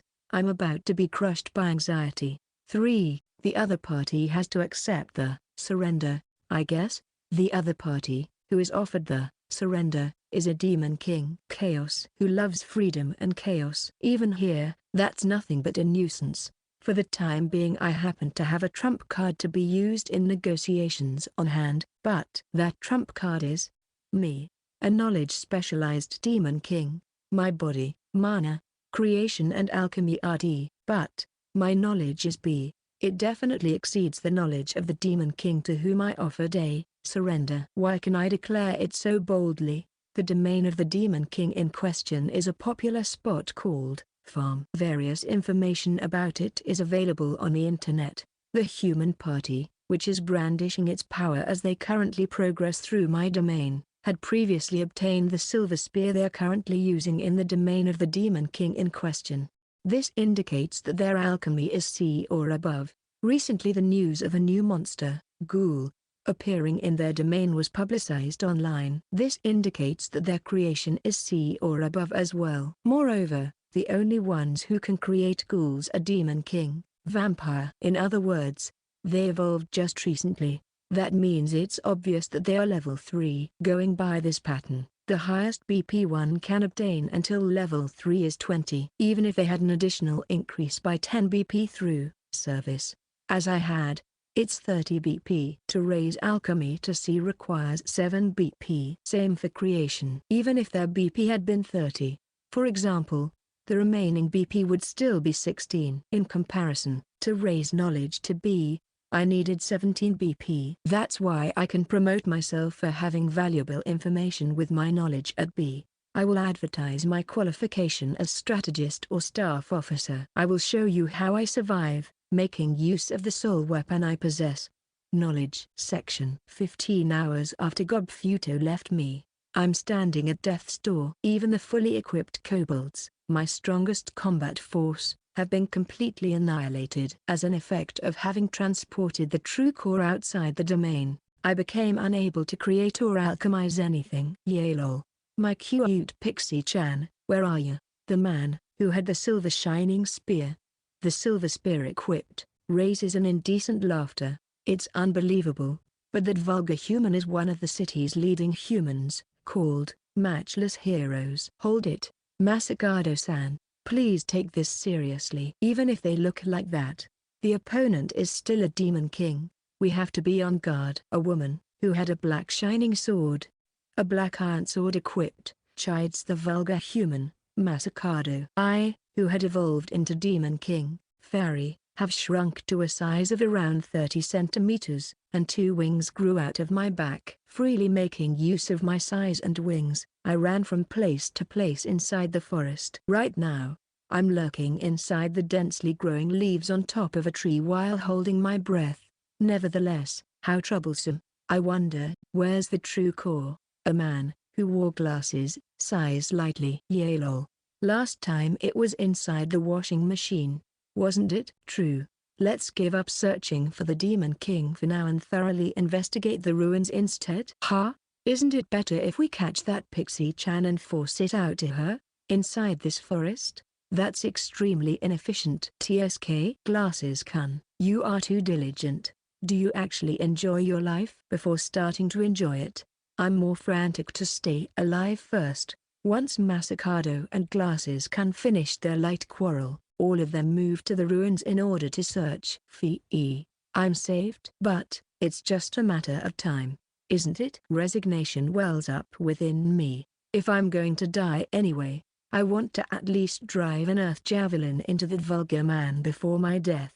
Just when I decided my final stand within my resignation. View Yuan. My smartphone, which had shrunk alongside me, vibrated in my hand. Chapter 27. Back to Shin's point of view, the 78th day after I became a Demon King, I fully enjoyed a productive Demon King life. In most recent times, my life's work consists of 3 tasks. 1. Repelling the humans that invade, because of some circumstances.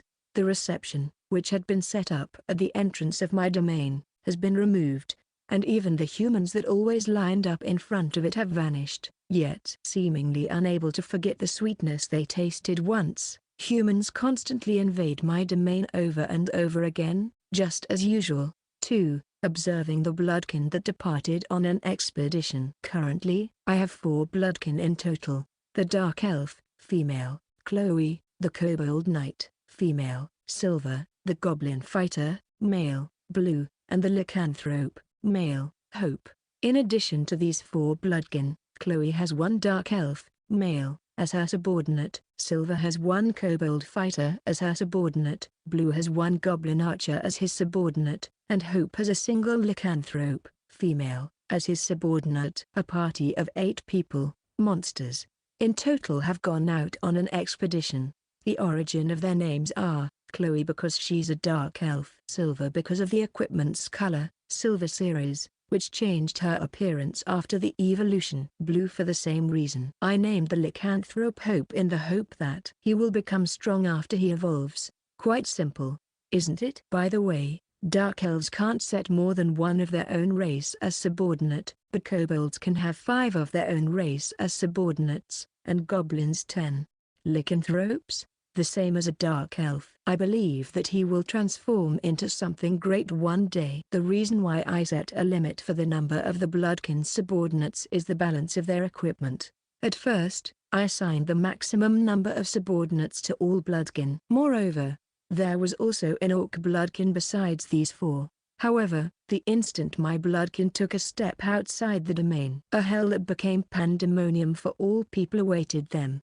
a group of grotesque monsters suddenly appeared out of a dungeon which was well known as a farm. The entrance of my domain immediately transformed into a battlefield with piles of corpses all around. The human saving grace. The serious blow for me was that most of the people gathered there were very eager to kill monsters. As a result, I lost the orc bloodkin, which wasted a huge amount of CP, and many subordinates. I ordered my bloodkin to retreat, and did it over by carefully selecting and giving priority to the subordinates who were clad in high-ranking equipment. I stumbled a little at the start, but now the blood can earn a great amount of experience by invading the domains of other demon kings or attacking humans who are happily walking down the streets.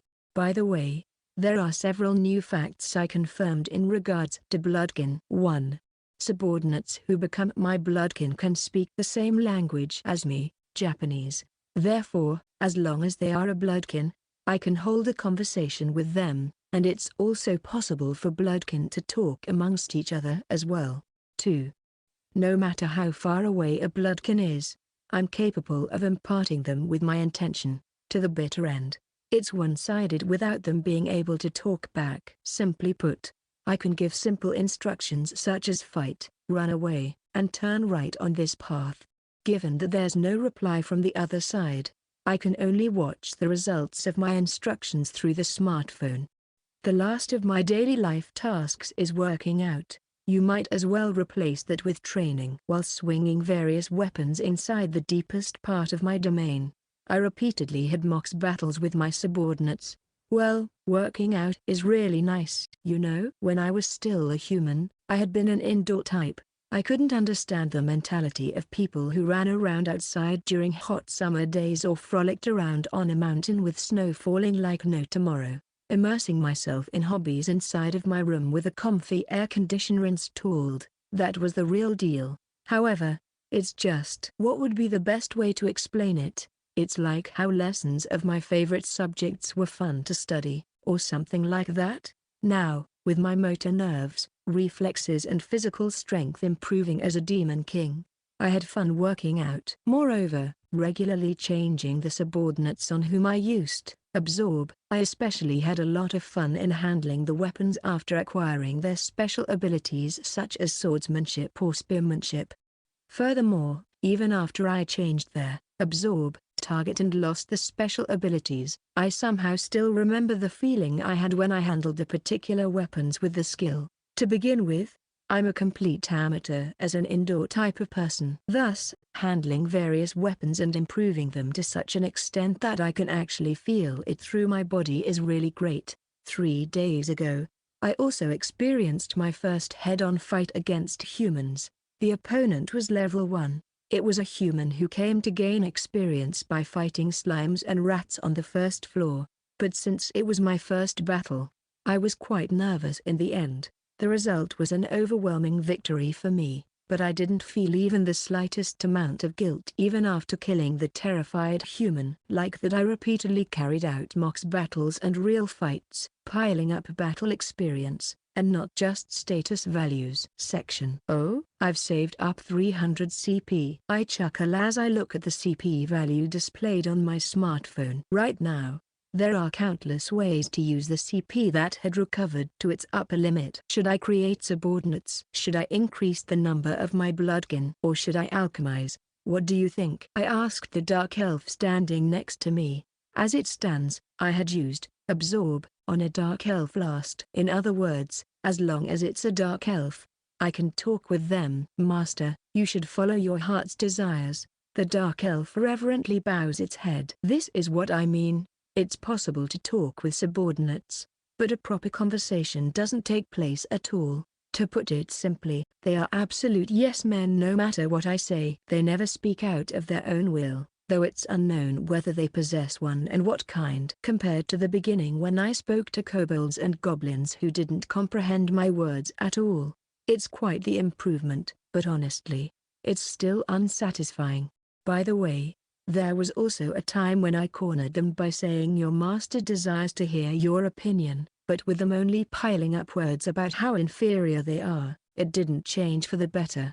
Quist la vie, I guess I will ponder about it myself. Or rather, I've already decided what I'm going to do anyway. I operate the smartphone and tap the alchemy entry. I will alchemize a slightly luxurious weapon for myself, although I have too little CP for B rank, which costs the most. I alchemized a mithril spear, which consumed 300 CP. I have tried shield, sword, spear, axe, and bow, but spear was the easiest for me to use. If I am in the state of having acquired the special ability mastery, F, there would be no difference between them. But in case of losing the special ability, the spear, which allows me to attack with simple motions such as thrust and has a long reach, is the easiest to handle.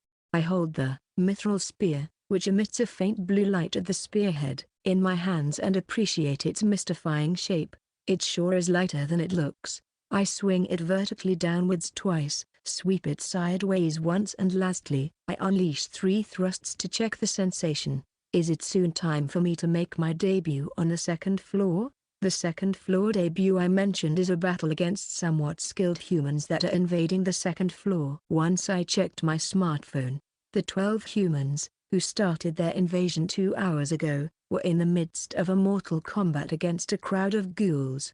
Strength-wise they are level 3, I guess. That fits perfectly. Taking along some subordinates, I moved to the location where the humans were repeatedly struggling against ghouls. Chapter 28.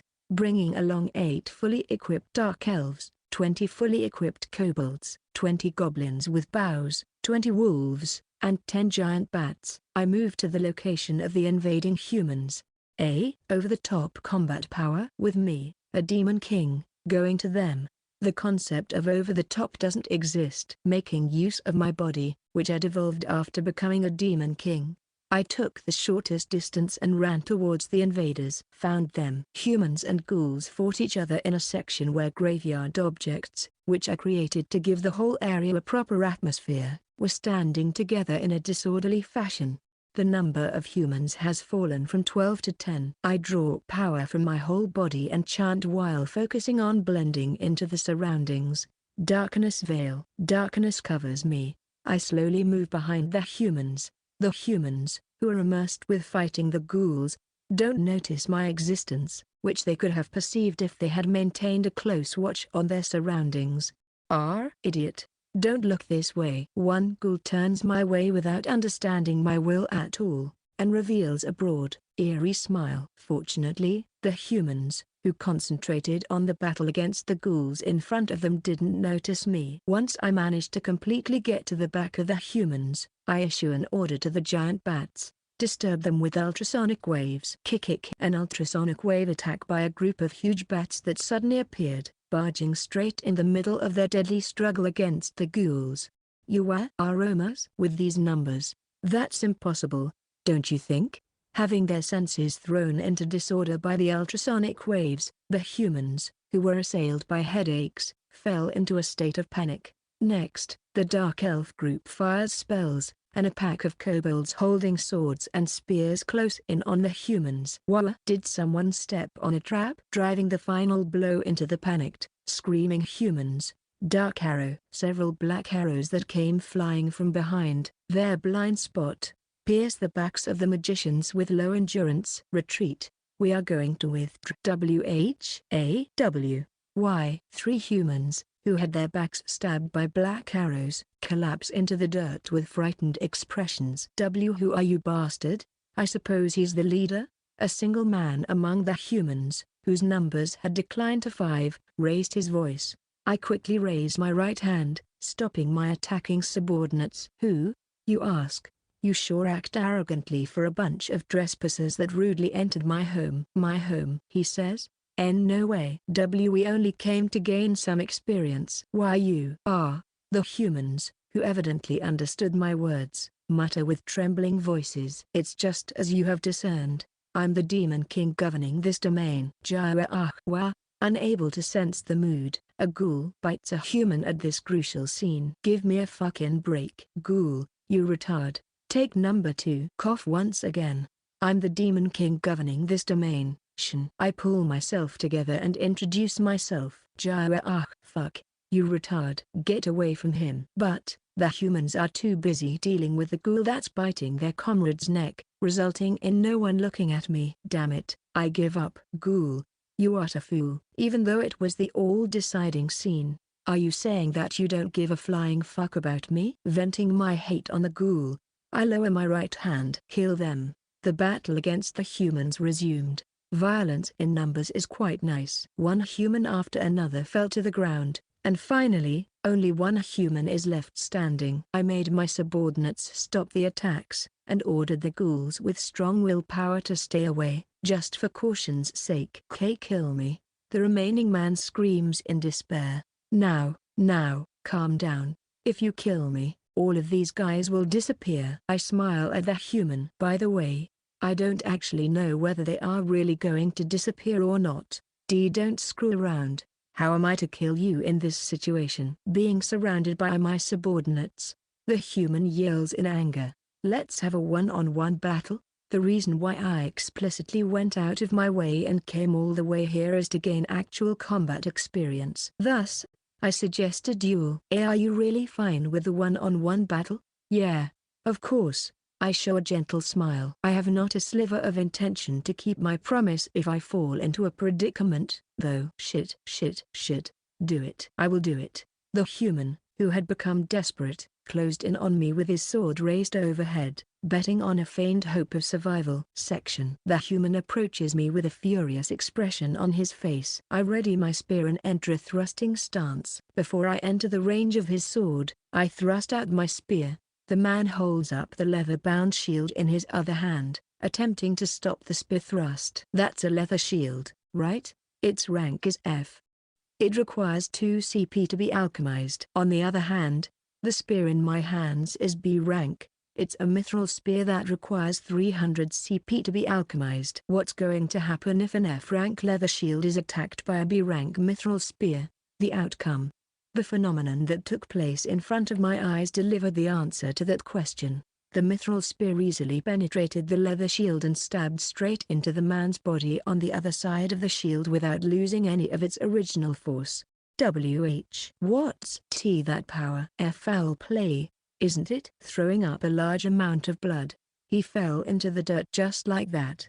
That didn't serve as training at all. I cleared away the blood sticking to the spear on the spot and returned to the deepest part of my domain. Section. As I'm watching my bloodquin situation through the smartphone, an intense electronic sound reverberated from my smartphone. The words, "Invader alert," are displayed on the phone. I tilt my head in confusion due to the impossible situation. Currently 12 humans are in the middle of invading my domain. Once I operate my smartphone, all 12 humans are in a battle against a pack of wolves, not having broken through the first floor yet. What's that? I check the state of my domain with my smartphone. Demon King Shin's domain. DP, 180. Domain size, 6 square kilometers. Population, 0. Type, dungeon. Floors, 3. Established facilities, small room X35, forest X1, rock X68, entrance X1, treasure chest X14, rest area X4, stairway X2, setup traps, wooden arrow X12, poisoned arrow X4, tumbling boulder X3, pitfall X4, alarm X1, poison swamp X1. Special restrictions, number of humans, 12. Special effects, none. After the initial setting of the special restrictions, it has always been, number of humans, 12. A 13th invader? No. That's impossible, right? I check the live footage of my domain's entrance area, ? What was shown on the screen was one goblin, covered in wounds all over its body. Doesn't this mean that it's an invader that is not human, a monster dispatched by another demon king? My bloodquin are also invading the domains of other demon kings in order to gain experience. So I can't complain if I'm invaded either.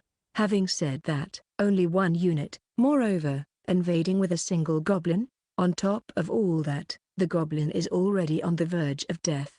The possibilities I can think of are, it aimlessly wandered outside my domain and escaped inside when it was about to be killed by the humans.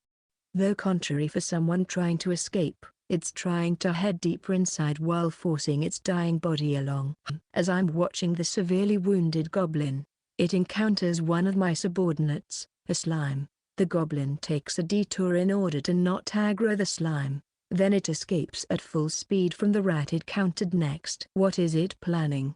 Having my curiosity piqued by the goblin that's behaving strangely, I forbid my subordinates to attack the goblin. And then I had one of my goblins go to meet it after a few hours of waiting, for the sake of not letting the Demon King, who's the goblin's master, know about the root of my domain. The miserable goblin had a sack put over its head before being dragged in front of me. Chapter 29. Do you understand my words? I call out to the goblin with a sack put over its head. I do so. The goblin answers with a trembling voice. Do they automatically learn human speech, Japanese, once they become a bloodkin? I think about a separate matter while listening to the goblin's reply. So, is it a coincidence for you to have arrived at my domain? It's not so. What's your objective then? I have come to deliver something, Su. I have been tasked by Chief to hand over something to you, Su. The goblin calls the Demon King, who created it, Chief. In short, this guy is saying that it came to my domain to deliver something from its Demon King. Delivering something to me? What is it? This, Su. The goblin shoves a hand into its straw skirt and takes out a crumpled piece of paper. I approach the goblin and snatch the piece of paper out of its hand. Once I unfolded the crumpled piece of paper, beautiful Japanese characters became visible. A letter? I read the letter. I'm glad to meet you, Demon King, whose face and name I don't know. I'm called Canon, the Demon King ruling over the domain adjacent to yours. The goblin, whom I entrusted with this letter, is called Gobfuto. As I have ordered him to cause you no harm, I ask that you treat him hospitably. I'm writing this letter in order to apply for a surrender to you. Originally, this is something to request after visiting you in person, but, as I myself cannot leave my domain, I deeply apologize for making use of a representative instead.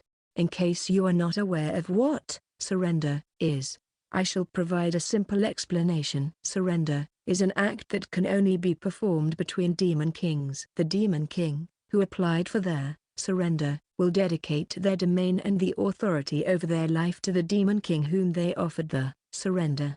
The merit in this deal for you is that you can gain my domain and me as your loyal subordinate. My knowledge stat is B.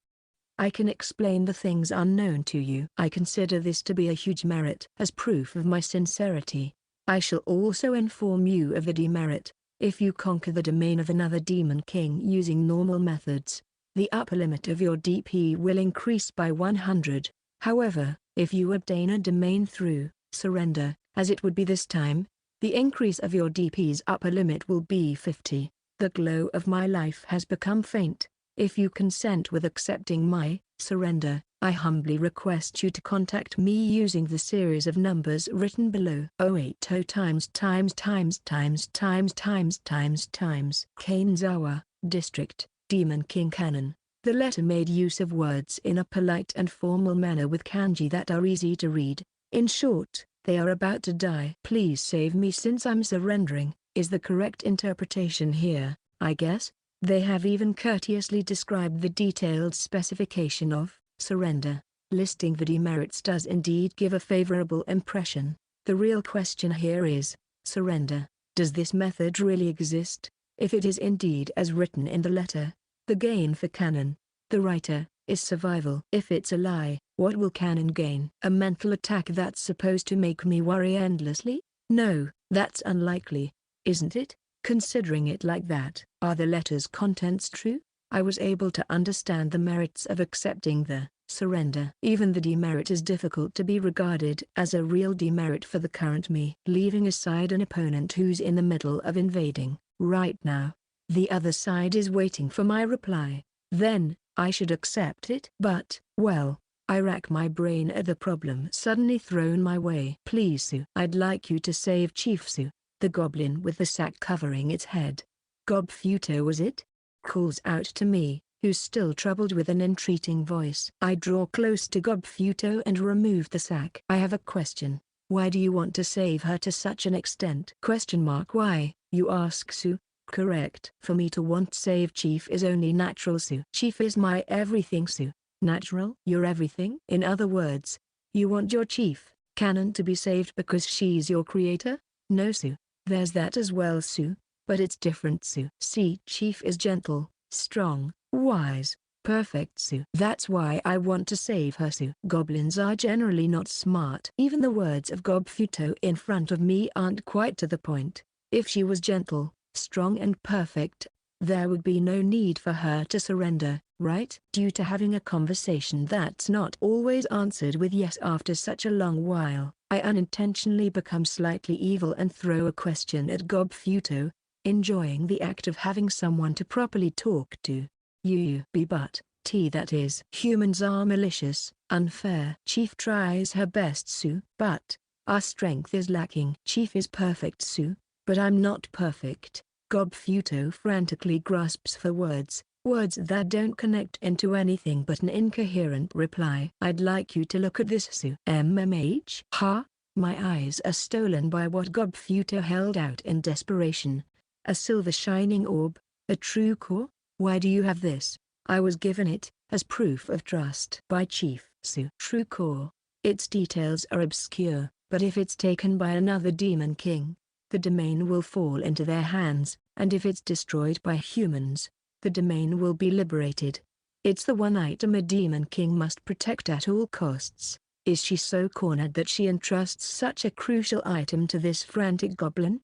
To put it in other words, it's such a desperate situation that she is willing to offer her true core. To be honest, I couldn't fully eliminate the possibility of it being a trap.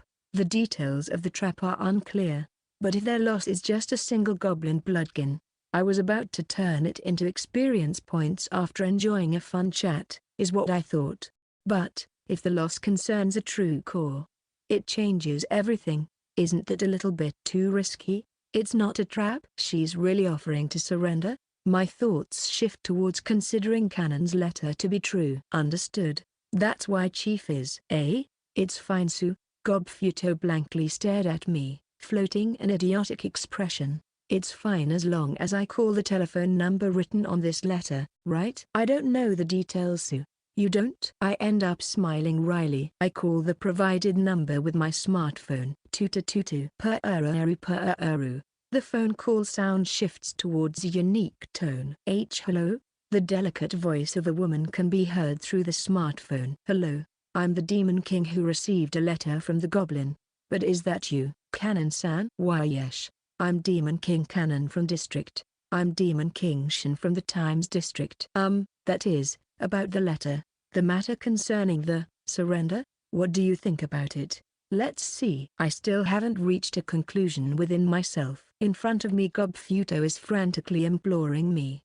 That is, it's something said by me, but I believe that I can be very useful to you, Shin-san. Since I'm knowledge specialized, or rather, as my knowledge stat is at B, I know a lot of things. Like, let's see, Shin-san.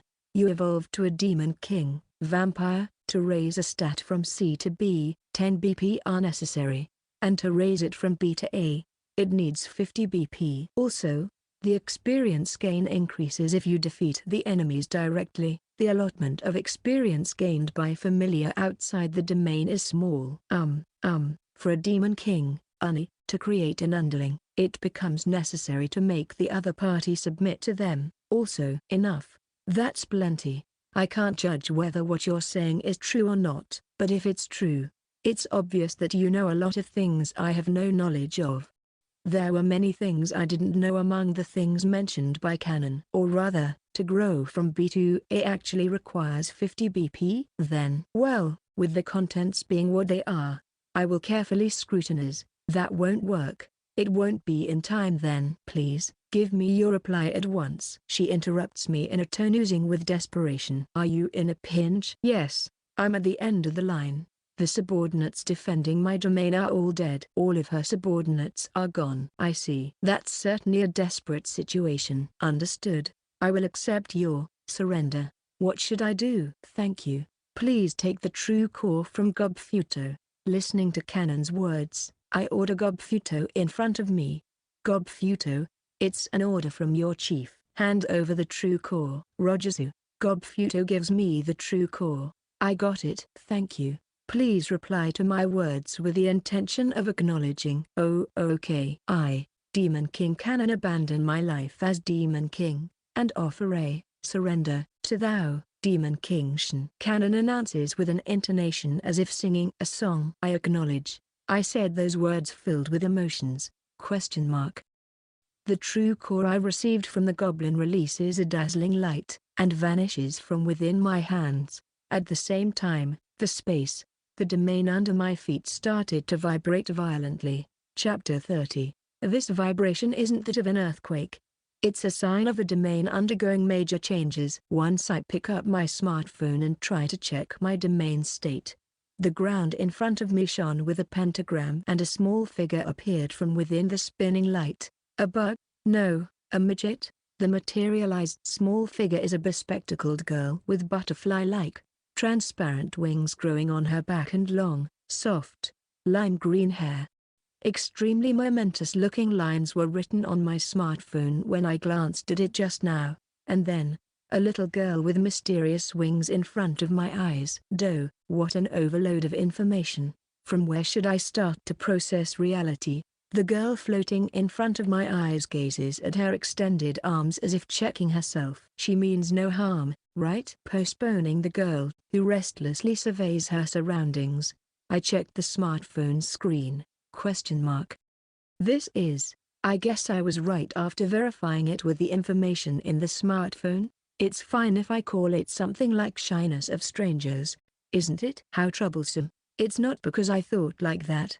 But after checking with my smartphone, I praise my own judgment. On the smartphone, you obtained Demon King Canon's domain. Alien elements shall be purged for the sake of integrating the domain. The purge of alien elements was successful. The unification of domains shall be carried out. Unification of domains succeeded. From now on you are granted a 24-hour pseudo-peace. Important information was displayed in rapid succession. The purge of alien elements. A 24-hour pseudo-peace. The effects brought about by those two events are unfathomable. Next, I tried to check the situation in my domain, but, can you hear me? Can you see me? A frail voice interrupts my thoughts. I raise my eyes and look at the voice's owner, the girl. You noticed me? Nice to meet you. I'm Canon. The floating bespectacled girl, Canon, quickly bows her head. Nice to meet you. I'm Shin. I also lightly bow my head towards Canon. I was startled. Just when I was hurled to an unknown place, all of a sudden, the person in front of me ignores me and plays around with his smartphone. I was almost certain that you couldn't see me. Canon patted her chest in relief. That is, somehow. I'm sorry. How should I interact with her? For the time being I apologized. No. Not at all. Shin-sama, you are my lifesaver. I have intruded upon you during a busy time. Thus, it's me who is to ask for forgiveness. Canon waves her hands in panic and quickly bows her head at the end. It's the characteristic apology battle of Japanese people. I had lost all memories of other people, but I feel somewhat of a nostalgia towards this back and forth. And then silence prevails for a short time. There's no way for me, with my loner attribute, to come up with a topic in order to break down this silence. From the information I was provided, I assemble what I should do from now on inside my head. The pseudo-peace lasts for 24 hours. A former Demon King girl, who became my subordinate, and an extended domain. If I remember correctly, this girl, Canon reported it herself, but her knowledge should be B. I guess I should gather some information to start with. But, even though I say it like that, what should I actually ask her? Free questions while not knowing the other side's information depth is truly difficult. I've come up with the most ideal method. We both speak up at the same time, breaking the odd silence. As a result of mutual compromising with please, you go ahead. A basic trait of the Japanese. I obtain the right to speak. Yes? Can I bite you? The girl, who had just yielded the authority over her life to me, looked at me with fear in her eyes, drawing away slowly. After that I stacked up explanation after explanation within the awkward atmosphere that was close to absolute zero. In other words, Since I need the information that can be obtained from your knowledge B, I thought absorb would be the best. Shinsama, I understand what you want to say. I see, then. Seeing as I understood, I shall inform you that you won't be able to absorb my knowledge even if you use absorb to extract my vitality. Is that so? A silly voice escaped my mouth. Yes. You can try it if you want. But the abilities you will be able to obtain from me through absorb are only instant memory, my characteristic ability, as well as language, fairy, and nature manipulation as my racial abilities. You can't gain abilities that depend on stats through absorb. Seriously? Yes. If you allow me to add, instant memory is an ability allowing you to recall anything you've seen once in an instant. Language, fairy, is an ability allowing you to understand the words of fairies. Since you can also understand the goblin language with this ability, you can call it upward compatible with language. Goblin.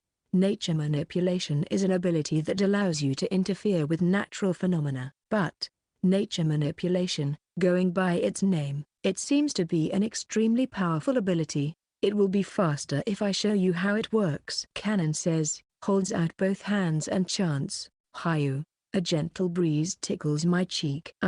Dark Elf-san, can you use a simple fire spell? Canon speaks to the Dark Elf, and in turn it looks in my direction to check back with me. I silently nod. The Dark Elf holds out its right hand and casts the spell. The created ball of fire makes impact with the empty ground. Embers that are about to vanish sway within the aftermath. Canon holds out both hands towards the embers and chants, Bo. The embers grandly swayed around for a brief moment. Something along this line. Canon takes a breath and looks back at me. Meaning? Nature manipulation can interfere with natural phenomena such as fire, wind, and water, but the level of interference is as I just showed you. Moreover, it can't interfere with magic. For example, in the event a minute ago, it couldn't have interfered with the fireball released by Dark Elf-san, but it could interfere with the fire created by that fireball. Creating fire or wind out of nothing is impossible, is what you want to say. That's how it is. Nature manipulation. Contrary to its name, it was a cute special ability that should be called fairies mischief or something along that line. Okay, I understand nature manipulation now. Though it was a disappointing result. It's a change of topic. Now, can I ask a question? Yes. What do you want to know? Just now you talked to the Dark Elf, right? Yes. Since Dark Elf-san can use fire magic, do you understand the Dark Elf language? Or are Dark Elves fairies? I understand the Dark Elf language. On a side note, Dark Elves belong to the elf species. The special ability you possess is language, fairy. Didn't you say that? Why do you understand their words then? Shinsama, the ability you can absorb from me is language, fairy. However, I have acquired language, subrace A, language, subrace B, language, demons, language, angels, language, humans, telepathic communication, slimes, telepathic communication, animals, and telepathic communication, spirits. I can understand Dark Elf-san's words with language, subrace B. By the way, that's an ability you acquire with knowledge D. In short, you were able to understand the language of other races once you raised your knowledge. My head is on the verge of bursting due to the enormous flood of information provided by Canon. Yes. Once knowledge rises to B, you also acquire language, humans. This is an ability that allows you to understand languages besides Japanese, such as English, German, Chinese and so on. Even though I had studied English so frantically in the past, it's somehow heart-rending, isn't it? Canon said jokingly and smiled wryly. Chapter 31. The only stat I didn't assign any BP to. Knowledge. The blessings given by knowledge aren't only limited to language either. The benefits provided by knowledge weren't inferior compared to the other stats. Information turns into a key that greatly influences any strategy. During my time as a human, I was a very normal university student. I didn't have any experience in wars or battles, except for the one obtained in virtual worlds. For example, in a game. Even the same game, The progression speed will be vastly different between playing it for the first time and playing it the second time.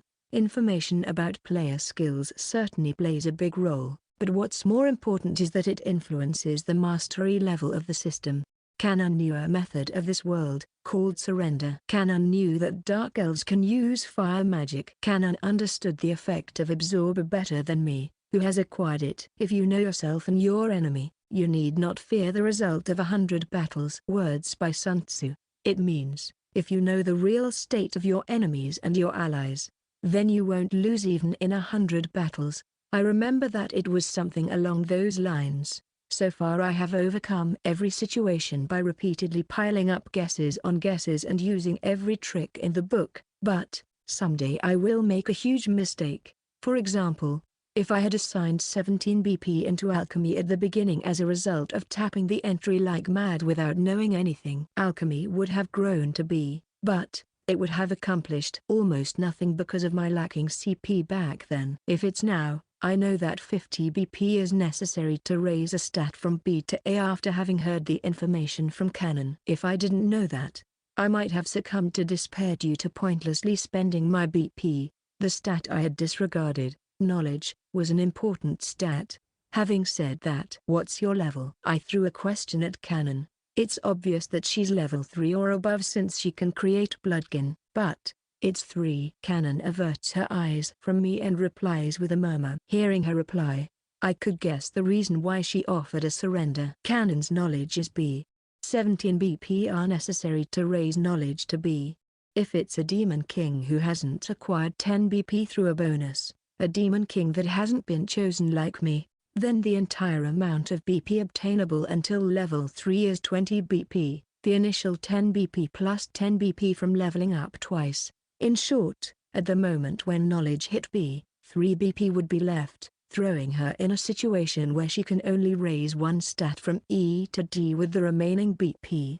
No matter how much knowledge she might have by then, it will be a checkmate for her in that situation. Even if she raised creation, for example, her strongest subordinates would be kobolds. Moreover, unlike me, she wouldn't be able to give any decent equipment to those kobolds. If it was alchemy instead, what useful equipment would she actually be able to alchemize at D? Let's take the Iron series as an example. That way her strongest subordinates would be goblins equipped with items from the Iron series.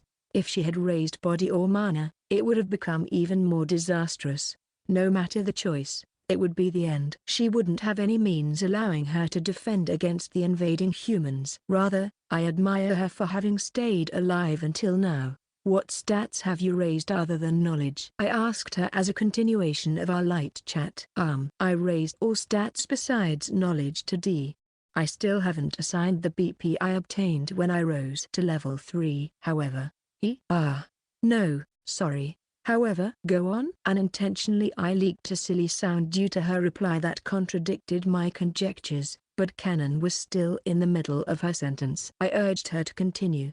Okay. However, seemingly as an effect of surrender, the entries creation and alchemy vanished, probably because I stopped being a demon king. The flood of unknown information overwhelms me. Just on this topic alone, there are two things that bother me. The effective time of pseudo-peace is 24 hours, right? Will that be enough? For the time being, I decided to go on with a light question. First off, your level is 3, right? Yes. You know. MMH? I know that. I'm not in a position allowing me to request something like this, but what is it? If possible, I'd like you to stop calling me, you. Canon tells me her request, apparently having some difficulties trying to say it. Certainly, you, is unduly distant, or rather, feels like there's a cold wall of sorts between us. Having said that, how should I call her then? Canon-san? Attaching san to someone who offered their surrender is weird, isn't it? She looks like a cute fairy, but Canon-chan because of that? Ha ha ha. If I could attach chan to the names of people whom I had met for less than an hour or so, then I wouldn't have been such a loner. If possible. If you could just call me Canon. Canon. Got it. I will simply call you Canon from now on. I repeat the name a few times and acknowledge her request. Thank you. In exchange, how to say it? You. No Canon.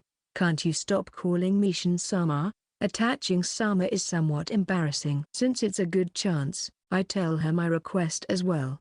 How should I call you then? Just Shin is fine. Being told by a woman, who I met for the first time, that she wants me to call her by just her name, of course I'd respond with the same request. This situation. It's that, isn't it? I have advanced from the attribute loner to the attribute Ryuju. I shyly hide my joy that I can finally bid farewell to an attribute that has been my partner for 18 long years. No, going by appearance. You're older, Shin-sama. So Shin-san? How about that? A bittersweet relationship didn't come to be. Very well. That's fine, I answered curtly. Come to think of it, you said going by appearance. What do I look like right now? There are no mirrors in my domain. If I wanted to create one, I could make an object with a similar feel. Also, if you look deeply into a silver shield, it reflects one's figure. But after evolving to Demon King, Vampire, I had yet to check my own appearance. One way or another I know that I have grown a little bit, gained a few muscles and that my hair has become silver, but I was curious how my appearance looks in the eyes of another person. Let's see. You have beautiful silver hair and seem to be in the first half of your 20s at a glance. I think your looks are good. With my appearance being regarded as older than my actual age, I wonder, should I be happy to be seen as an adult, or should be sad over being seen as old? My looks seem to be good. This makes me quite happy. However, you look somewhat ill, or rather, your complexion is bad. I see. Thanks. I gave Canon my thanks. If I tell her something like in reality I am 18 years old, I feel like it will derail our conversation again. Thus, I decided to return the topic to the issues at hand. Let's return to the main topic. Canon, you are level 3, right? Why were you able to raise knowledge to B and all other stats to D? That is when I started their World Salvation Project app for the first time, I had an entry called Special. You had it too, didn't you, Shin-san? The one that said it would answer any kind of question, but only once? Yes, correct. Once I entered the question, I got the answer marvelous and acquired 10 BP as bonus. I see. That wasn't a special privilege only available to me. I was so happy thinking that I'm beyond a doubt a chosen Demon King. By the way, what kind of question was it? That is, you know. First she hesitates to answer, but then resolves herself. I asked, is there any need to save this world? Makes senses. Canon looks like a cute fairy. And, since a while ago she has been obediently answering my questions. However, I must not forget Canon is a former Demon King, someone classified as chaos from the result of the aptitude test. She talks and looks like this, but isn't this girl actually quite dangerous? I recognized anew the fairy floating around while smiling. Canon, as a former Demon King. Chapter 32, I switched my thought process and decided to toss the next question at Canon. By the way, the answer she received in the special section seems to be please decide for yourself. What a blunt answer. The next question, Canon. As of now, you aren't a Demon King? Yes. I checked when you were immersed in your own world, Shin-san, but my current race is Pixie. To explain it with my status. Once she shows me the status displayed on her smartphone. Name, Canon. Aptitude, Chaos. Race, Pixie. LV, 3. Body, D. Mana, D. Knowledge, B. BP, 5. Special abilities, Fairy. Instant memory, Nature manipulation. Earth javelin. Language, Fairies. Language, Subrace A. Language, Subrace B. Language, Demons. Language, Angels. Language, Humans. Telepathic communication, Slimes. Telepathic communication, Animals. Telepathic communication, Spirits. It has become like this. Other than creation and alchemy, CP has vanished, too. Moreover, compared to her time as a Demon King, Fairy, the overall length of her status has apparently decreased by a third. The matter of you not being a Demon King. Does that mean you need to eat and sleep now? My characteristic of being able to stay active without any sleep, food or drink is owed to the special ability Demon King. My subordinates normally require food and sleep. That's how it is. Until now, My subordinates' food consisted of humans that had invaded and the corpses of other subordinates who were killed by humans. Or if it wasn't enough, I provided food through alchemy, but I wonder, would it be a good idea to create farm fields or something like that? I knew that it exists as an entry, but it's an entry I purposely ignored since it looked troublesome. Now that I think of it, we have talked for more than an hour. The remaining pseudo-piece has a little less than 23 hours left. I guess I should procure some information before restructuring my domain. However, in that case, it becomes a problem as to how far I can trust Canon. Canon, what's your current position? It's fine for you to consider me your subordinate. Can I order her around like my other subordinates in that case? Roll up your skirt. Why yes. With a blushing face, Canon rolls up the skirt of her dress with her own hands. Aha, it's a sight for sore eyes. What is it all of a sudden? Well, since you said that you're the same as my subordinates, I wondered whether I can give you orders, and thus I wanted to make sure. The result, I can. In that case, even other orders. Canon curls up on the ground while looking embarrassed. Well, it's possible that my character has been put in question, but there's no worry that she could betray me, I guess. By the way, what will happen to you if I die? That depends on how you die. If you were to be killed by humans, all of your subordinates, including myself, will disappear. If you were to be killed by a demon king,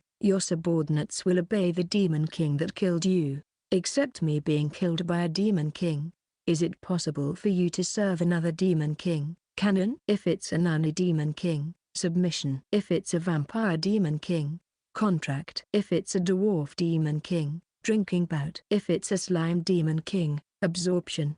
It's possible for me to become the familiar of another demon king if I accept it. Nice. An array of unknown terms. Once I asked for a detailed explanation. Those seem to be the different methods of creating bloodkin by the evolved races. Demon king, human, bonds, making someone a follower by deepening the bonds. Demon king, uni, submission, making someone who had their spirit broken into an underling by displaying strength. Demon king, demon, hell's scales, making someone that made an offering to you into a minion. Demon king, elf, covenant, making an elf or spirit that tied a covenant into a partner. Demon king, dwarf, drinking bout, making someone with whom you spent one night drinking booze into a buddy. Demon king, slime, absorption, making someone who you absorbed into a clone. Demon king, beast, sympathy, making someone who resonated with you into a friend. Demon king, fairy, trust, making someone who trusts you and whom you trust into a familiar. Demon king, vampire, contract, making someone who drank up a blood chalice into a bloodkin. Demon king, dragon, master and servant, making someone who believes in you into a servant. Demon king, fallen angel, convert, making someone who has the same faith as you into a believer. That's all the conditions for each race to make kin. Furthermore, depending on the race, the CP needed to create kin differs, with the vampire type apparently needing the most. The explanation has become too abstract, so I don't really understand it. Oh well, I understand about the conditions of creating kin. In short, as long as you don't become the kin of another demon, you can't betray me. Is it fine to perceive it like that? Yes, as long as there's no order from you, Shin-san. I have a free will, but it's fine to view it like that. Canon nodded with a serious expression. Then I guess I will trust you and clarify. From now on, I will tell you my personal principles so far and the guidelines for the coming actions. Okay. After hearing it, I'd like you to provide any information you think will be of use. Understood. I told Canon about my guideline of deliberately giving incentives to the humans to come to my domain, for the sake of survival. I also explained the necessities and means as thoroughly as possible. I see. That's why you put such powerful weapons inside the treasure chests. You knew about it? If you search the net, it becomes clear right away. Besides, the humans, who chased after me up until right before offering my surrender to you, were the Muchless Heroes Party. That group invaded your domain, Canon? Yes. Shin-san, if your reply was any later, I think that I would have certainly vanished. That means their group failed in liberating the domain? Yes, They were rejected when my surrender was enacted. It seems those guys are going to invade this place once they liberated 3 local domains. But, is it fine to consider Canon's domain as no count? I wonder. In the eyes of the humans, my domain is still an inviolable area, so I guess it's fine to assume so. By the way, how many days did it take for them to reach you after they started to invade your domain? Canon? 6. Huh? Isn't that too fast? You were cornered to the verge of being liberated in a measly 6 days? Liberating in 6 days. Isn't that a bit too much of a high pace? It couldn't be helped. See, could it? I failed with my build. I see. If I consider Canon's domain as being too weak, it will grant me a little bit more time. That way of saying it hurts, or rather, well, it's a fact, but, it's possible that there's still a level 1 Demon King by some chance. In that case, my domain will. Nah, that possibility is almost 0. They would have all become level 2 by now at the very least. Or should I say, many Demon Kings have already reached level 3. Why? Canon asks me, who immediately shut down her thinking. It's a guess, but it's the aptitude. Aptitude? Do you mean the result of the aptitude test from that day? That's right. The people who became Demon Kings are all people who were classified as chaos. The assumed aptitude requirements for chaos are people that lack a spirit of cooperation, people that have an extremely high opinion of themselves, people who didn't fit into society before the World Salvation Project, and people with a high aptitude for this world. If I were to put it in other words, those with high adaptability to this world have been chosen, I think. Why do you think so? The World Salvation Project is a project to save the world by having chaos and law fight each other. In this project, chaos is pretty much in an extremely disadvantageous position. First off, the numbers are overwhelmingly different. Next, chaos can't leave their domain until they grow up using law, or to put it in another way, until they reach level 10. Chaos must not only annihilate the humans, but also the other Demon Kings. Now that you mention it, it's really unfair. But the basic abilities of chaos, the Demon Kings, are higher than those of the humans, and they can create. True, those advantages are major, and yet, I still think that chaos is at a disadvantage. Until here is the basic premise.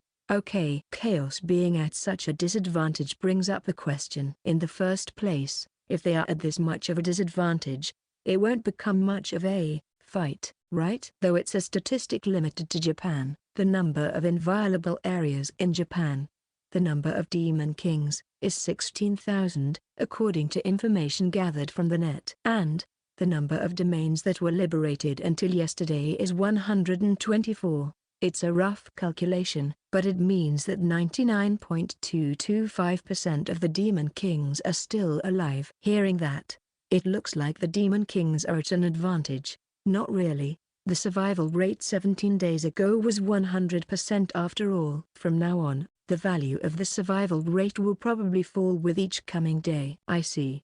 Well, getting back to what I want to say, even though 37 days have passed since the battle between Chaos and Law has started, the Demon Kings are putting up an extremely good fight. Going even further, the first time when a domain was liberated was 29 days after the start of the fight. After 30 days, if you look at Japan, don't you think that domains would have been liberated much earlier if there had been even one Demon King who couldn't adapt to this world while trembling in their domain, unable to do anything?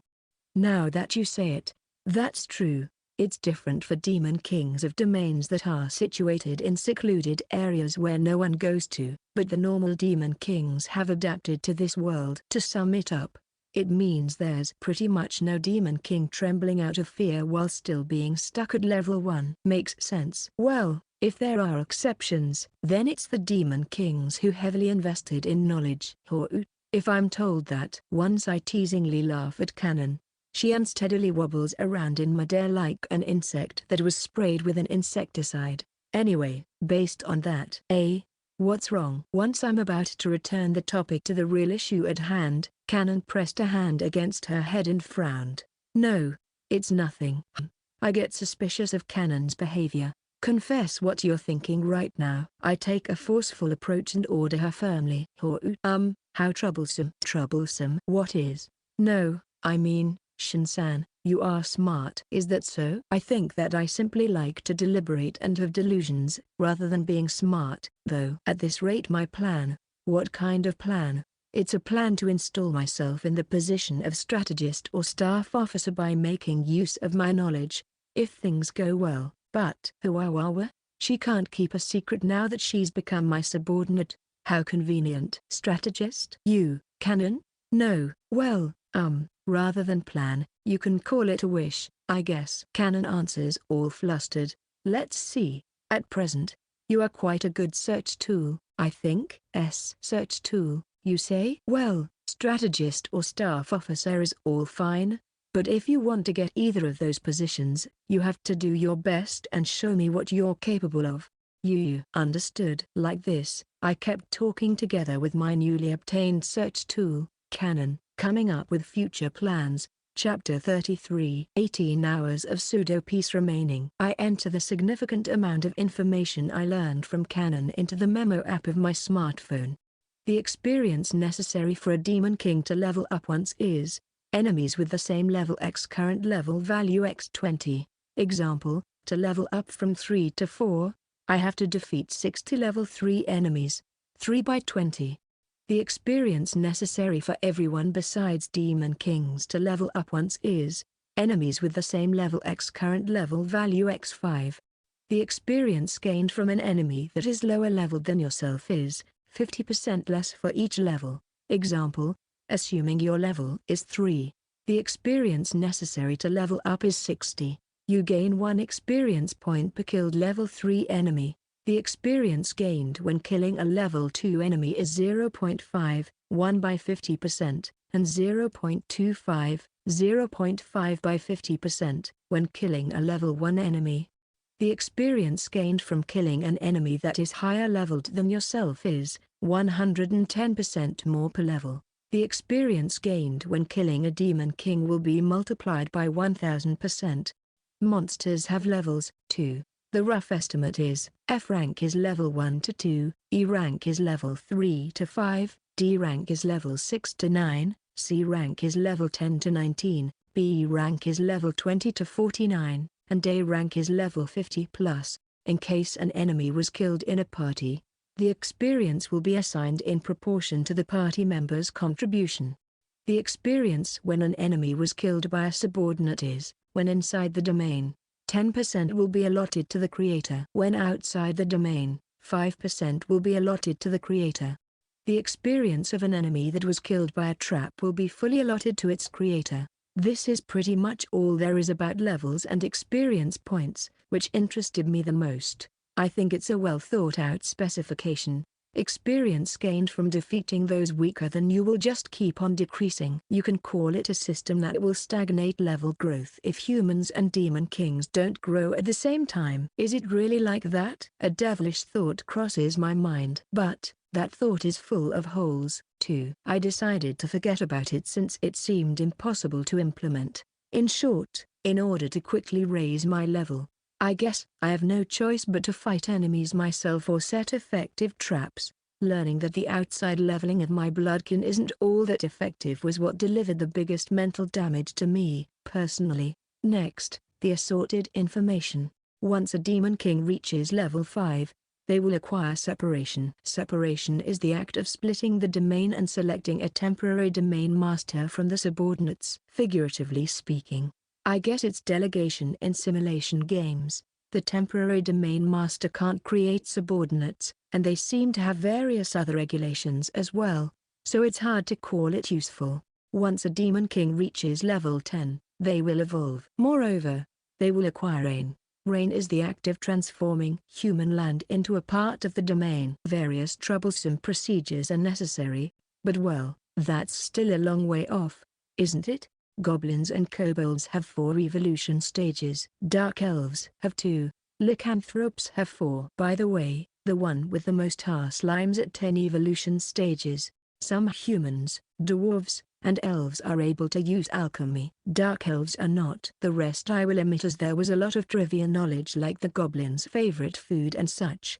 Having obtained a certain extent of information from Canon, I encountered a particularly difficult situation. Sorry. Somehow, because of me. Canon, who was the main cause of the difficult situation, apologized deeply. Well, you didn't know that it would turn out like this, did you? The knowledge I obtained from Canon was extremely useful. Even though I could have forced her to tell me had I ordered her, I don't desire to have a bad relationship with her. I answer back, trying to follow up on her.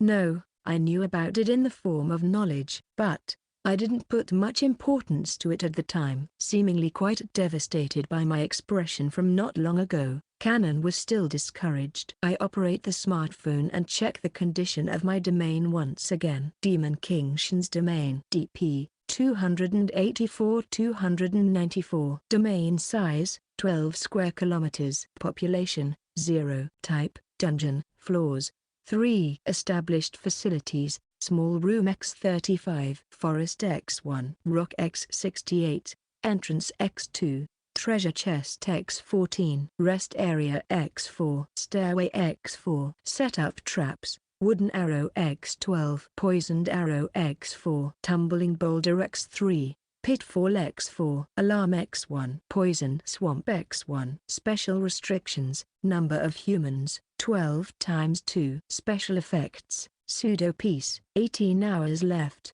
The difficult situation caused by Canon is the increase in entrances, which accompanied the expansion of my domain. An increase in entrances meant an increase in the number of places that have to be defended. At the time I established my personal principles, I always simulated possible results carefully. Why was I, who had been an ordinary university student to begin with, capable of simulating these things? The courses I studied at university were mostly centered around economy, not something like military strategy.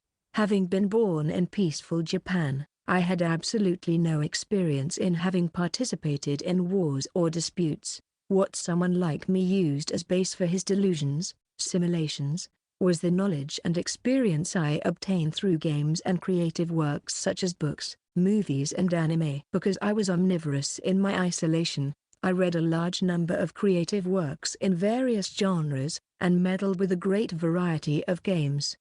Of course, killing one's enemy with cheat powers like the protagonists in some books, or annihilating 1,000 people by yourself as in certain action games is impossible. However, there was a lot of applicable information, too. In reality, I don't know what's useful until I have survived by capitalizing on those kinds of experience. If I apply my knowledge to the current situation, it would be a simulation game where you aim to unify the whole country with the warring states period of China and Japan as the theme. These kinds of games tend to have several turning points where the degree of difficulty rises sharply. One of those is when the dominated area, castle, increases at the beginning. Depending on the circumstances, when you increase your dominated area, you will be blessed by an increase in national power. If I apply that to my current situation, I guess that would represent the increase of DP. Due to the expansion of the domain through surrender, the maximum amount of DP grew by 50. Also, as it became possible to set up further rest areas, the maximum DP value has grown even further. If possible, I'd like the CP value to grow alongside DP. I really wish that could happen. I strayed off topic. In contrast, the demerit is the dispersal of my combat forces. Furthermore, what I am facing is not a game, but reality. It's not like the enemy will wait for me while I'm thinking. Since there's also a limit to checking everything with a bird-like view, my focus will be scattered all over as well. If I establish two entrances next to each other, at the moment that idea popped up in my mind, I instinctively praised myself with "Am I a genius?" But unfortunately, if entrances don't have a certain distance from each other, they can't be set up. Creating a dungeon with the size of 12 square kilometers x 3 floors is far too troublesome. Isn't there anything like an intermediate Demon King pack? I wonder, have the humans found out that I am ruling your domain yet? Yeah, that's for sure. Even on the net, it's a hot topic. Thought so. Canon's domain apparently used the beginner Demon King pack, hybrid version. It was a domain that combined vast forests and ruins. On the other hand, my domain is a dungeon type, It's out of topic, but upon expanding the hybrid pack, the inner structures of buildings that could be established would apparently expand as well. As a result of me accepting Canon's surrender, Canon's domain has fused with mine, or rather, it was absorbed without keeping its shape. All facilities disappeared. It was changed into a dungeon type and combined with my domain. If you look at a dungeon type domain from outside, it's a huge monolith. For an image, you can imagine it to be similar to the Ayers Rock. In other words, if one had watched this time's uproar from the outset, they would have seen the forest that formed Canon's domain disappearing and a huge rock, which grew out of the ground alongside an immense rumbling sound, fusing together with a huge rock that formed the exterior of my domain. If you had at least been level 5 or could have come to steal the true core directly, my domain wouldn't have changed its shape. Eh? What's with that? It's my fault now? No, it's not your fault or anything like that, Shin-san. That is, in other words, the one at fault is me. Did my inner feeling of pushing the guilt onto Canon appear on my face? Canon explains in panic. Canon, sometimes, she's really unable to read the mood. Isn't she? It might be because her aptitude is chaos like me, and because she has the same attributes as I have, loner equals communication disorder. Well, whatever. By the way, what would have happened if I had been beyond level 5? Since you would have been able to use separation at level 5 and above, it looks like you could have done the takeover without any change to my domain if you had immediately selected a temporary domain master on the spot. There are truly a lot of complicated and puzzling specifications. I'm sorry, it's not as if the specifications were decided by Canon, but for some reason she still apologized. Wait, moving the true core is possible, right? Having expanded my domain, I possessed 2 true cores. It's troublesome since I have to protect 2 of them now. It would be best to put them together in one place. It's possible, but, as long as you don't take it out of the domain, it's possible to use creation or alchemy, isn't it? No, to be precise, it's outside the territory. Canon replies with an apologetic whisper. Territory? Yes, Shin-san. The territory of your true core is this room. Now that she mentions it, I never took the true core out of this room, or to be even more accurate, out of the freezer. You're saying I won't be able to use creation and alchemy if I take it out of the territory? No. Given that you own 2 true cores, you will still be able to use creation and alchemy even if you move one of the true cores outside the territory. However, in that case your maximum CP value will be reduced by half, Shin-san. Does CP possibly increase if the number of possessed true cores grows? Yes, didn't I tell you? You didn't. There were too many things to consider and thus, I hadn't checked the status of my CP. Ever since I alchemized the mithril spear, I haven't paid any attention to my CP as I had more than 10 hours for the CP to recover to its maximum. Or rather, it's already been 10 hours, hasn't it? Shit. There's too much I have to do. I pull my hair out of stress. Chapter 34. Once I checked my status, the maximum value of CP had increased by 100. Moreover, I acquired a new special ability. I think I will postpone the verification of this new special ability to a later date. Gosh, the things I ought to do are increasing successively. Canon, do you have a weapon you're proficient at? I call out to Canon. The current plan is to deal with the saturated 400 CP weapon. Sorry, I have never used one. Canon slouches her shoulders while looking apologetic. Then, wait, considering it properly, can you actually hold this? I pass a black iron sword, which I have kept in stock, to Canon. Canon's overall length is 10 centimeters. On the other hand, just the blade of the black iron sword has a length of 80 centimeters. The result is NNH. The bug that attached itself to the sword. Canon is putting in desperate efforts trying to lift it up. Impossible. Well, yeah, makes sense. I operate my smartphone and check the wide-ranging list of weapons I can alchemize. If I remember correctly, it should have been around here. There it is. Kurosaki S1 wand, rank C, cost 150 CP. A tiny one that can be held even by midgets. Unexpectedly, it costs quite a bit of CP. There's also the expression you get what you pay for. It'll do. By the way, Fairy Rod. Rank B, cost 350 CP. I could alchemize that as well, but I rejected the idea as it would be even more expensive than my own weapon. I alchemize Kurosaki wand and toss it to Canon. Ouch. Hey, is such an expensive item really okay?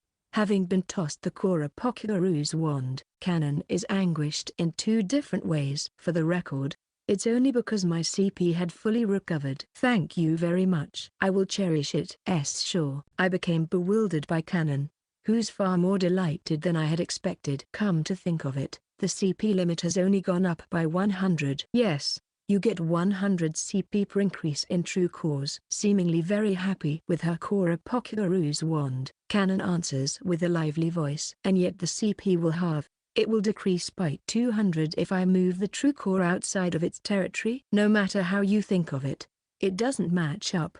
It's the specification after all. Canon gave me a point-blank reply with her merry voice. Section. Now then, what should I do? I muttered to myself. Me voicing it out was deliberate in order to hear Canon's opinion. About what? My plans from now on. I think there's basically two options. What are they? Protect the newly gained domain or abandon it? It's my experience from the previously mentioned simulation game where you aim for the unification of the country. You will assault territories in the beginning since there are things you want, i.e. population. However, since you won't have enough combat forces to protect two territories at the same time, you will have to abandon the usurped territory if it's attacked while not having any troops stationed. Ah, I see. To put it in your own words, abandoning it will have the merit of centralizing your combat forces, and the demerit is a decrease in the maximum values of your CP and DP, or something like that? The bug in front of my eyes said with a self-satisfied look while intentionally lowering her voice. This really makes me want to slap her. I don't really want to believe it, but, are you imitating me? It's similar but, for the time being.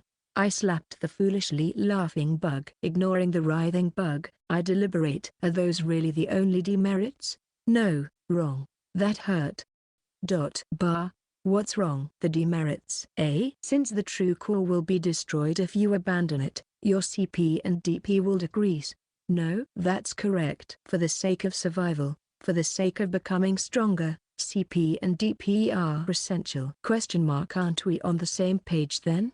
We are. But, abandoning it has yet another big demerit, an even bigger demerit. From now onward, how will the world's situation change, I wonder? Gosh, Shin-san, suddenly changing the topic in the middle of the chat, or rather, delving into your own world. Roll up your skirt.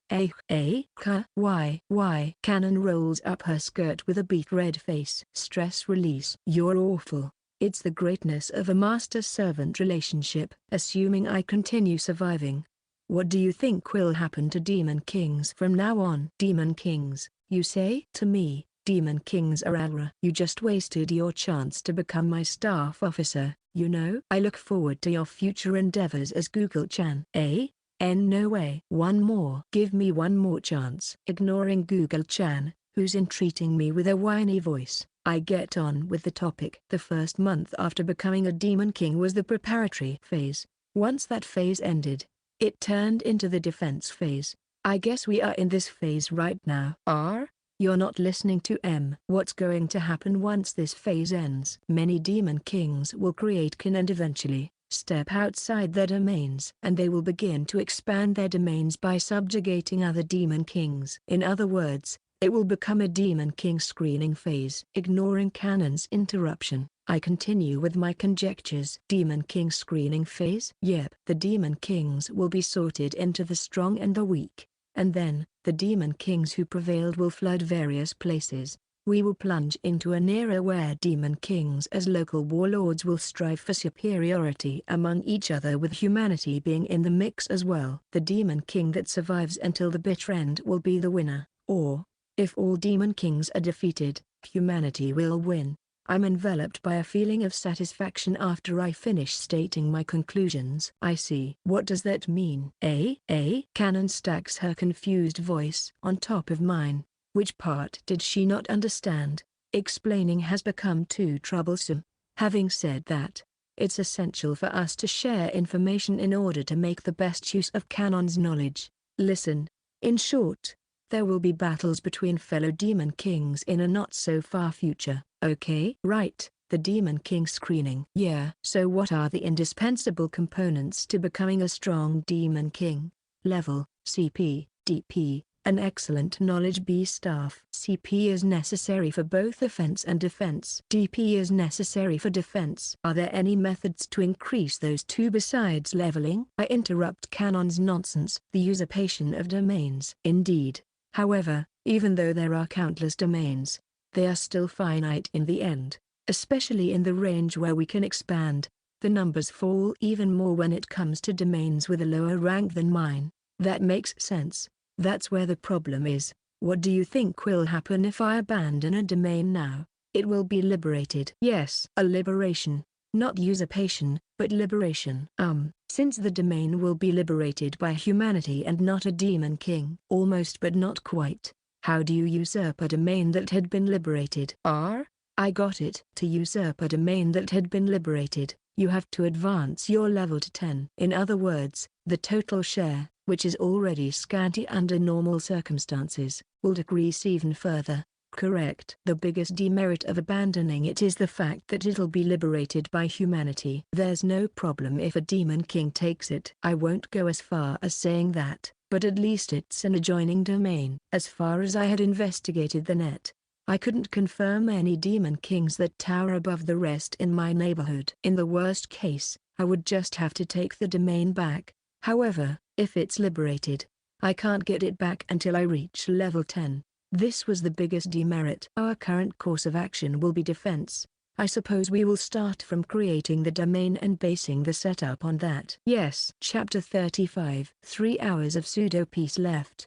I closed the domain creation which covered 3 floors x 12 square kilometers, given that it's too bothersome to call it Canon's former domain. Each time I talk with Canon, I conveniently named the domains, first domain for the one I originally managed, and second domain for the one Canon managed before. The first domain and the second domain could be separated by a wall, and it was also possible to travel between them if you connected them through a passage. You can call it kind of logical, but I couldn't shut down the passages from the entrance to the places where the true cores had been set up. I created the first domain and the second domain with a clear concept in mind. The concept of the second domain is to be a farm. The passages on the first floor are almost all straight paths. Treasure chests and their guardians are lying in wait in the deepest part of the floor and inside passages. Given that the stairs descending to the second floor have been set up in the entrance area, it's a gentle layout where you can also skip the first floor, if the invader's objective is liberation. Starting with the second floor, kobolds and ghouls are deployed. The first half has a simple structure. In the latter half, the distance to the stairs continuing to the third floor, I have deployed armed subordinates. The serious mode starts with the third floor. The invaders will be eliminated here at full force. The concept of the first domain is hardcore, and by hardcore, I mean really hardcore. Starting with the first floor, I have established a complex and confusing maze. Plenty of traps have been placed as well. The subordinates stationed there are ghouls and giant bats, both of which have superior cost performance. Starting from the second floor, I placed subordinates that were equipped with powerful items, freely capitalizing on alchemy, my strong point, and the third floor had become a residential area. This is a floor I created while complying with Canon's advice. Shin-san, you haven't created a residential area yet? Residential area? I can't do anything but parrot the unfamiliar word. Yes. Each monster has its own preferred area. If the residential area works properly, even self-sufficiency in regards to food is possible. And it will also prosper if you provide residences. Or rather, I heard it from your subordinates before, but they haven't been placed in an environment where they can obtain any decent food. What do you mean? According to them, they were given the corpses of other subordinates, who got killed, or humans as food. That's correct. Rather than calling it given, saying that they ate them on their own accord would be correct. When the subordinates, who were always next to me, became too thin and worn out, I would alchemize the food with the lowest CP consumption and give it to them. In the first place, for many of my subordinates, the cycle from being created to being defeated in battle was rather short. Thus I didn't pay any attention to their food supply. That's no good for them to eat defeated subordinates. That should be the final measure. Come to think of it, each time the chosen subordinates came back after killing humans, they brought the food owned by those humans with them, and distributed it to the other subordinates. By the way, is there any merit in giving them decent food and living places? I can deal with the food and residences one way or another using creation. However, it's not for free. It requires crucial CP and compensation. There is, if you provide an environment where they can eat and live, they will breed. Or in other words, you will be able to increase the number of subordinates without consuming any CP. I see. Being able to increase the amount of subordinates without using CP, that's a huge merit indeed. It's wonderful that you understand. Having said that, it's breeding, right? Do you know the concrete periods and birth rates? The periods and birth rates differ depending on the race. In the case of rats, it takes 10 days until a pair of male and female rats breed. The number of newly born rats is around 10. In the case of wolves, the breeding takes 15 days and the number of offspring is around 5 wolf pups. In the case of goblins, the breeding takes 20 days and the number of offspring is around 7. In the case of kobolds, the breeding takes 30 days and the number of offspring is around 5. In the case of orcs, the breeding takes 40 days and the number of offspring is around 5. Lycanthropes and dark elves both need 180 days for breeding, but the number of offspring is limited to 1. However, those periods concern the time after the female has been impregnated. I mull over the reply Canon gave me. The breeding periods were shorter than I had imagined. How much CP is needed to prepare an environment where rats are willing to breed? Please wait a little moment. I will calculate it. Canon starts the calculator app on her smartphone. In order for 10 pairs of rats to breed, 30 CP is necessary to provide a suitable environment. It's additional information, but a water source is indispensable for allowing other races besides rats to breed. Given that the cost performance of river is excellent, it changes to 50 CP and 30 DP in case you use it. Won't it be enough with a pond? If it's a pond, I can create it by paying 10 CP and 10 DP. It might be fine if it's just rats, but if you also consider the breeding of other races, then the range of the pond is too small. If you use a river instead, you can cover a wide area. I see. That's valuable information. In short, because the creation of a river is also required for the prosperity of the other races, it's 30 CP for river without any further need for consideration. If I add 20 CP for the subordinate creation of 10 pairs of rats, I will need to spend 50 CP, resulting in the number of rats increasing by 100 every 10 days. That conclusion is correct, right? No, it's different. Why? All 10 pairs breeding. Something like that won't happen. Rats are a race that breeds easily, but you should still consider their breeding rate to be at 70%. Okay. I revised the numbers in my head. How much of an effect can I achieve compared to the expended costs? In other words, cost effectiveness. It's something that I studied in economics at university. For sure, I didn't expect it to be of use here. Expending the costs, namely 30 CP, yields 70 rats every 10 days. That is to say, I can gain an effect that's comparable to 140 CP. Within 30 days, the cost effectiveness goes up to 1400%. That's odd. In class I was taught that 120% is already a huge success. After that I had Canon tell me the environments necessary for my subordinates to breed. As a result, I created a residential area costing me 360 CP and 130 DP. Furthermore, until a system of self-sufficiency is in place, it has become necessary to provide 30 CP per day as running costs. Still, the cost effectiveness was roughly 200% per 30 days. Only the cost effectiveness of rats was abnormally high. Section. How beautiful. Together with Canon I moved to the created third floor. The new third floor, which might as well be called the residential area of my subordinates, had changed into a grassland by spending 100 DP. While still within the dungeon, bright sunlight pours down. A river crosses from north to south in the center, and if you survey the vicinity, you will see plains overgrown with vegetation and a deep forest. 2 caves, which can't be seen from outside, exist deep in the forest. Just what did you even ask me to create? It's a true hell, eh? The glaring sunlight reliably snatched away my stamina as a vampire.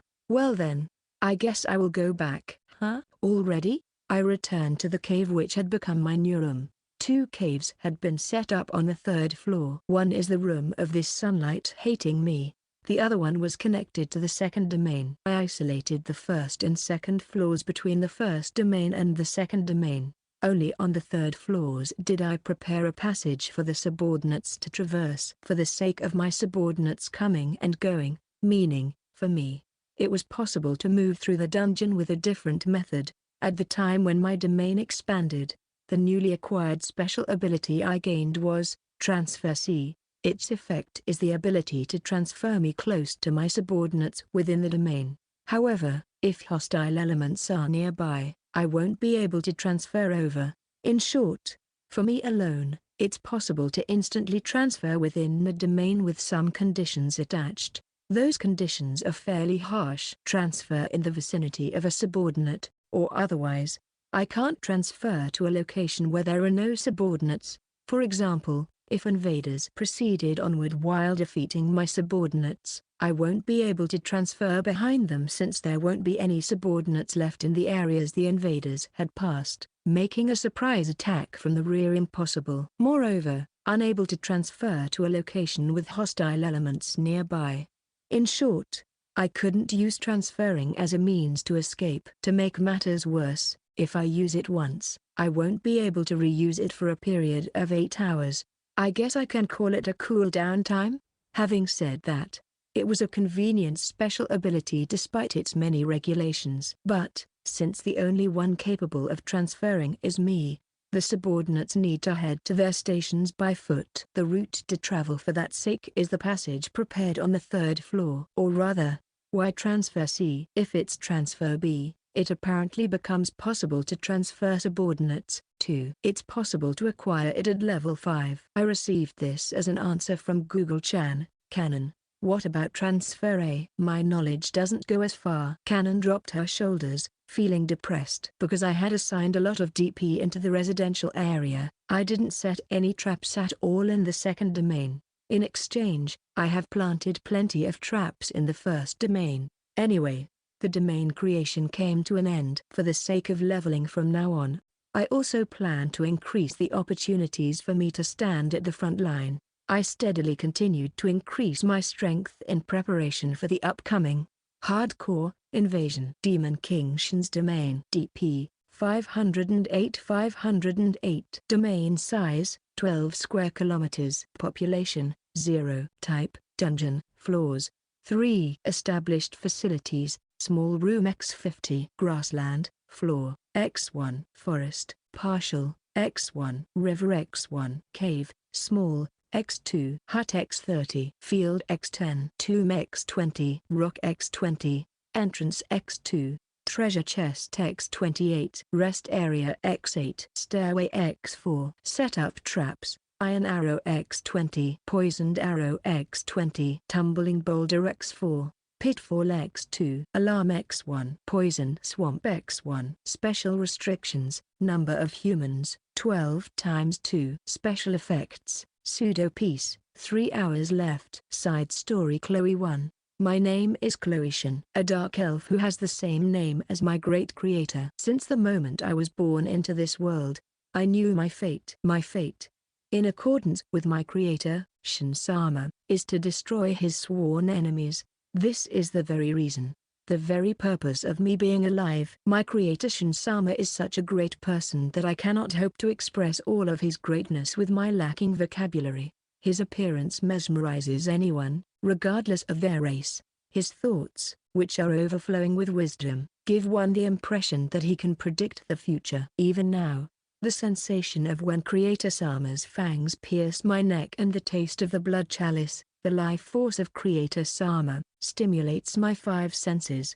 Ha ha, Master, my wonderful Creator. Ha ha, the omniscient and omnipotent being whom I offer my everything to. And once again, Chloe is trippin' Sue. It's the usual, just ignore her. I'd like it if Chloe-san could restrain herself a little bit more, but it can't be helped, I guess. The lamenting goblin is, same as me, Shin-sama's bloodkin, Blue Shin. This guy is a fool who doesn't understand his own position. His loyalty towards Shin-sama is lacking, and there are even times when he speaks blasphemous words. If not for the restrictions by Shin-sama, I would have killed him from the very beginning. He's a retard that doesn't comprehend that the strength he obtained comes from the items which he was granted by Shin-sama. The kobold with the arrogant attitude is also Shin-sama's bloodkin, Silver Shin. In contrast to Blue, this one harbors an absolute loyalty towards Shin-sama. She's a reliable being who handles her shield skillfully.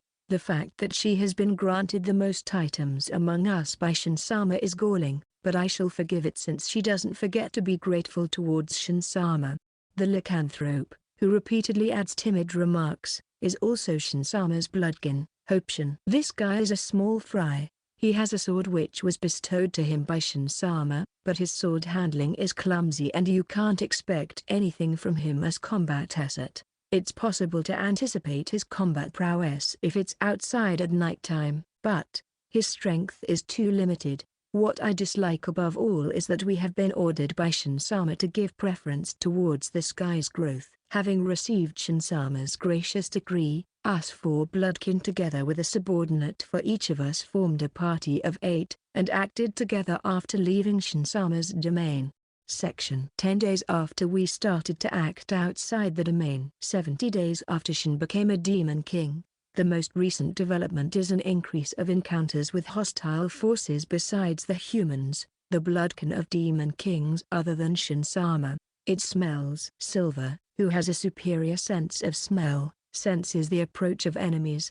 I will confirm Sue. Blue, who is skillful despite his impudent attitude, examines the enemies through his telescope, an item he was given by Shin-sama. What's the situation? I urge Blue to tell us the circumstances. There's something we were strictly ordered by Shin-sama. It is, to not die. Gracious words overflowing with compassion. To pay attention to not only the life of this inferior me, but even a vulgar goblin's life. Shin-sama is a creator full of benevolence. Shin-sama's esteemed words are the law. I have the resolve to throw down this life of mine at any time if it's for the sake of Shin-sama, but if we are told by Shin-sama to not die, we cannot allow ourselves to die, no matter what happens. Even if we have to act shamefully, we must survive. In other words, we scout the enemy, and if there's even the slightest danger, we have to fall back. They're all of my race Sue.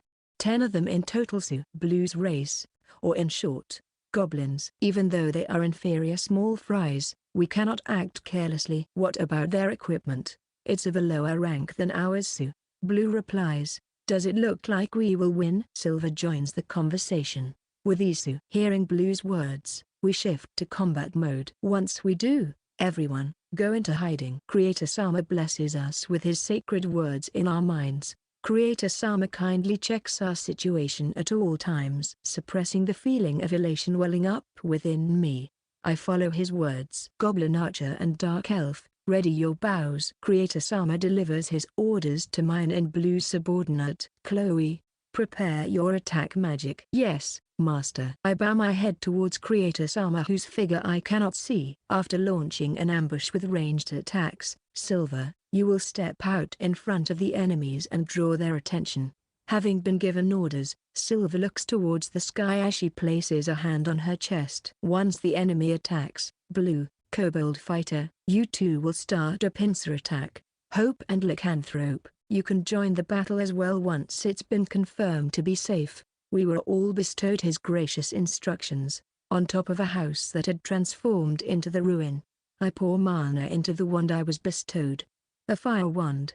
Next to me, my subordinate, the Dark Elf, and Blue's subordinate, the Goblin Archer, pull the strings of the bows they were given. The 10 foolish goblins proceeded right into our firing range. Fireball. The cluster of fire released by the fire wand makes impacts right in the middle of the 10 goblins and erupts into a grand blaze. Who is it, Sue?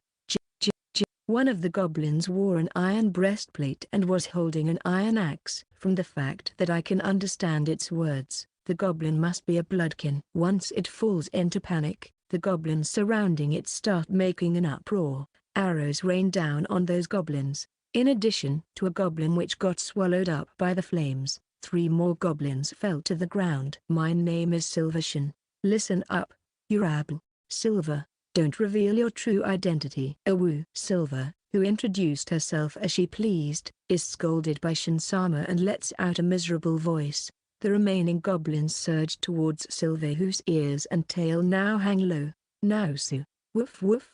Blue and the kobold fighter jumped out of the house where they hid and attacked the goblins from behind. Unable to endure any longer, I chain fire spells. The number of goblins keeps dwindling down one by one. Once the number of goblins went down to 3, Hope and his follower joined the battle as well. Within less than 3 mere minutes, 10 goblins were completely annihilated.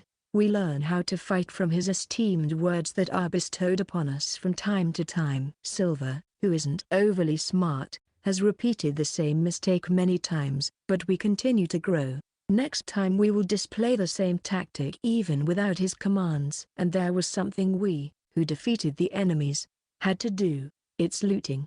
Blue rummages through the silent goblin's remains while looking happy. I wish you would restrain yourself with the fire spells, Sue. The loot isn't of any use if it's burned, Sue. Blue looks down on a roasted goblin corpse bitterly. Master's esteemed orders are absolute. I merely used magic as ordered by Master. There's no reason to be told such complaints by an inferior goblin. Yay, whatever you say, Sue. Oh, I found food, Sue. To think that even these goblins that were treated like disposable pawns possess food. On the other hand, Blue. You're too disrespectful. I rebuke Blue, who continues to complain even more. Even though we would have been killed if not for Shinsama's gracious instructions, we have been granted items that are far beyond comparing them to food such as this. Isn't that so? Even if it's the axe in Blue's hands right now, it's an item created by Shinsama, which takes a dozen times more effort for it to be produced by Blue. I know that, Sue, but normal food for us. Blue, you talk too much. Not only me, but even Silver rebukes Blue this time. Seemingly having noticed that he has a bad standing, Blue holds his tongue and silently loots the corpses. Having finished that, we continue to look for enemies once again, all for the sake of giving Shinsama, our creator, strength, no matter how small it might be. Section 18th day after we started to act outside the domain. The next day after Canon surrendered to Shin. Gracious words were passed down by Shinsama. Investigate the types of monsters inhabiting the surrounding domains. The investigation of the surrounding domains. What his esteemed words mean is restraining the throbbing in my chest. I set off to carry out the investigation for the sake of Shinsama's hegemony. Arc 3. Side Story. Reena 1. You were just wait. Falling into panic, my comrades, who were called heroes, run away, everyone striving to be the first. Wait. I stretch out a hand in the direction of my party members as if imploring them. Shut up. All of this is your fault. Don't get me involved in your selfishness, Reena. The people who you are said to be my comrades shower me with jeers and escape along the path we came. Those who used to be my comrades fled. The only ones left behind are me, who can't move due to my injured leg, and my former comrades who had turned into silent corpses. And also, now then, all of your friends have run away. But what are you going to do, hero of the Black Sword Sama, the main culprit of the tragedy? The silver-haired Demon King looks down at me while revealing a cold-hearted smile. I wonder, just where did I go wrong? I think there have been several turning points where fate diverged dependent on my decisions. Was the decision to attack this inviolable area a mistake? Getting carried away beyond my ability after being cheered on as hero, was that a mistake? Dreaming of being a hero due to the support by the government was a mistake? Going along with the invitation on that day, was that a mistake as well? One thing's for certain. The simple, Cruel fact that my life would crumble away very soon. Section. A certain day in the year 20XX, all humans received a single mail on their smartphones. The next day, inviolable areas appeared all over the world. The inviolable areas were forests, mountains, huge monoliths, cities. They had various shapes, but what all of them had in common was their inaccessibility for humans. The humans, who had built their lives in the inviolable areas, were expelled outside before they even realized what was happening. The government made efforts to shelter those people. Temporary housings flooded the soil left to humanity. It was confirmed by a later investigation, but the number of inviolable areas across the whole world was roughly 1 million.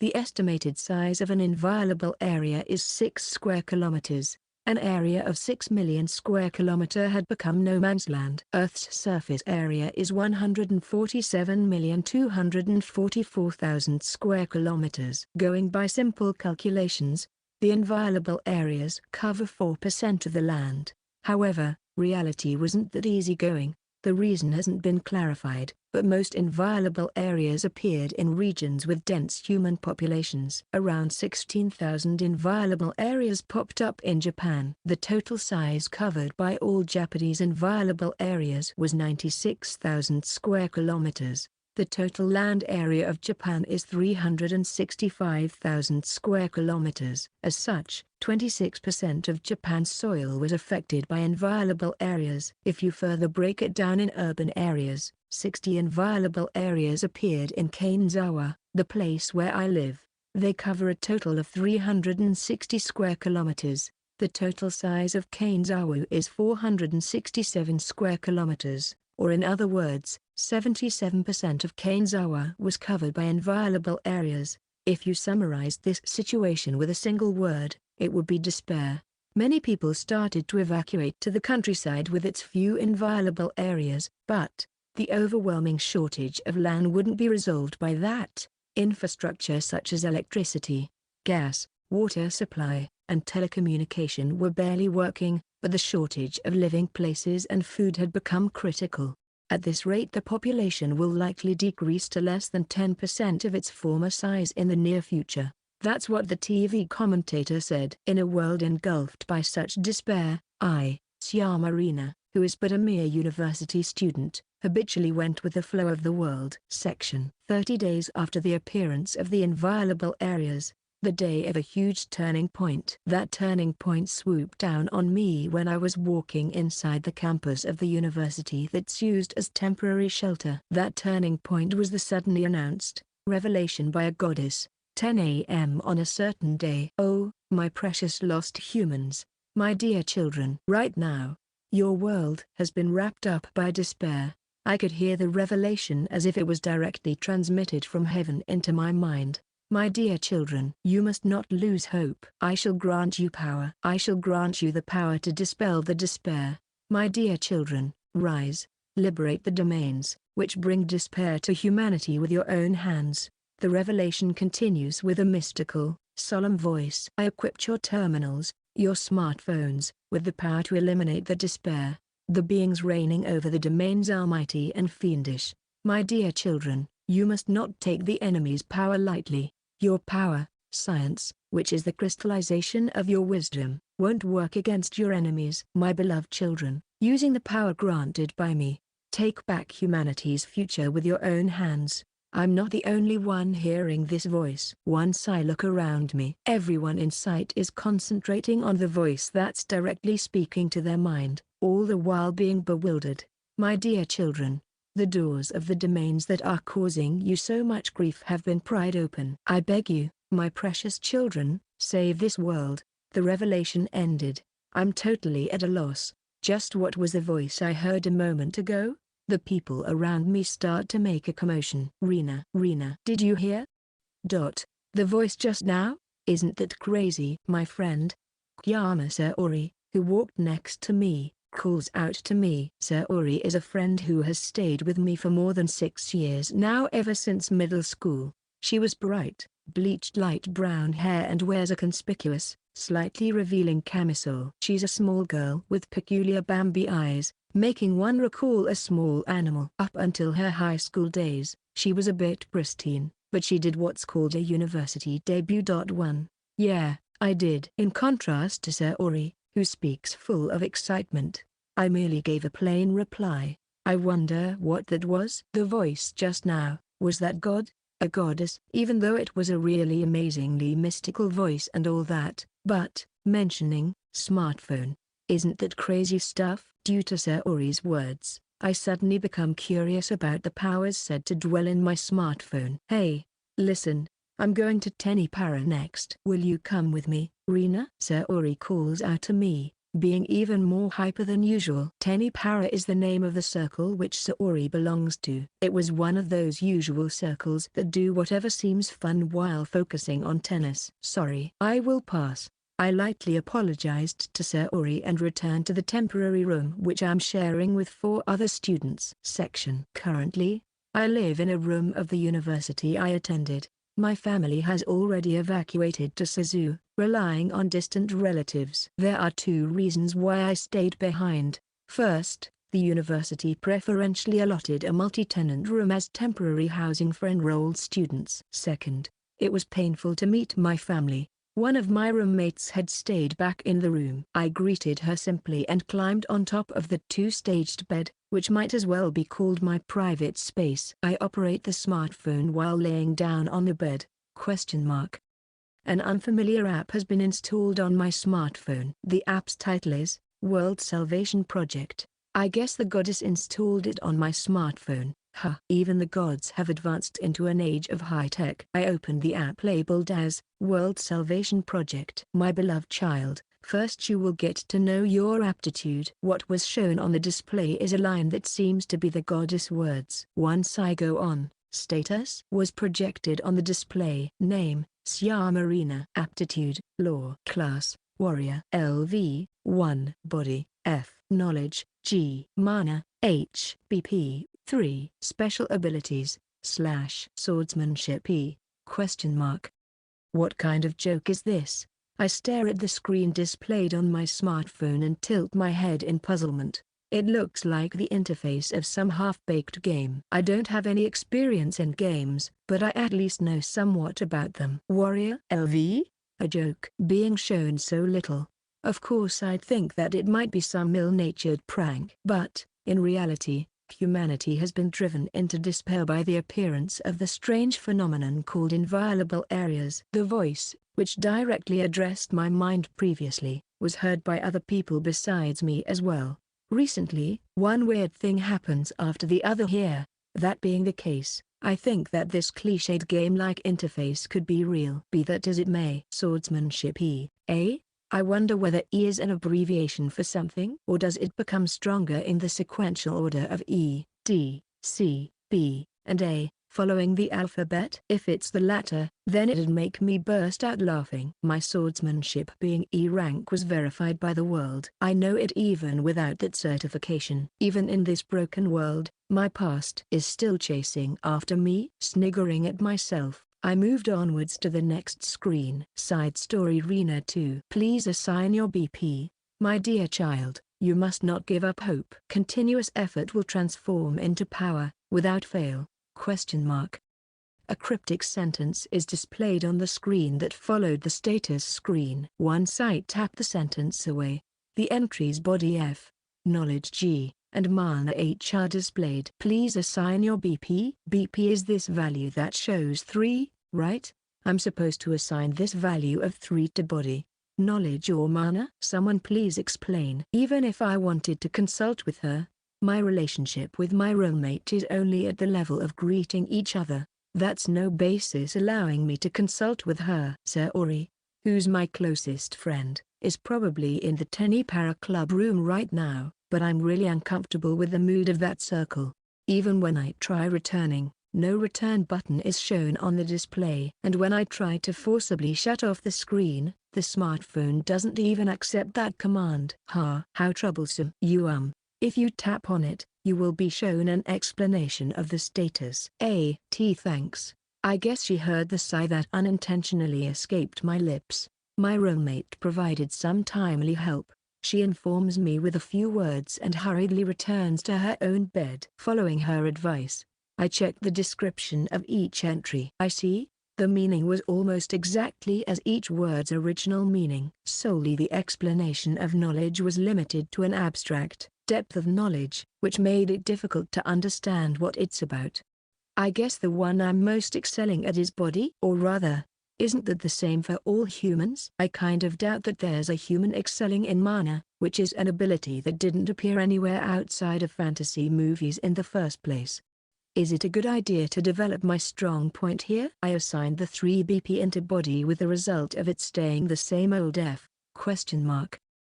Did I make a mistake? Or, if I believe in the message from the person reckoned to be a goddess, my dear child, you must not give up hope. Continuous effort will transform into power, without fail.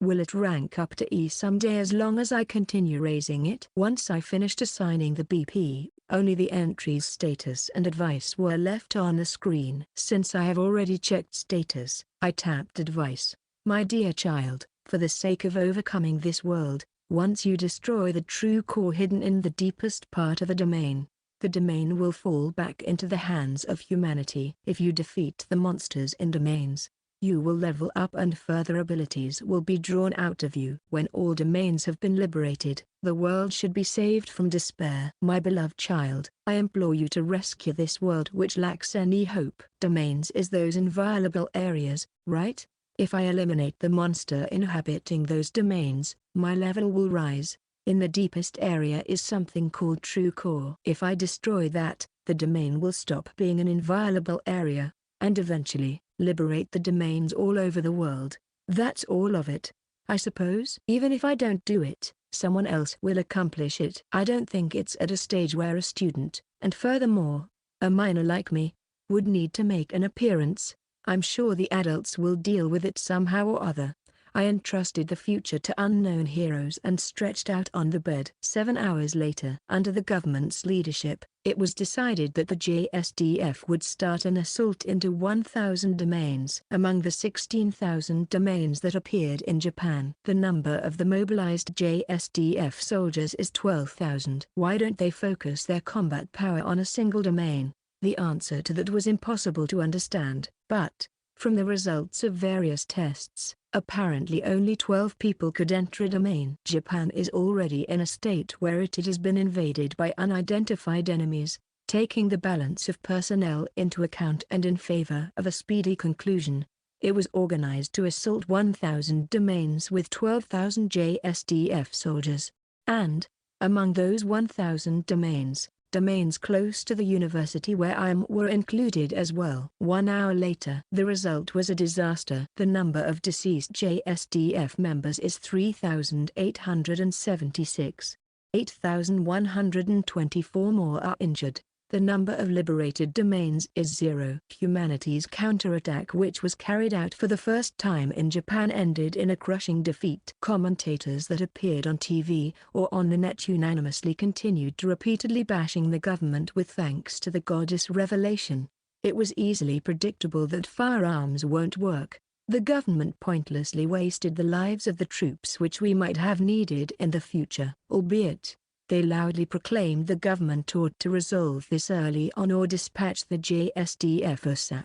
Up until the JSDF went into action, I sympathized with the government's high officials whose name I don't even know. Section 3 days later, hope was given to humanity, albeit small, but it was hope nonetheless. It's said, 12 members belonging to Hokkaido's 3rd Division, who raided a Hokkaido dungeon, experienced level ups. Powerful weapons were discovered in a dungeon that was raided by volunteer students. As long as it is weapons that don't use modern technology, it's possible for humanity to defeat low-ranking monsters. Each time good news spread in society, a large number of people, who had become obsessed with heroic aspirations, flood into the domains. There's still no news of a domain having been liberated. But, if it goes on like this, hope might truly be given to the world. As an outsider who doesn't even play a minor role in such a world, I will likely keep watching the world's fate. Thinking like that, I lay down on my bed. Ring.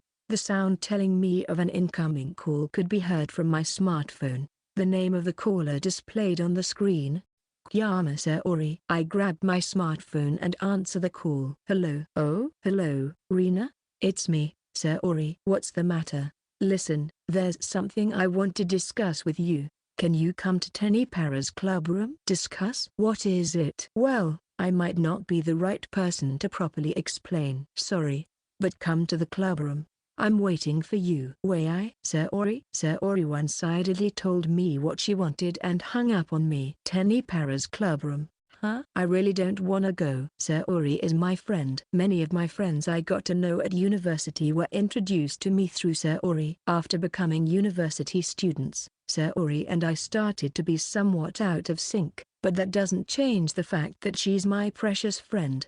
I reluctantly headed to Tenipara's club room. Side story. Reena 3. I arrived in front of Tenipara's club room. Knock, knock. I knock on the club room's door. Come in. Wei senpai, please stop.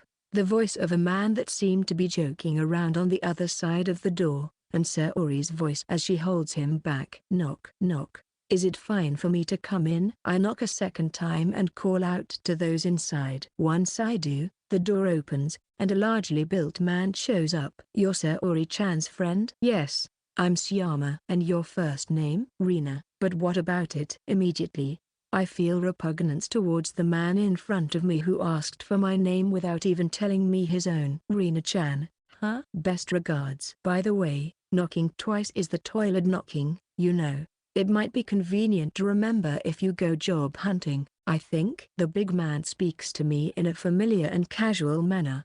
No matter what, I didn't like the frivolous atmosphere here. That's also the reason why I didn't want anything to do with Tenipara. Yeah, please stop it already. Should I just go back for real? As I'm worrying about that, I heard a voice admonishing the large man in front of me. Yeah, from inside the club room. I'm sorry for having called you over. I'm Andahidea. More or less, you can say I'm the president of Tenipara. The bespectacled, intelligent-looking man, Andahidea, who emerged from inside, holds out a hand towards me. Okay. I'm Syama Reena. Please treat me well.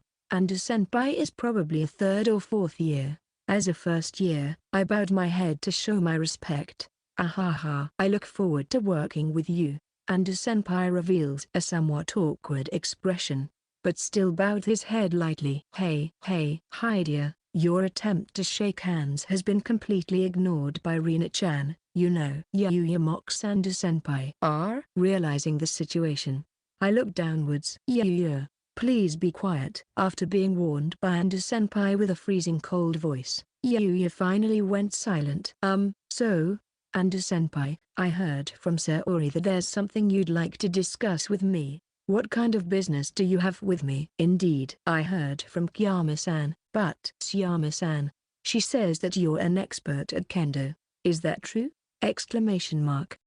After hearing his words, I become speechless. I'm certainly experienced at kendo, and a black belt holder at that. My grandfather runs a dojo, and my father, mother, and elder brother are all black belt holders as well. They are such great masters that people in that line of sport know of their names. But, I didn't have any talent. Since my early childhood I always exerted myself while being taught the way of the sword. But, in the end, I was talentless. I entered various small and big tournaments in my childhood, but no matter which one, the final result would always be second place. The stigma which was attached to me is, uncrowned queen. Uncrowned, an average person who has not once reached the summit.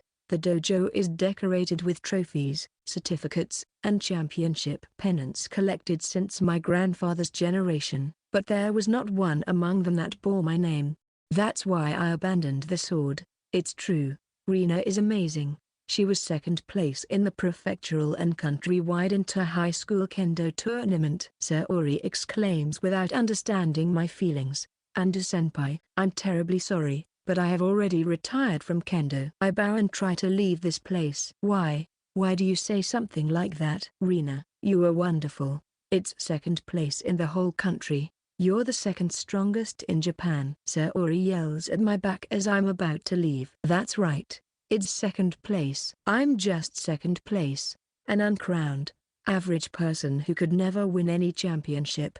That's me. Leave me alone, I shout back, giving free rein to my emotions. Uh-oh. Both of you, calm down. A man shows up, thrusting himself between me and Sir Ori, who is shouting from inside the clubroom. Realizing that I had just acted shamefully, I blushed and faced downwards.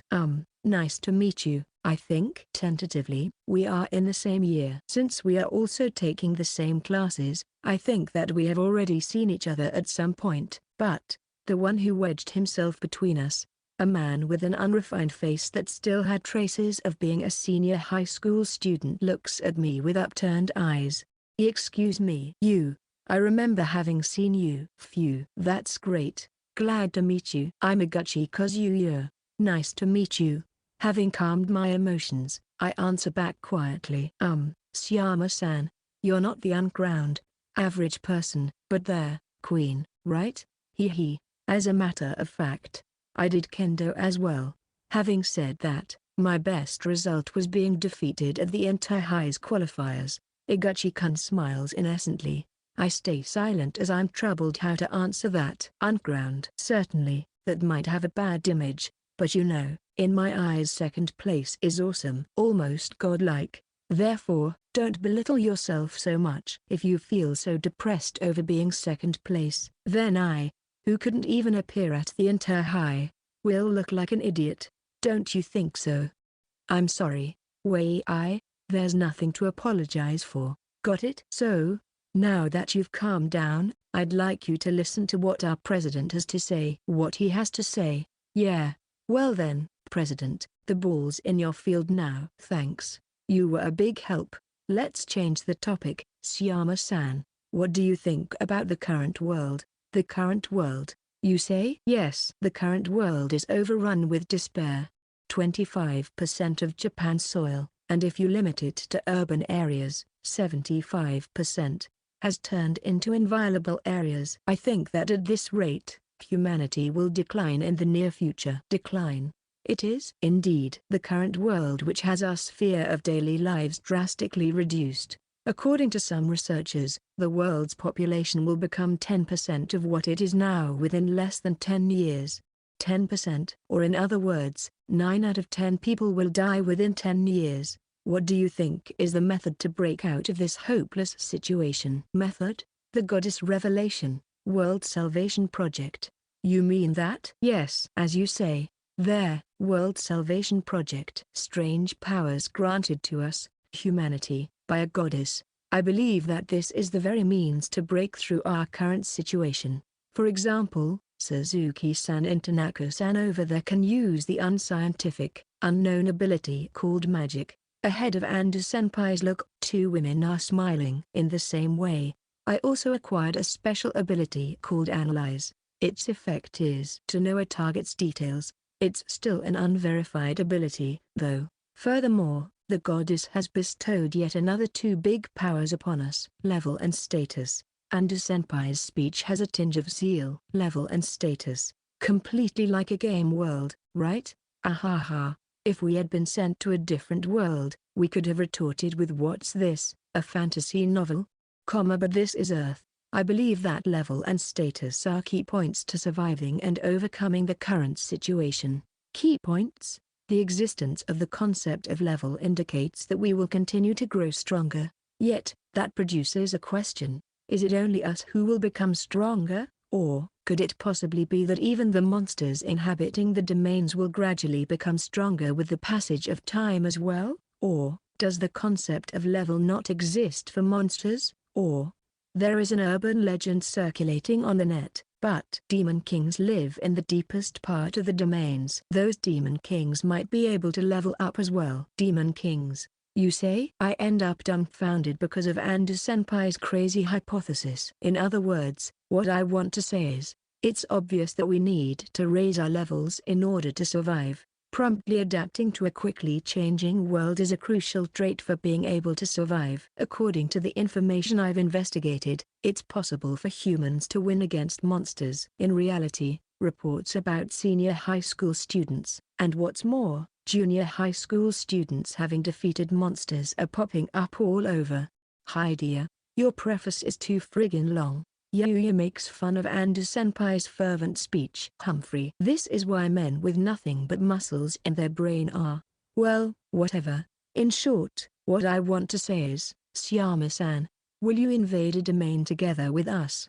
Having you, a master at Kendo, joining us would be extremely reassuring. Since the day referred to as their cataclysm, the opinion that there's not much difference in combat ability between men and women has been advocated. That's why I'm asking you. Please, will you invade a domain together with us? Ando-senpai earnestly requests from me while deeply bowing his head. What's going to happen if I refuse? I might lose this university as my temporary shelter. What will I do if that happens? Evacuate to my family in Suzu. How could I? After all this time, I lived while going with the flow of the world. I wonder, is accepting this invitation possibly part of that flow?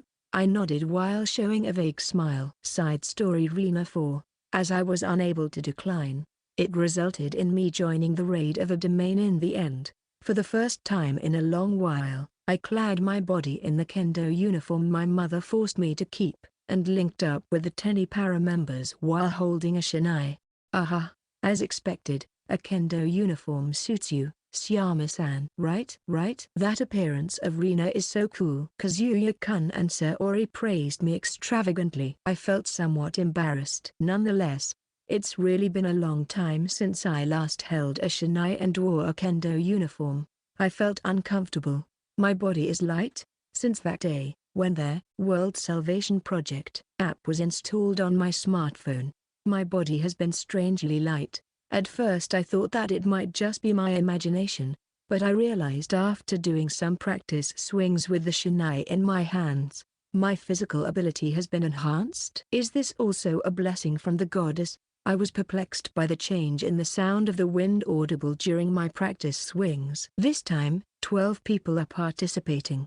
8 members from Tenipara, and 4 members that were invited from outside the club like me. It was decided that we would head to the targeted domain by car. Section. Damn. It's such a pain to drive all the way here. The man driving our car complains. The car not only traveled along maintained highways, but also muddy footpaths between rice fields. Only the rough shaking of the car and the constant complaints of the driver could be heard. Most of the infrastructure for transportation was completely destroyed by the domain's appearance. The numerous domains manifested as if severing the railway tracks and highways connecting the prefectures to each other. Buses and trains, which were supposed to run regularly, were forced to shut down. The inviolable areas are also, albeit unbelievable, infringing the airspace. Nowadays, planes can't fly either. Only cars, which run by electricity, were barely left as a means to traverse trackless paths. Around 1 hour by car. That's the distance of a nearby place we might have reached within 15 minutes if not for the domains. Then, we finally arrived at the domain we wanted to raid. The participants get out of their cars one by one. Once everyone assembled, Ando-senpai surveys everyone and speaks up. We will invade the domain from now on. According to my research, only low-ranking monsters such as rats and slimes infest the entrance area. Let's succeed in defeating our first monsters by working as a team for now. After that, we will check the situation and proceed further in. If there's danger, we will retreat right away. Ando-senpai explains calmly as if holding a speech. Well then, let's go. Yeah. A huge monolith, so big that it might be mistaken for a mountain, extends in front of us. At a part of the rock, there was a big, gaping hole, looking similar to a cave, concealing the immense amount of worries and fears, as well as faint anticipation and hope in my heart. I challenged the domain. Section. 2 hours later, the result of our first domain raid was a disaster. Suzuki-senpai and Tanaka-senpai, precious members who can use magic, and also Eguchi-kun, ended up dead. According to Ando-senpai, it seems to be an outcome that should be called a success rather than a disaster. The survival rate is 75%. 9 people have leveled up and a rank D item. If you only look at the numbers and gains, it appears to be a major success. Major success? Like where? Even though the people with whom you chatted and laughed together just 2 hours ago died? Ando-senpai delivers the final blow to me, who is stricken by despair. Syama-san, do you have a moment? What is it? It's about the black iron sword. Senpai shifts his eye to the unrefined sword with its black luster. The black iron sword which is in my hands. Ah, I see. This sword had been entrusted to Aguchi-kun, but it's not mine. It's a weapon we acquired by teamwork. I'm sorry. I feebly mutter and hold out the black iron sword to Senpai. No. The owner of the black iron sword is Tsuyama-san. It's you. Eh? I'm bewildered by the unexpected reply. You can handle this sword more skillfully than anyone else. Besides, I'm sure that Aguchi-kun would have wanted you to hold on to it as well. Senpai mumbles the latter part with a barely audible voice. But, is it fine to post about this sword through SNS? Tsuyama-san, do you know that liberators are supported by the government and some corporations? Senpai calmly speaks to the confused me. Liberators, a coined word that popped up most recently. It refers to those aiming to liberate domains, the government and some enterprises supporting and promoting people who accomplished level ups, and people who obtained very rare items in domains, was something I was aware of from the news and posts on the net.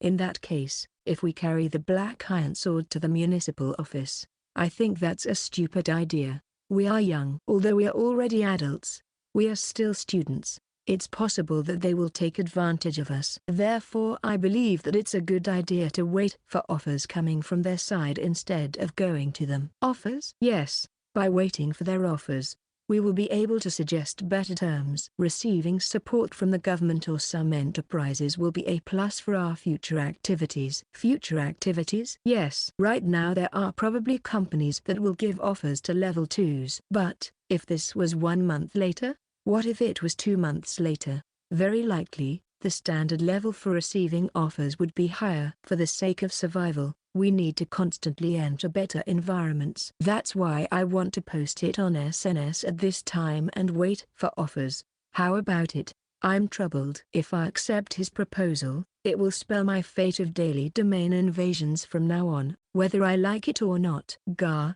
Hydia, your words are so damn stuffy. For now, it's a day where we should take a commemorative photo and celebrate our first successful domain raid, ain't it? You guys, come close, look here. Reena-chan, you too, and smile, okay? Please Yuya took a commemorative photo against my will. Next. Rank D weapon, get. Okay, that should do it. And then, he released the commemorative photo into the sea of the net alongside those casual words. At that time, there was no basis for me to know that Yuya's rash act would turn into a junction grandly influencing my future. Side story, Reena 5. Since the day I challenged a domain for the first time, back when Aguchi-kun and the others died, and I obtained the rank D weapon, the black iron sword, the environment around me went through big changes. At first, 3 companies supported me. But, with each passing day, the number of supporting companies grew, and before I noticed it, I was officially recognized as a liberator by Kanezawa's municipal office. The government, the people's expectations were a heavy burden. But, at the same time, it made me proud. Once I searched the net, I found out that my full name and my schools, alongside my results in the kendo tournaments, my past, had been unveiled. In addition to that, many pictures of me were posted online. Once I reached level 5, I was chosen as a selection member, supported by the whole of Kanezawa. There were 7 selection members in total. A level 6 warrior, Miyamoto Masakado, wielding the silver shining rank C weapon, Silver Spear. A level 5 adventurer, Ando Hydia, the leader commanding his allies with precise instructions. A level 5 warrior, Makino Yuya, a shield bearer protecting his comrades while making free use of his huge body. A level 5 magician, Saito Roriko, manipulating crimson flames. A level 5 priestess, Yamasa Ori, an expert in healing the injured comrades. A level 5 adventurer, Imari Hajime, the ace of the archery club with a bright future ahead. And me, a level 5 warrior, Tsuyama Reena. Those were the members chosen by Kanezawa. Several reasons why the number of selection members didn't amount to 12, the biggest number of people capable of challenging a domain, existed. First, teamwork. It might be different if you keep practicing, but achieving teamwork with 12 people is far from easy. As a result of repeated tests and examinations, 7 people, with 3 as vanguards and 4 as rearguards, was the number of people capable of battling with a good balance.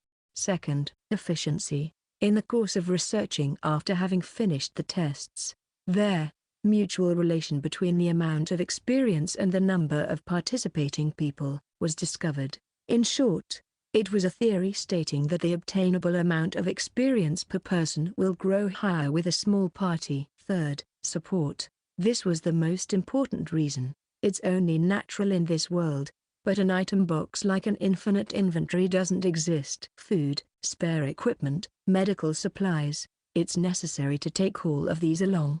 However, carrying all that luggage while fighting with monsters would be harsh. Accordingly, the existence of supporters for luggage transportation, and at the same time, recovery was regarded as essential. Us 7 selected members and the 5 supporters joining in alternation continued the daily domain raids. Like this, we became their liberators, representing Kainzawa, and I made a name for myself as one of the 2 matchless heroes, or Hero of the Black Sword.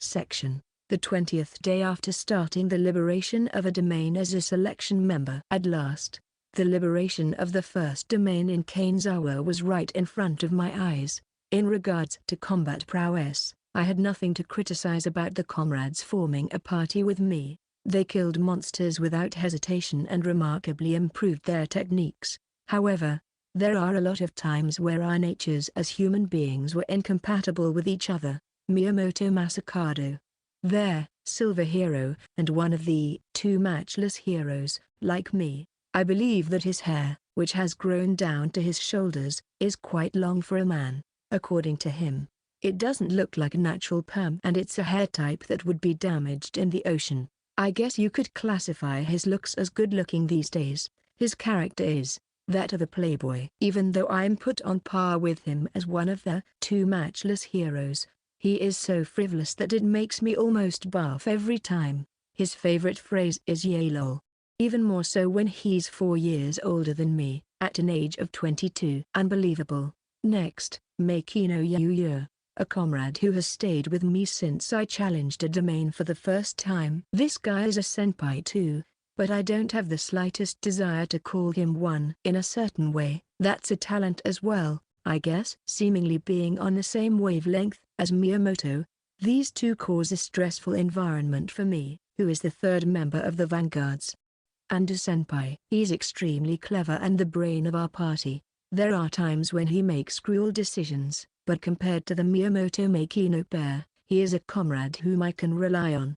Kyama Saori. She's my friend. A friend who has spent more than 6 years together with me. She is an expert in dragging me into trouble. One day, when we participated at a party hosted by a company which is also our sponsor, Saori declared, liberating the domain that stole our friends, the domain close to our university is our goal.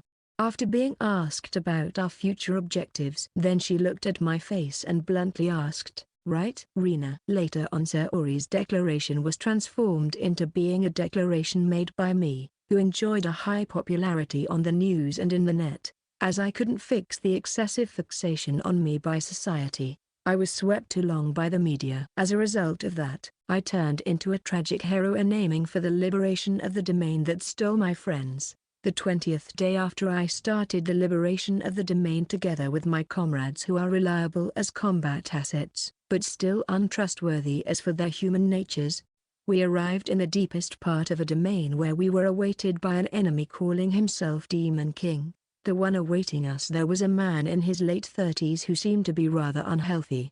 The man was clad in an iron armor just like the kobolds which we had defeated along the way, and held an iron sword in his hands as well. What is it? Why me? Did I do something? This is a demon king? The man deemed to be a demon king quietly mutters his deeply held resentments while restlessly surveying his vicinity. You were? Just when I wondered why the demon king was screaming so suddenly, He made countless wind blades appear. Disperse, spread out. At the same time as we heard Ando-senpai's voice, we rolled to the left and right. Question mark. Two supporters, who were late in reacting, are torn to pieces by the wind blades. What's up with this power? Even though he looks like a boring old fart. That's a Demon King? Yuya holds up the iron shield he picked up and charges at the Demon King. Masakado-san, Suyama-san, follow him. In accordance with Ando-senpai's instructions, Masakado and I raise our weapons overhead and approach the Demon King. Yay lol, old man. You stink really badly. Flash thrust. Slash. Just as the Demon King's stance collapsed due to Masakado's gale-like swift thrust, I also add in my attack. The special ability slash. Ouch. It hurts. The Demon King frantically wields his iron sword. It's a type of swinging that lacks any technique, but the Demon King's strength is terrifying. I, who crossed swords with him, was blown away to the rear. I must not be misled by his appearance. The man in front of me, the Demon King, was the most formidable enemy I had crossed so far. Section 1 hour later. Seizing the opportunity when the Demon King was focusing on Masakado, Yuya, and me, Ando-senpai discovered the true core. A silver shining orb unnaturally laying inside a washing machine. Once he stabbed it with a dagger, the true core was destroyed. WHB bastard, what are. The moment the true core was destroyed, the demon clutched his chest in pain, and turned into black particles, vanishing before long. We won? Ando-senpai stares at the space where the Demon King had disappeared. Yay lol, it's our. Just when Masakado was about to raise a victory shout, my consciousness blacked out alongside sensing an intense trembling of the ground. Once I came to, the usual townscape before we invaded domain was already in front of my eyes. We had been transferred into the middle of the residential area. Did the liberation succeed? I mutter by myself to no one in particular.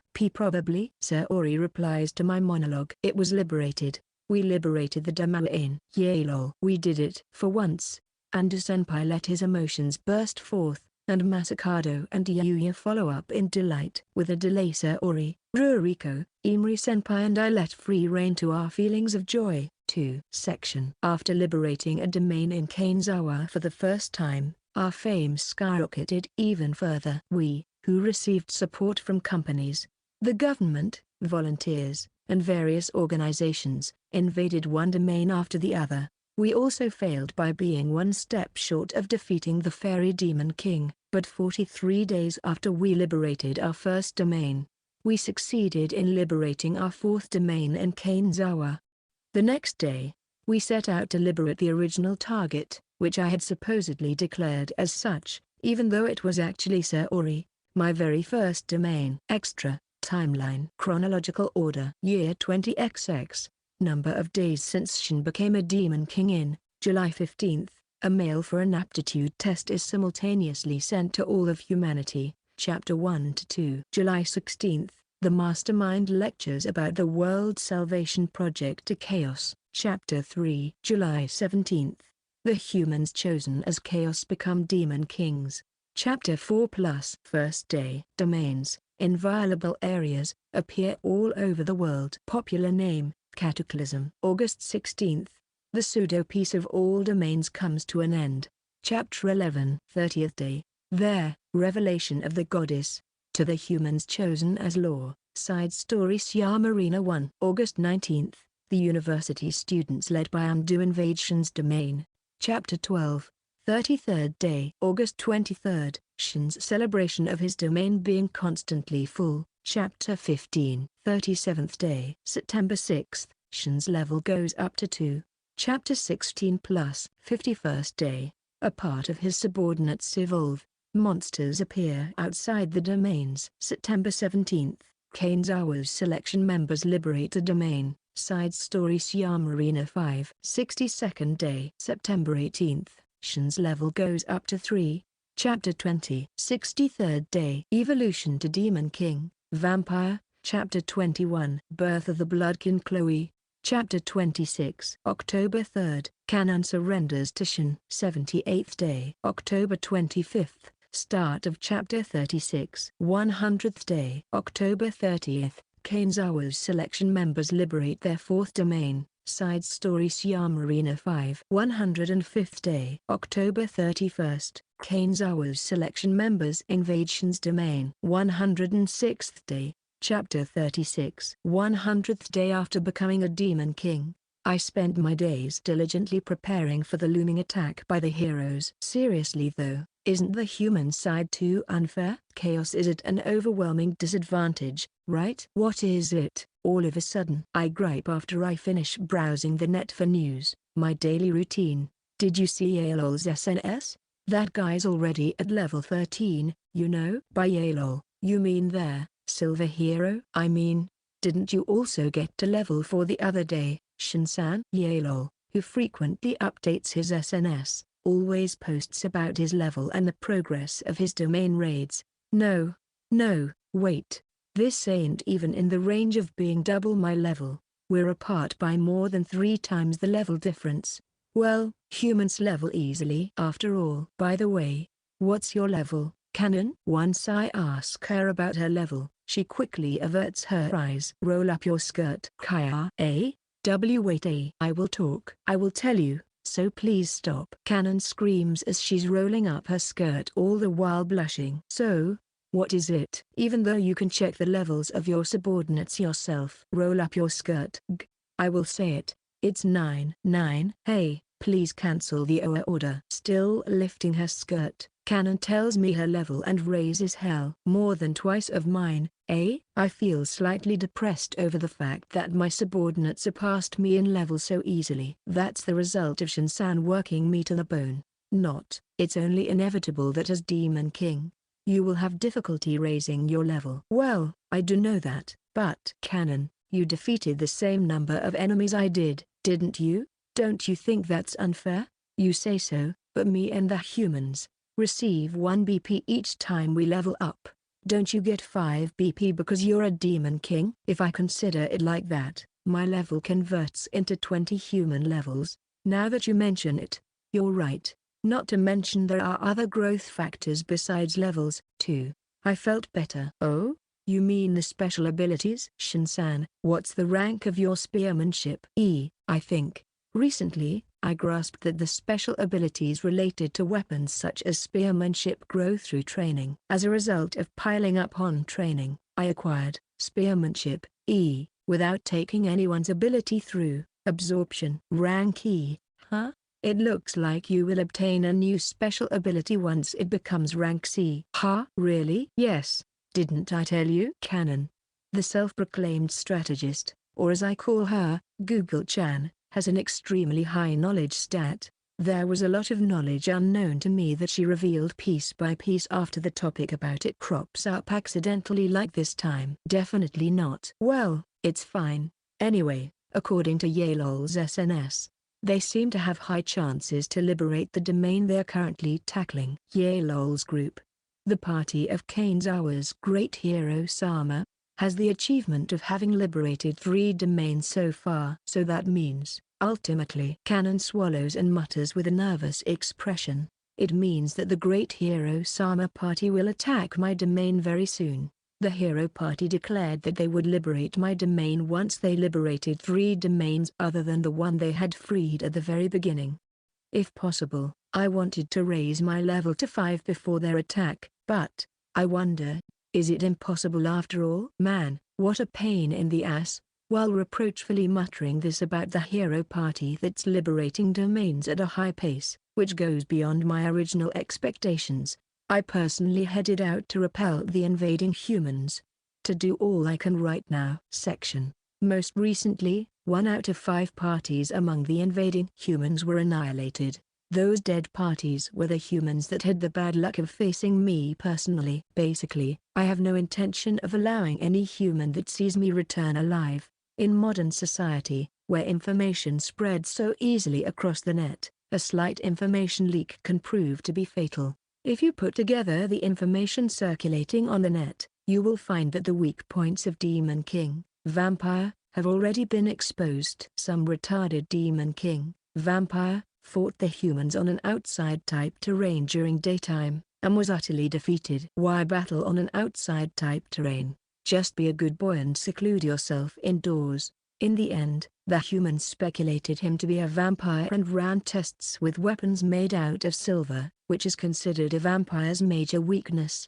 1 in 5 parties invading my domain are completely wiped out. Even if there were humans that escape total annihilation, the total survival rate is at 70%. You might call attacking my domain a really risky challenge. But, even in the past Japan during the Warring States era, the value of life was apparently very low, and in the current, broken world, the value of life might already be in a deflationary spiral. Oops.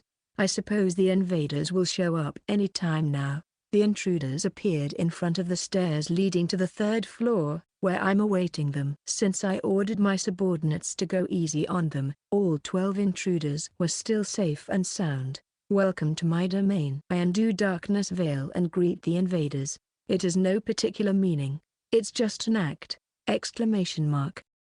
The intruders are bewildered by the sudden appearance of a mysterious person. And, farewell, Dark Arrow. At the same time as I swing down the hand which I held overhead, the materialized swarm of black arrows pours down on the invaders. Simultaneously, the subordinates, who ready their bows in the rear, let their arrows loose as well. For the intruders visiting my domain, their goal is basically just to earn cash. They don't really plan on trying to liberate it. Believing in the information available on the net, they come invading to gain experience points, and if things go well, aim for a higher ranked item. What are they going to do if an enemy, who wasn't mentioned in that information, suddenly appears in front of them? What are they going to do if they are attacked by enemy numbers that are completely outside their predictions? The answer was the tragedy unfolding in front of my eyes. What happened? Who's that guy? The intruders die in utter panic, or if they are unlucky, without even comprehending what's going on. Preparing the spear which faintly shines blue, and to which I have grown accustomed. The mithril spear. I dash towards the intruder standing at the very front of the group. My targeted prey prepares his shield by instinct even while being completely fear-struck, but the mithril spear mercilessly penetrates the target alongside the shield. I really want to cut down their numbers by half before they regain their composure. Searching for the next prey, I readied my mithril spear. 10 minutes later, 11 intruders are laying on the ground after having turned into silent corpses. I approach the sole remaining female intruder. You want to be saved? I look down at the woman who has fallen on her rear while trembling, and call out to her. If you want to be saved, then drink what's in this chalice. No. Hey, watch it. I catch the blood chalice which was about to fall down due to her struggling. Had its contents spilled out, 500 CP would have gone to nothing. If you want to be safe, no, it's no use, huh? I stabbed the screaming woman with the mithril spear. I guess this time's a failure as well. It was a lot more difficult than I had imagined to turn humans into bloodkin. Telling them to drink all of the blood chalice is impossible, isn't it? I cancel the blood chalice, turning it back into CP. After ordering my subordinates to loot the intruders, I returned to my room. Section. Late at night. 3 days later. Lol was as polite as to post the beautiful entry, tomorrow, we will liberate the domain. On SNS. Tomorrow at last, eh? Even if they plan to rest for 1 day afterwards, they will certainly invade my place the day after tomorrow. In the end my level stayed at 4. As long as enemies like Lol exist, it will be really convenient. If possible, I don't want to kill him, but I guess there's no way around it if he comes attacking my domain. While pondering about such pointless things, I start the preparations for welcoming them. Chloe, the expedition is over. Come back. I call back my bloodkin, who went outside, in order to assemble all of my combat forces. There's no reply from her side, but I'm sure it was transmitted to her. Considering how far away they are, they should return in 6 hours. Next, I check the types and numbers of my subordinates, calculate the CP, and alchemize several items. Shin-san, it's any time now, isn't it? Indeed, I replied to the nervous Canon, and put the preparations in order to face the hero party. Chapter 37. The 104th day after I became a Demon King. Today I'm talking with the bloodkin that came back.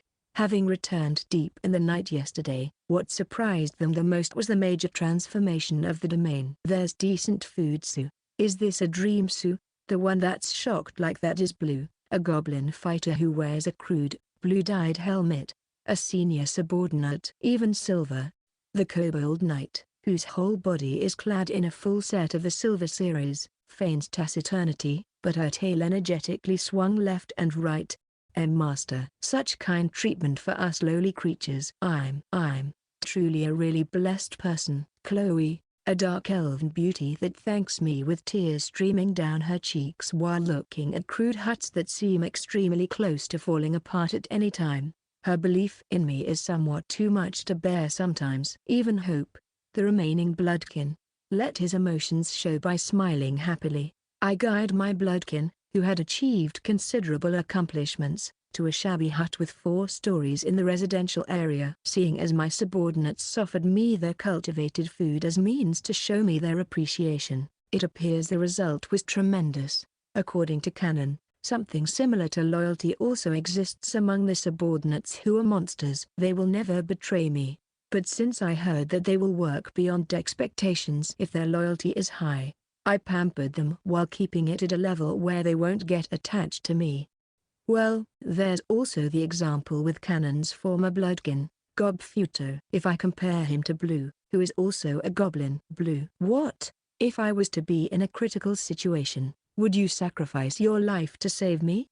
This here was the last super. Blue feels openly depressed. It's a great difference to Gob Futo, who risked his life to deliver Canon's message to my domain. Loyalty. I don't like being shackled down by invisible data, but it cost little to get these for them anyway. In other words, it was a measure to have temporary peace of mind in consideration of the future. Master. Even without ordering this vulgar, lowly thing, this Chloe will do it. As soon as I receive your command, I shall offer you my life at any time. If it's for you, my lord, I will sacrifice this life at any time. Pushing the depressed Blue aside, the 2 devout believers approach me. If they go this far, it's not loyalty, but more like religious faith, isn't it? I yearn for a relationship of keeping a good distance like the one between Canon and Gob Futo. Anyway, let's keep the jokes at this level. Can I have you hand in your report? Yes, Master. As you wish. Representing the bloodkin, Chloe started to talk about the approximately 30 domain locations they investigated.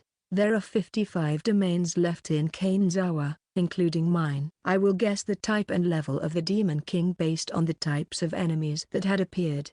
The information provided by Chloe, I started to note down the information and positions of the domains on a simple map of Kainzawa, which was stolen from an intruder. First, the information about those below level 3. In other words, the domains ruled by a Demon King who hasn't evolved yet. Once a Demon King evolves, the costs to create subordinates of races with a good compatibility to the Demon King are reduced by half, and doubled for those of bad compatibility. Furthermore, it becomes possible for the Demon King to create race-specific subordinates. In short, you can assume that a domain inhabited by a variety of goblins, kobolds, slimes, and rats, that also lacks any race-specific subordinates, is highly likely to be ruled by a Demon King who is below level 3. There's very few Demon Kings below level 3. Only 3 domains fit the previously mentioned conditions. I think this and this place are also ruled by Demon Kings who are below level 3. The domains indicated by Canon are ones where only kobolds appeared. There are only kobolds in there, right? Could they be Demon King, Beast, or such? It's a story of my own experience, but if you're driven into a corner, subordinates other than kobolds will only turn into experience points for the humans. Thus you will only focus on creating kobolds, who are the strongest among your subordinates. Words from someone that experienced it, huh? In that case, this domain might be ruled by a Demon King below level 3 as well, and not a Demon King, Fairy, since only goblins could be confirmed there. Well, yes, but the level of creation still being at the early stage of years. Thoughtless, or rather, not very likely, but the possibility does exist. As a result of including Canon's considerations, the number of domains ruled by demon kings below level 3 became 6. It's been 104 days since I became a demon king, and 74 days since humanity's attacks first began. The percentage of demon kings who still haven't reached level 3 is 20%. That value feels somewhat unexpected if seen from my standpoint as someone who will eventually have to fight them. If I consider that even the knowledge-based canon reached that level 26 days ago, I feel like it is a bit too contrary to expectations. For example, the domains where only kobolds appeared with the Demon King being level 2. Assuming they haven't acquired the extra BP from special like Canon and I did, they really didn't. Did they? My only reference data at present are just Canon and me. But the rate of receiving BP through special in our case is 100%. No, they didn't. Let's just assume they didn't. Shaking off the bad premonitions crossing my mind, I delve into the world of thoughts once again. Being level 2, they possess the initial 10 BP and 5 more BP through leveling once. Kobolds being present means their creation is D from the fact that the kobolds wore equipment made out of iron.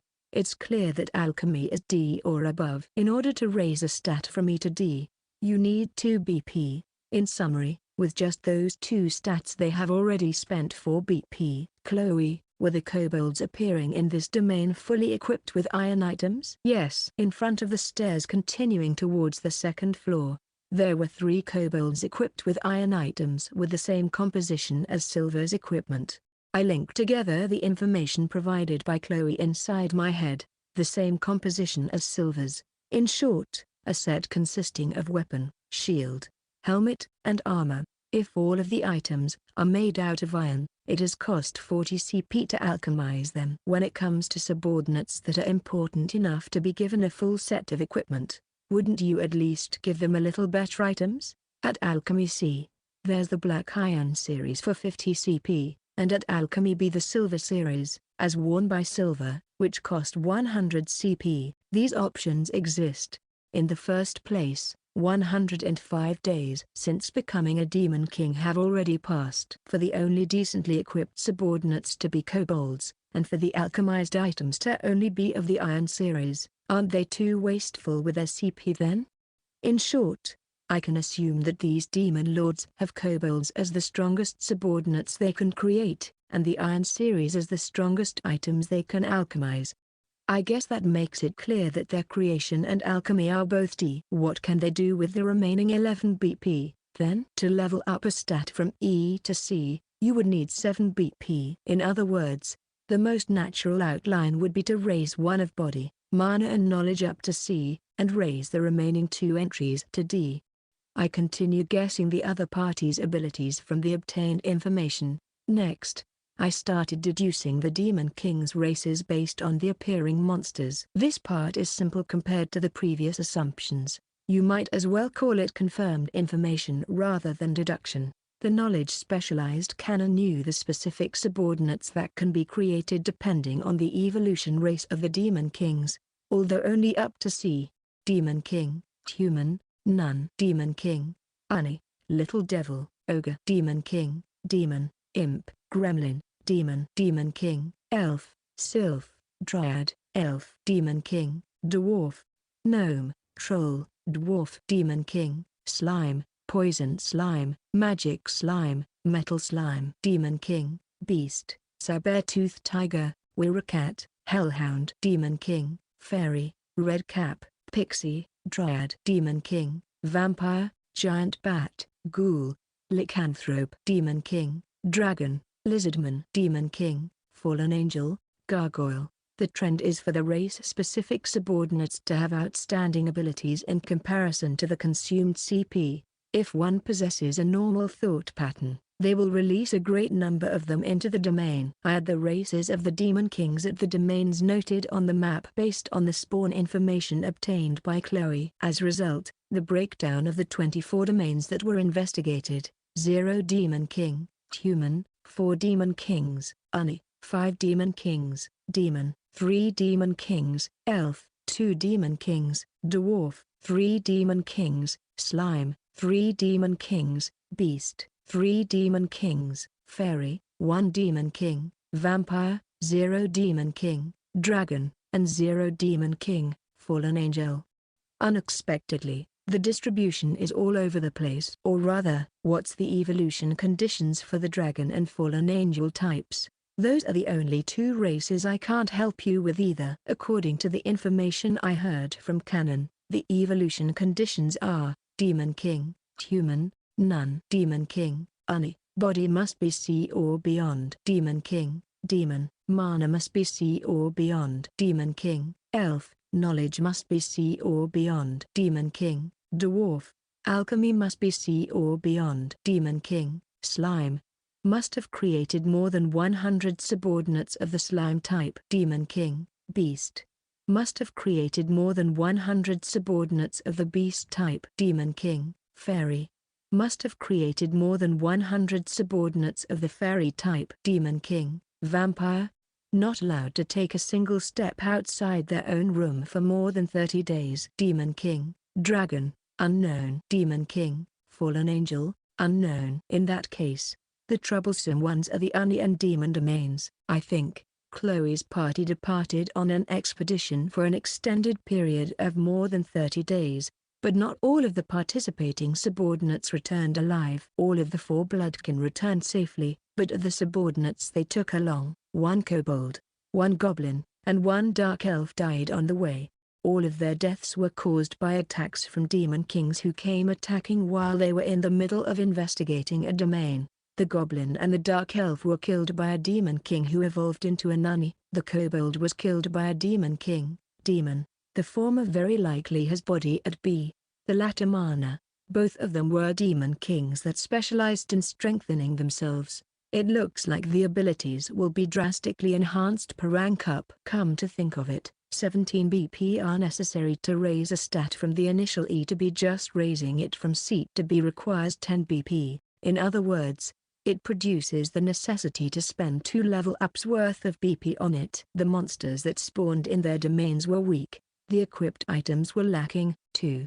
However, the strength of the assaulting demon kings were in a different dimension. I think it's impossible to defeat those demon kings with just bloodkin. For the time being at least. Well, if I were to plan an attack, it would be the domains ruled by the supposedly level 2 demon kings. Before that, it's necessary to repel the hero party that's going to attack tomorrow. Time to end the enjoyable break. Analysis. I have to first resolve the approaching problem in front of my eyes if I want to carry out my future plans, don't I?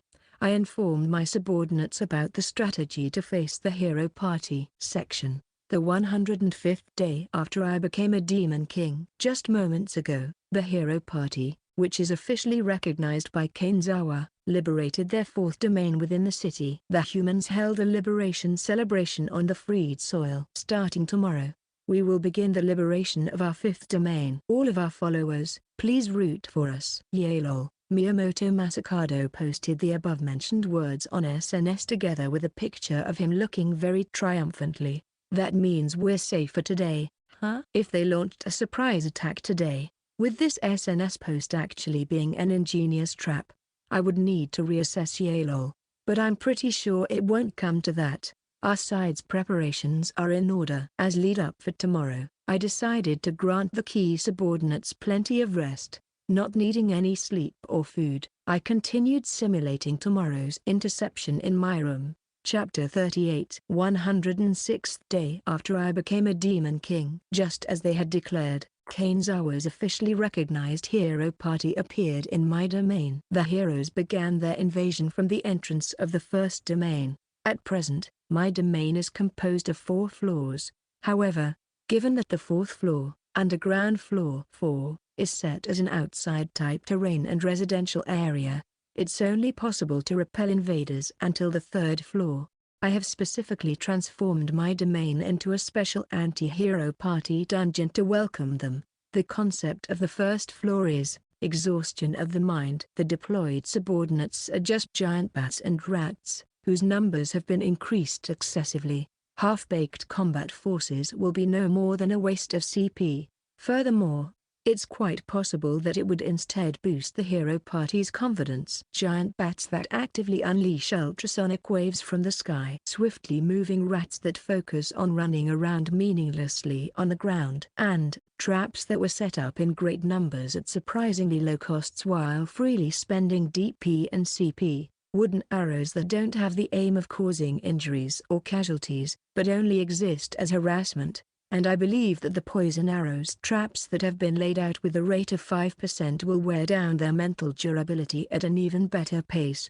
Well then, I guess it's about time to observe the hero party which is in the middle of working their way through the first floor section. Point of view Siam Arena. We started the second invasion of the domain I had challenged in the past as my first dungeon raid, 1 hour after the beginning of the invasion. TSK. The hell, this shitty dungeon walking in front of us in his role as the shield bearer while capitalizing on his large frame and dignified equipment.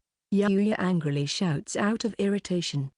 Yuya, please calm down. The always calm Ando-senpai rebukes Yuya. Hi dear, ain't the information completely wrong? It's not ghouls that appear. The only things appearing since a while ago are large noisy fucking bats and rats that squirm around our feet, right? Yeah lol. Yuya, calm down. At least that's what I want to say as well, but you're certainly right, this is quite unpleasant. Irritation flickers across Masakado's face, who only messes around in an aloof manner most of the time. Domains are always changing. That's common knowledge nowadays, Ando-senpai cautions while pressing a finger against the frames of his glasses. That's surely true, but Ando-senpai, the crying of those bats is really nasty. Somehow, my mood is getting worse and worse. Even Sir Ori, who walks in the back, protests. As a matter of fact, the crying of those large bats induces a light headache. It's an extremely annoying attack. Yeah lol. Look, it's a treasure chest. If I remember correctly, one can look forward to the treasure chest's contents in this domain. You know, I obtained my silver spear-chan in this domain, too. A treasure chest was set up in the direction where Masakado pointed his finger, the weapon which became the main reason for me being called Jet Black Hero. Their black iron sword was also a weapon obtained in this domain. Everyone's expectations rise, and they focus their eyes on Masakado, who's about to open the treasure chest. Masakado opens it with careful hand movements. Fuck? Question mark. Masakado yelled angrily all of a sudden and threw the object in his hand on the ground. What's wrong? Ando-senpai rushes over to the object Masakado had thrown and picked it up. I see. Certainly, what a troublesome domain this is. What Ando-senpai was holding in his hand while smiling bitterly was a wooden sword. On the way we took 2 breaks at rest areas. The large bats continued to cry as if harassing us, and the rats scurried about without any apparent value to their existence. And then, 12 hours after starting the invasion of the domain, despite all the stress caused by the frequent wood arrow traps and the occasional poison arrow traps, the stairs leading to the second floor finally appeared in front of us. 12 hours. Or to reword it, we cleared the floor in a mere 12 hours. Even for us selection members, this was a speed record we hadn't experienced so far. Normally, we would repeatedly map out the area and clear a floor by repeatedly going back and forth many times over. However, nothing that could even remotely be called a battle has taken place in this domain. As a result of the attacks being limited to only harassing actions, we conquered the floor in no more than a half day. Conquered the floor. It might be a bit too early to use those words. That's because a single monster that ought to be called Guardian stood in front of the stairs. Hey, say, that's... Yuya readies his shield while staying cautious. Be on your guard. Analyze has identified it as slime, but it's very likely to be a trap. Ando-senpai tells us to focus our attention on the monster. The slime in front of our eyes with a nervous voice. The monster blocking the way in front of us was a huge, muddy pool of water, a slime that wobbles around. All members, please get into formation. Saito-san, please launch a preemptive magic attack. Got it. The magician manipulating crimson flames, Saito Roriko, concentrates on the wand in her hands. All members including me grip the weapons in our hands and prepare for a combat against a formidable enemy. The fire spear, fire lance that was released without any prior chanting pierces the slime and magnificently scatters its flames. Nothing remains at the place which was stabbed by the fire spear. I'm confused by the scenery in front of me, but grasp the situation quickly. No way, it was really just a simple slime? Ando-senpai says with a befuddled voice. The monster, which we had arbitrarily believed to be a strong enemy, was not even worth mentioning. It was a plain slime. Ando-senpai's analyze identifies them as rank F. A monster that's commonly called small fry. Yay lol, what a messed up domain. Bah, what's with this place? Masakado, who feels disappointed, and Yuya, who trembles in anger. The domain, which I had supposedly declared as my main liberation target according to society, doesn't appear to be a farm, as it's called by the public, but an idiosyncratic domain. Section. Point of view Shin. Oh? They are finally charging into the second floor? While watching the live stream on my smartphone, I think back on the hero party's invasion. The highlight was definitely Yale throwing away their wooden sword, as I hate that man. I felt very refreshed. We were able to enjoy Yale's expression quite a bit as he opened the treasure chest with eyes full of expectation and immediately became angry after feeling heartbroken. The runner-up is the hero party being wrapped in tension in front of the slime. Whoa, don't be so cruel. Yale is an important source of information, okay? I know that, but it's just physically impossible. Having had the experience of almost being killed by Yale, Canon reveals a content smile. Do you think they were irritated successfully? As far as visible through the screen, it's a success, I believe. Canon and I look at each other with an evil smirk. Next, the second floor's concept is, the losses on the first floor were light. I, who had preserved more than enough combat forces, am having a good time watching the hero party with its grim prospects. Chapter 39. The concept of the second floor is, exhaustion of stamina. Once they step onto the second floor, a huge room of 2 square kilometers size will be visible in front of the invaders' eyes. The subordinates I had deployed in that huge space are swarms of ghouls with the best cost-performance value, boasting of a tenacious durability and overwhelming power that lacks intelligence. A wolf pack led by a black wolf, which will toy with their enemies while relying on their superb teamwork and their swift movements, and goblin archers, who ready their bows in the back. A huge torch brightly illuminating the rear of my subordinates shone upon the stairs continuing to the third floor. This setup was a message from me to the invaders. Something like mapping is unnecessary. Don't hold back and come at me. Repeatedly invading a domain many times over while mapping out the area has turned into a standard approach for humans when liberating domains. In reality, this hero party that had liberated 4 domains also used the same method. This method was indeed logical. In the eyes of a demon king, though, you might as well call it the worst move. While securing a safety margin by repeatedly invading over and over again, the intruders level up by defeating monsters. Securing a safety margin equals to no experience points for the demon king. The intruders defeating monsters equals to the demon king's CP being wasted pointlessly. It's truly the worst downward spiral. That's why I showed them the way, basically telling them, don't hold back and come at me. In case this time's intruders, the hero party didn't follow my invitation, in other words, in case they were to pull back, I would shift my countermeasures to Plan B. Plan B. To put it shortly, a mudslinging war of attrition. The enemy would deplete my CP by repeatedly invading and defeating my subordinates. In opposition, I would whittle down the enemy's combat assets by reliably crushing their members separately. The battle would lengthen, and the obtainable experience points would drop sharply in contrast to the consumed CP. In order to match the enemy's growth speed with the growth of my own, it would produce the necessity to deploy my bloodkin through the second domain to earn as many experience points as possible. Well, there's also the possibility that I could repel them at no cost if I myself fought on the front line like a certain body specialized dunny from someplace, but the risks would be too big. I sigh while watching the hero party that's taking a rest in front of the stairs continuing to the second floor. But, Shin-san, if it's you, you could gain strength at the same level as a specialized build by allotting BP into body or mana, couldn't you?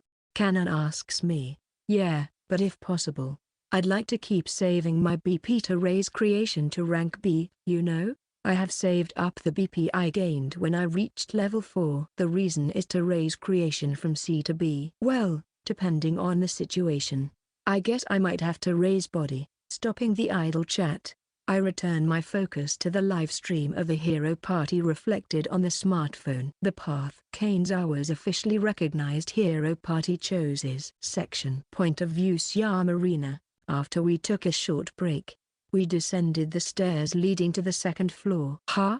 And silly voice escaped the lips of Yuya, who walked in front and stepped onto the second floor before us. I was the next to enter the second floor, ? I was overwhelmed by the scene unfolding in front of me. A ridiculously wide room.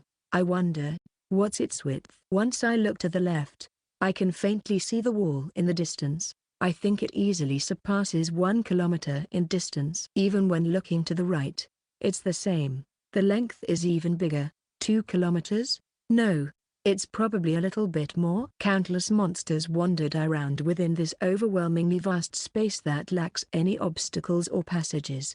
The first floor has a maze-like structure with frequent crossroads and dead ends, along with swarms of rats and large bats which apparently serve no use other than to irritate us. And a huge number of planted, childish traps. It was a labyrinth-like setup which made me think that its sole goal was to make our minds go insane. According to the words of a perished demon king, domains are created by demon kings. This isn't a theory, but rather, a fact we heard from a dying demon king himself. In that case, it means that the maze-like first floor that made fools out of us, and this second floor spreading in front of us, which makes one think that we are expected to break through with brute force, were created by the same demon king. A domain that's composed of floors with completely opposite concepts. I wonder, what kind of being is the demon king that rules this domain? Yalol. What's this? A monster house? Masakado, who stands next to me, raises a stumped voice. So, Hidea, what are we going to do? Yuya asks Ando-senpai. It has become common knowledge to capture a domain while mapping and noting the features of the floor and the composition of the appearing monsters down. Usually, one lightly investigates the next floor after clearing the previous one, and then returns. Yalol, Megain-kun, you see that as well, right? Ahead of where Masakado is pointing at, you can see the stairs leading to the third floor, indicated by the light of a huge, brightly burning torch. The stairs' existence was pointed out, as if inviting us. With this, there's no need to map the area. Is this really the same domain as before? If you consider it logically, we should go back once and review our strategy. But Yalol, Megain-kun, you're kidding, right? I don't want to pass through that first floor over and over again, okay? Hidea, I also think that we should advance for now. Fortunately, no one is injured right now, although we got quite irritated on the first floor. In regards to our conditions, it shouldn't be any problem. Ando-senpai, I would also hate passing through the first floor many times over. Masakado, Yuya, and Saori suggest to continue advancing. Ando-senpai shrugs his shoulders as if troubled in return. Certainly. Given that we will have finished the mapping when we start over next time, resulting in a shorter time to break through the first floor, we might recover our fatigue more than now. However, even now, we still have enough stamina left to continue the capture. Above all, many people wish for a quick liberation, anticipating our great exploits. Thus, let's continue onwards. Yalol. Sure. Yes. Understood. Roger. Hearing Ando-senpai's words, all of the selection members approved of his proposal in succession. I also go with the flow, and agree with the continuation of the capture. Section. 3 hours after we started clearing the second floor. Ghouls that are powerful and tough despite their dull movements. Wolves that excel at group combat and swift movements, albeit them being simpler to defeat should an attack land on them. And countless arrows fired from the rear. We steadily accumulated fatigue while suffering more and more injuries. I think about 1 kilometer is left until the stairs leading to the 3rd floor. It will be a long way. 6 hours after we started clearing the 2nd floor, one of our supporters lost his life along the way. I wonder, do the monsters follow some kind of goal? As if aiming for our comrades and supporters in the back, they went around to our rear from the left and right. Right now we are at the halfway point to the 3rd floor stairs, I think. It feels as if the distances to the stairs leading to the 2nd floor, from where we came, and the stairs continuing to the 3rd floor, which are illuminated by the big torch, are the same. At this rate proceeding is dangerous. But once we look back at the path we have passed, even the way back to the 2nd floor stairs is filled with monsters. Advancing is hell, and the same applies to returning. We might have misjudged the point where we should have retreated. Hi dear, what should we do? Go back? Let's see. In this situation, yay lol, spare me from having wasted all the effort in having come all the way here. Let's aim for a rest area. Yuya, who seeks a decision, and a senpai who hesitates to reply. In the end, we headed for the 3rd floor stairs in accordance with Masakado's words. 10 hours after we started clearing the 2nd floor, 2 more supporters lost their lives. That's why I said that we should turn around back then. Huh? You never even once mentioned something like that, you know? Yuyu and Masakado argue with each other even as they are fighting off the ghouls. His usual composure had already left Masakado by now. Kaya. Hey, Reena. Protect me a bit better, okay? Saori, who was bitten by a wolf, vents her anger at me. I said it. I'm sure I did. In the first place, do you think that we can retreat in this situation? Look around you. Both of you. Please calm down. To begin with, dear, Megain-kun. It's your damn fault for being so wishy-washy, don't you think? The quarreling Yuya and Masakado vent their frustration on Ando-senpai, who tried to restrain them. Our fatigue has reached its peak. The number of serious situations, where we trash-talked each other, increased. It's the worst. We were highly praised as heroes and braves by our surroundings, but in reality, we are just children who got carried away as we wallowed in the dream of being called heroes. There's 500 meters or so left until the stairs to the 3rd floor. Is it hope that awaits us after reaching that point, or Chapter 40? Yuyu. Canon groans as we watch the live stream of the heroes party. Toilet. It'll be our turn soon. Yuru. My kindness is disregarded by my subordinate Canon. What's wrong then? I just thought that it's really strange. What is the current situation? I cocked my head in puzzlement at Canon's reply that lacked any explanation. That is, Shin-san, your strategy is proving to be right. The heroes are desperately struggling in a hard fight, aren't they? That's right. Since I was almost killed by them, it's not something I should be saying, but aren't they too weak? I mean, they are Kainzawa's strongest humans who liberated 4 domains, right? The hero party that was displayed on the smartphone is, as Canon said, struggling. 3 of their comrades have already fallen. I guess that's just how it is. What's with the I guess that's just how it is? I was really afraid of today. As I snort with laughter, Canon gets angry. The reason why they're having so much trouble is simple. Simple, you say? Yeah, they willingly relinquished their greatest advantage. That's all there is to it. And what would that advantage be? What do you think it is? I started to enjoy these conversations with Canon. Having been freed from isolation, I developed the ability to have fun speaking with others. They level up quickly? There are many of them? They are normies? Sorry, I give up. Oh well. Since we don't have much time, I will tell you the correct answer.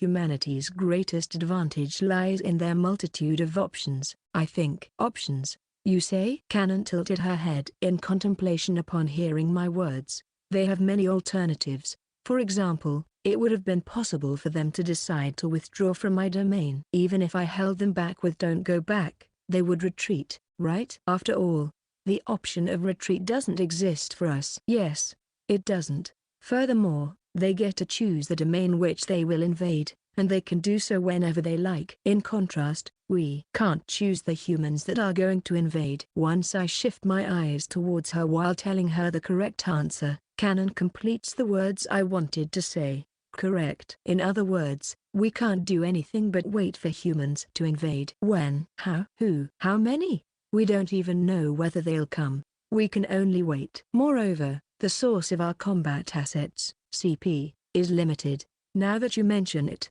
this world is unfair, isn't it? Indeed, it is. I agree with the lamenting Canon. However, this time it's different. Kanezawa's officially recognized hero party was so kind as to announce their invasion. They abandoned their biggest advantage of being able to invade whenever they like. In addition, since they are celebrities, information about them, from their combat power to their prided spoils, was easy to research on the net.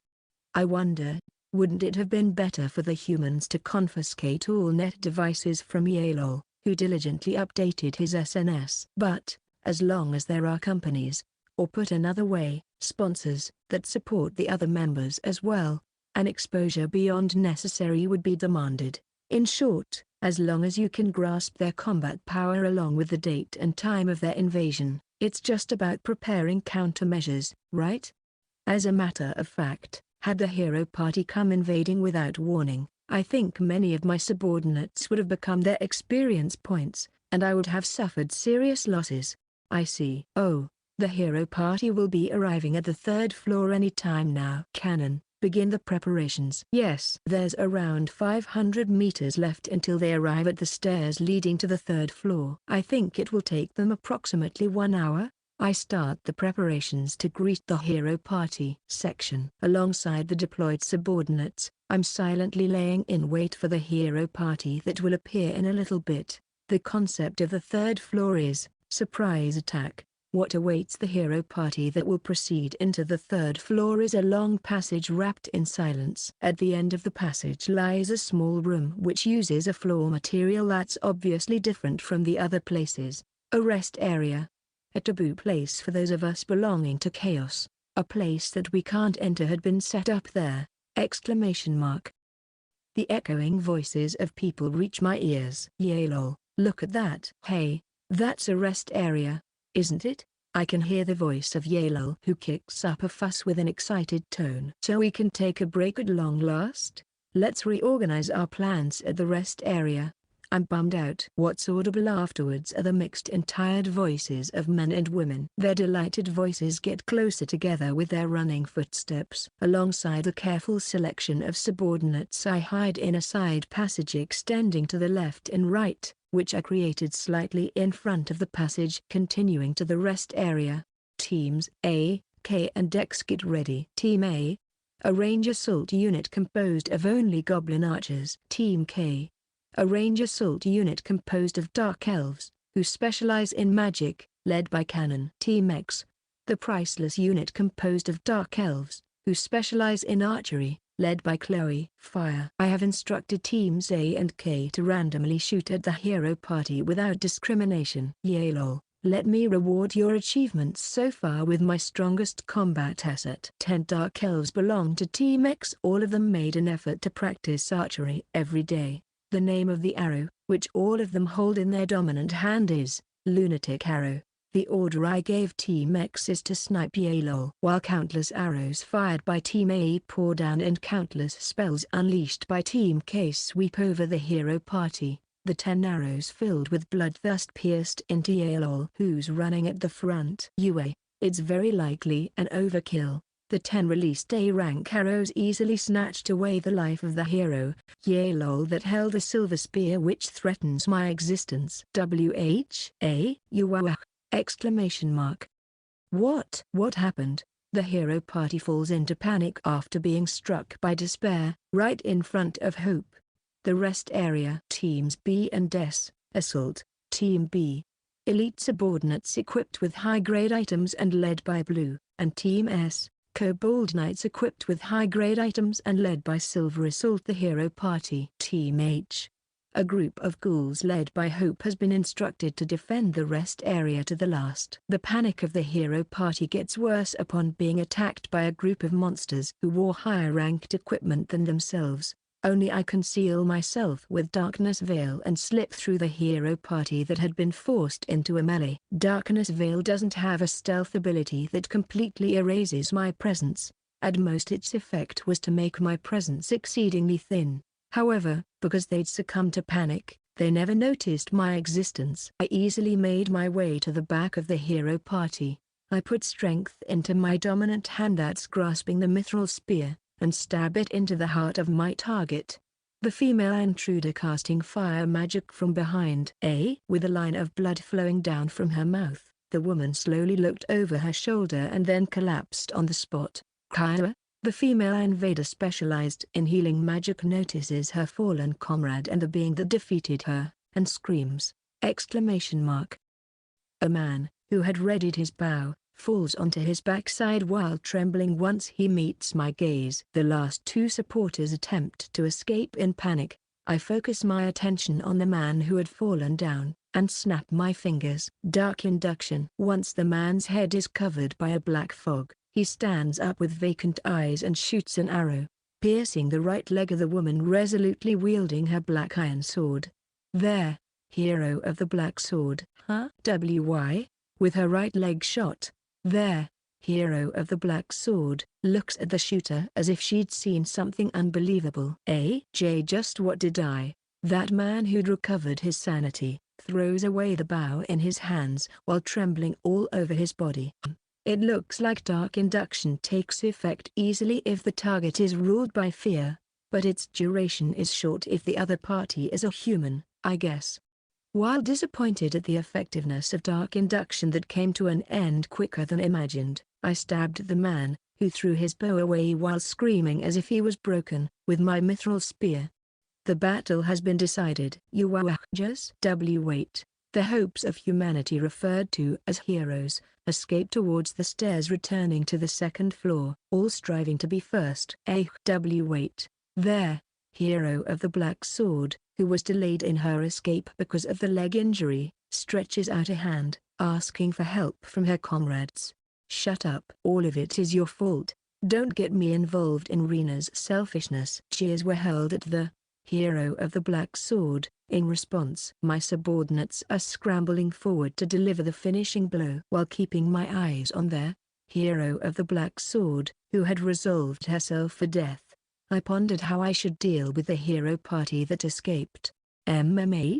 There, hero of the black sword, who's looking into my eyes, has accepted her death, but she hasn't broken. Stop the attack. I make my subordinates suspend the attack and approach the hero of the black sword. The humans so far couldn't become my bloodkin as their hearts had been broken due to fear. Even if I handed them the blood chalice, humans in a normal state couldn't become my bloodkin as they instinctively felt hate towards me, a member of chaos. Will it work out if it's a human who was attacked, betrayed and abandoned by her friends yet hasn't broken? Now then, all your friends ran away, but what are you going to do, hero of the black sword Sama?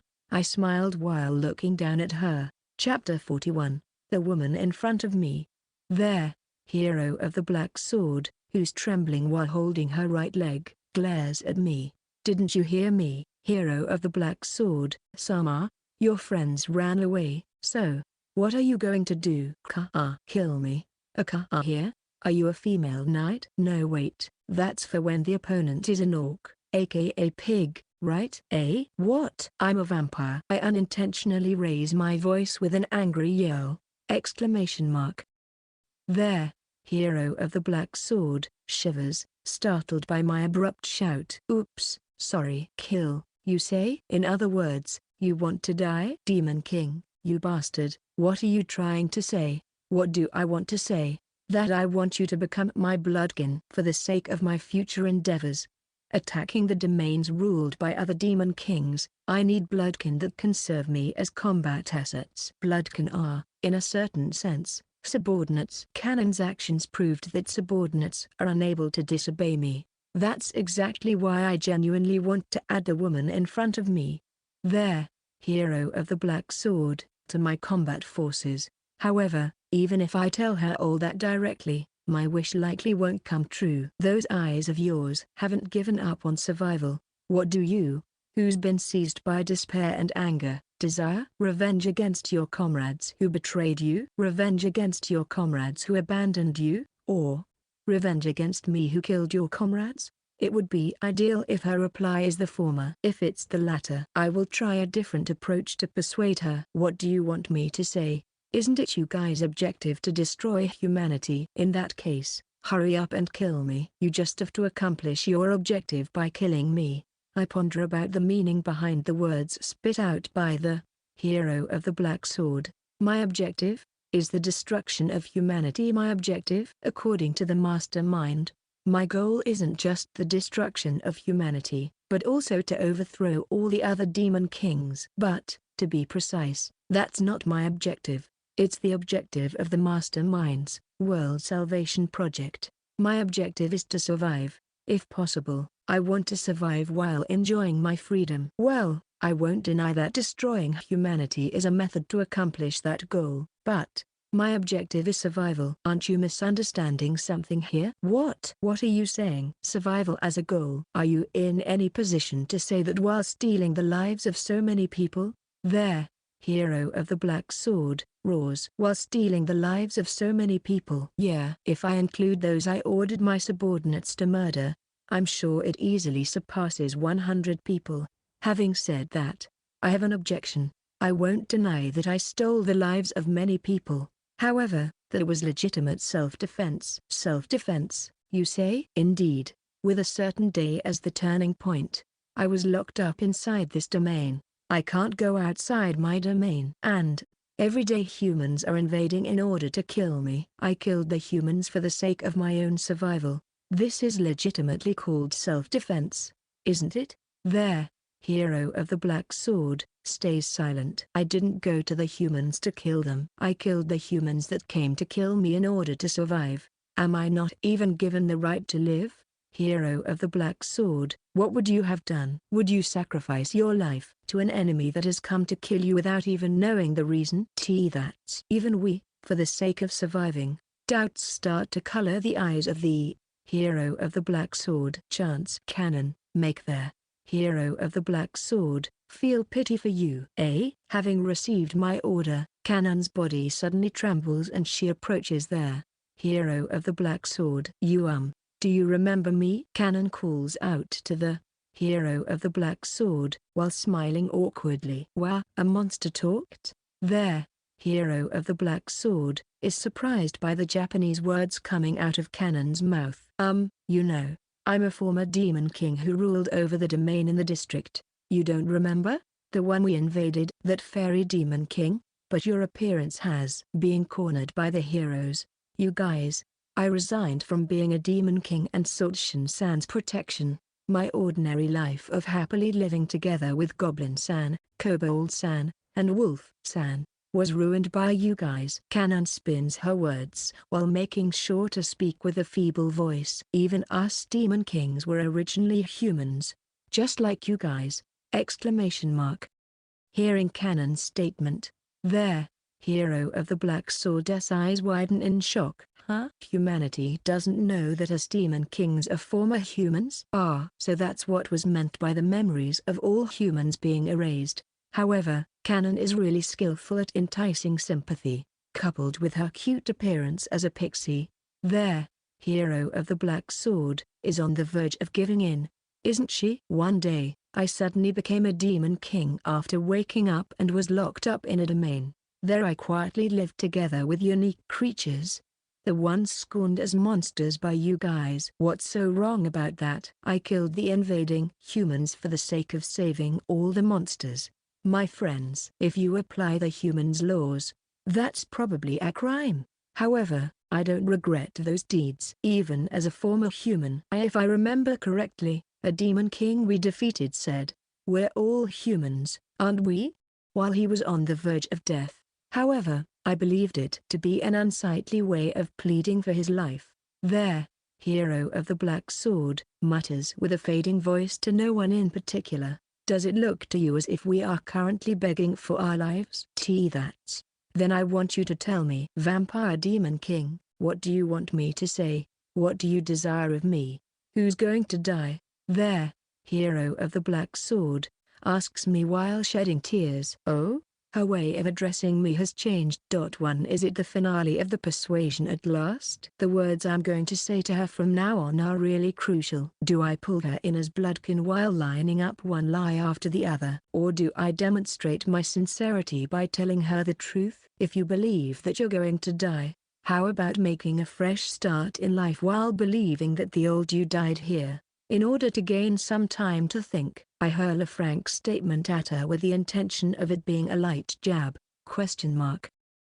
I suppose I blundered with my word choice. There, hero of the black sword, looks puzzled. Let's head for the root of a bloodkin, whom I can trust, by showing my sincerity. Even if I turn her into a comrade by lining up lies, I have a hunch that it will create boundless troubles to follow up on once she learns the truth. If I fail, there will be a next time, right? I put an end to my thinking time. I start to persuade the hero of the black sword, in earnest. What I desire from you is, vigilance dwells in her eyes. Huh? Did I make some kind of mistake? So you prefer women like the hero of the black sword, eh? But I wonder how it's going to turn out when you confess to her all of a sudden. Canon looks at me scornfully. Huh? Didn't I express myself properly? I clear my throat and correct my previous remark. How to say it? What I want is to have you, there, hero of the black sword, as a comrade. No. I want to welcome you as subordinate. Subordinate? Yes, subordinate. Even though I call it subordinate, it's something like Canon over there. The fairy over there, okay? Canon, praise me.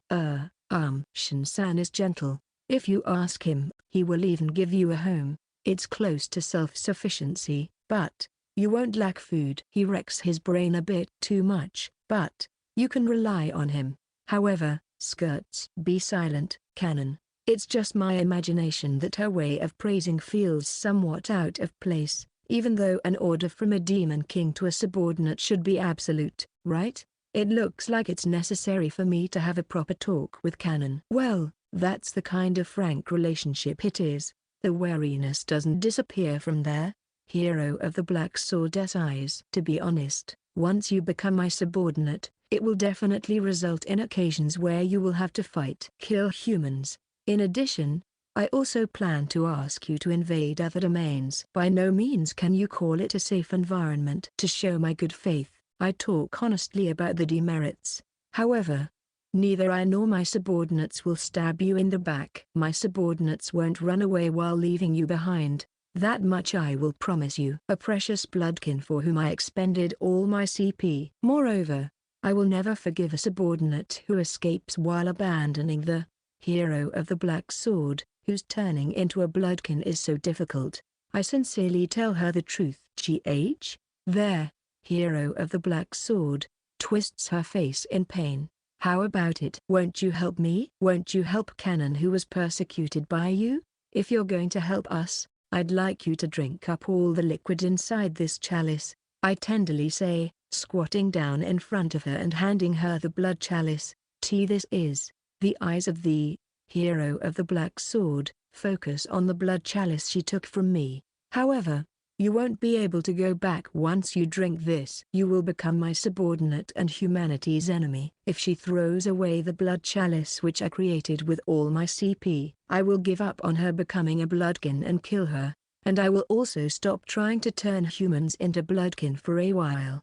Hero of the black sword, what are you going to do? I asked the hero of the black sword. My final question. Chapter 42. After taking a breath, there, hero of the black sword, slowly poured the deep crimson liquid that filled the blood chalice down her throat. Canon and I watched the hero of the black sword attentively. Seemingly because the liquid was bitter, there, hero of the black sword reveals a sickened expression. Shin-san, was it okay to tell her such a lie? Lie? What lie? I honestly told her the truth, didn't I? I tilt my head to the side in confusion upon Canon's whispered question. What I told her is, that's what you told her, not me, right? For argument's sake, even if she's going to blame someone, it'll be Canon and not me. But I was ordered by you to. How is any of what you said a lie? Gentle. What is it? I show her a smile that's full of affection. Nothing. After I got Canon to agree, I approach the hero of the black sword, who's about to finish drinking up all of the liquid, raise my hand over her head, and chant. Contract. A faint light wraps up the hero of the black sword, and then the brightness converges slowly. I operate my smartphone and throw a sidelong glance at her who's looking at her hands and body to check the phenomenon taking place. Did it succeed? I check the screen displayed on the phone. Name, Reena Shin. Race, human. Rank, C. LP, 50-50. Body, D. Knowledge, G. Mana, H. Special, swordsmanship, C/subordinates. Composition. I confirm the name of the hero of the black sword, Reena, who had been added to the column of bloodkin, and smile. However, only something like that. After all the difficulties. She's rather weak if you just look at the status, isn't she? I guess the only things worth mentioning are her swordsmanship rank and the LP value. Reena calls out to me, who's dispirited while looking at her status. Is it fine with this? Probably. Did anything change for you?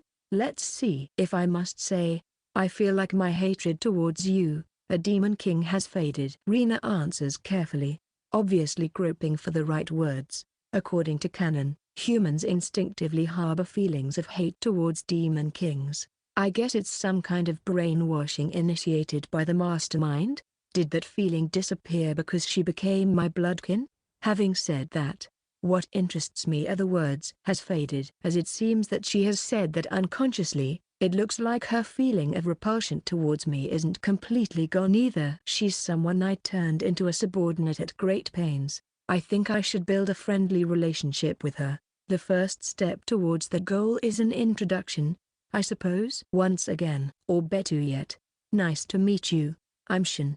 I smile kindly at Reena, and hold out my hand to her. Glad to meet you.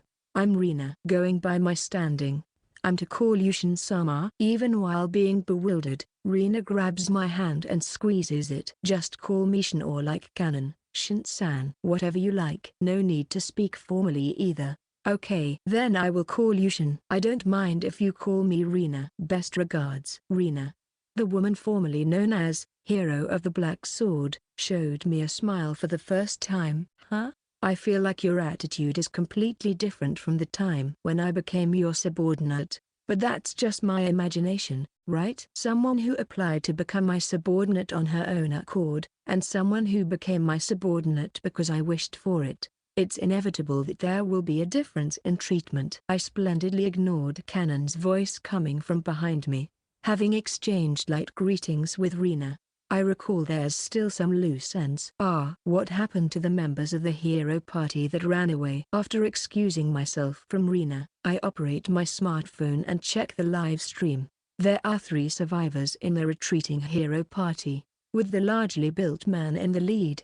They sprinted through the 2nd floor at an amazing pace. Now then, what should I do? Turning them into bloodkin is impossible since I'm out of CP. To begin with, in Reena's eyes they are her comrades who abandoned her. Even if I won them over as subordinates, the relationship between her and the others would likely be complicated. I'd like to kill them in order to prevent any future issues. But they can get away from the ghouls as those are too slow, and the wolves are lacking offensive power. Even if I mobilize all the giant bats and rats on the 1st floor, I think it'd be difficult to kill them. I guess I have no other choice but to head out myself then. Reena, they are your former comrades, but is it fine for me to kill them? It's weird for me, the master, to get permission from Reena, the subordinate, but right now it's my highest priority to build a friendly relationship with her.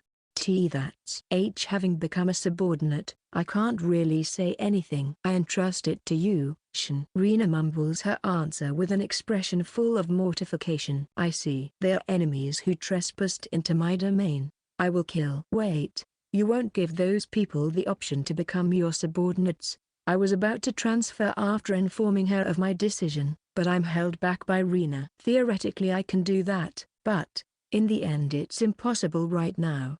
I'm lacking CP. CP?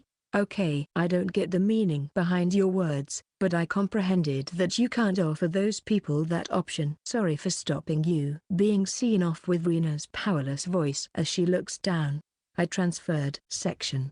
The destination of the transfer was next to a rat that roamed the vicinity of the first floor's deepest part. Since I was assaulted by a light dizziness immediately after transferring, I decided to ambush them on the first floor. I waited 5 hours for the surviving heroes. Looks like I moved here too early. Even if I go back, transfer requires a cooldown time of 8 hours. I continued waiting by myself while feeding trash to the slimes and thinking about my future plans. Suddenly, haha. Finally the first floor. It's necessary to amend the hazard rank of this domain. A little bit more until the university. 2 young men and a woman appeared from the stairs coming from the second floor while out of breath. Exclamation mark. Being deep in thought, I forgot to activate my darkness veil. Meeting my eyes, the 3 look shocked. Why here? Why are you here? Whoa, wait a minute. You selfishly invade my home and then without even greeting the host? Question mark. Suddenly my vision whited out due to a brightness caused by an intense flash alongside a bang that burst my ears. A flash orb? A flash orb is an item that can be created with alchemy. Was it put into a treasure chest by some stupid demon king, or did some human with special abilities create it? Shit, I was totally caught off guard. Now run past him. Cut across. Wait. I randomly swing my mithril spear while being blind. A response. Once the dazzling light covering the vicinity fades away. The tall man was crouching while bleeding from his flank. Yeah. I leave the rest to you. Senpai. Sorry. Exclamation mark. Wait. The bespectacled young man and the woman with dyed brown hair look at the crouching man. Only once, then run away. The abandoned Yuya stretched a hand towards his leaving comrades as if imploring them. Can I catch up with them? After killing Yuya, transfer still has a cooldown time of 3 hours left. Killing him and transferring. I wonder, will I be in time in 3 hours? Based on my simulation, a total annihilation is impossible, I guess. I failed. I sigh lightly and turn to confront Yuya. Chapter 43. Fuck.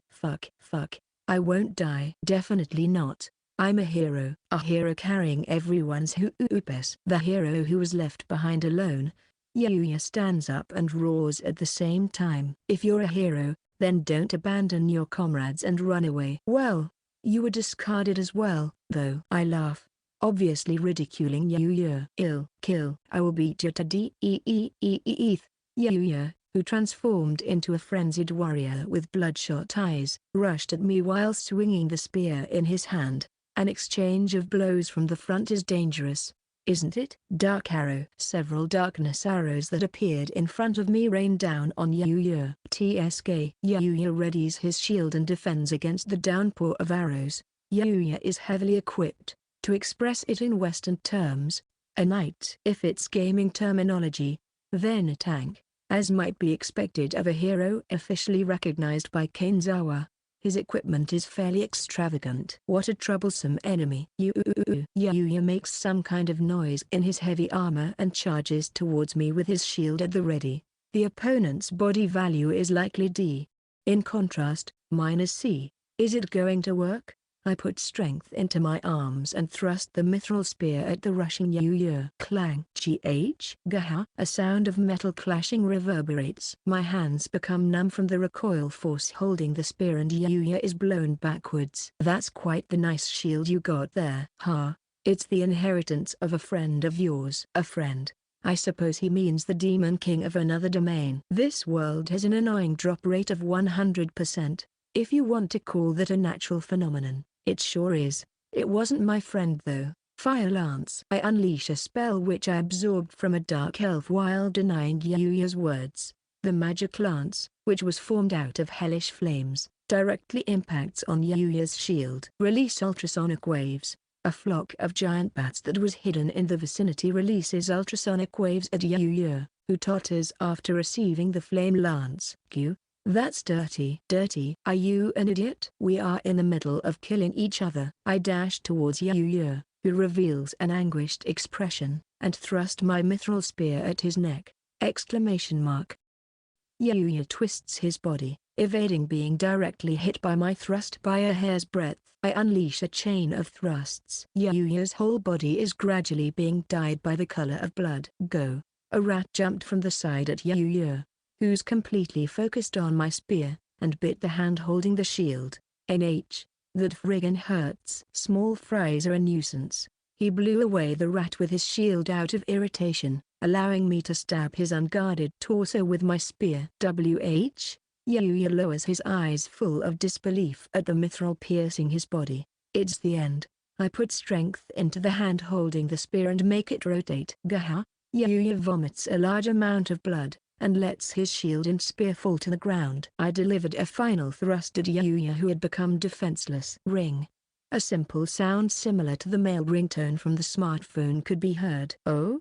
I leveled up. There's still 2 hours and 40 minutes left for transfer. If I return while walking, it will take even more time. Even if I pursue the escaping heroes, I won't catch up to them. I alchemized the favorite food of the giant bats and rats with the CP that had fully recovered due to the level up. While thanking them for their achievements in the previous battle, I thought about my future plans. Section 2 hours and 40 minutes later. It was a truly meaningful waiting time. In the end, the two heroes managed to escape, but the opportunity to immerse myself in thought after such a long time was worthwhile. Using the excess time, I first alchemized a weapon, consuming 500 CP in the process. With this I avoided the worry of a CP overflow. Next I assigned the BP I obtained from the level up, and made creation go up from C to B. The number of subordinates and facilities I can create greatly increased. Moreover, I acquired several new special abilities. There are many entries I want to examine. I quickly restrained my excitement, and transferred over to Google Chan. I'm back. Welcome back. Welcome. Canon greeted me with a familiar tone when I returned, whereas Reena faltered somewhat. So, how did it go? Reena questions me with a probing tone. I killed the human called Yuya. Glasses and the female hero managed to get away. I concisely report the outcome. I see. Yuya has. Hearing of the death of the young man, who had been her comrade until just recently, Reena looks downwards. Are you alright? What can I, who killed him, say anyway? But she's a precious bloodkin. I talked to her to follow up. I am. I made my resolve when I accepted your words, Shin. Reena looks straight into my eyes and answers me with a quiet voice at the start, but with a powerful one towards the end. Then it's fine. It's not meant to be an apology, but I have a present for you, Reena. I hand the weapon, Dainsleif, which I had alchemized not long ago, to her. This is a rank B weapon. It's Dainsleif. Since it's completely black, I thought that it might suit you as hero of the Black Sword. A rank B weapon? Reena looks with shock at the Dainsleif which she accepted from me. Dainsleif?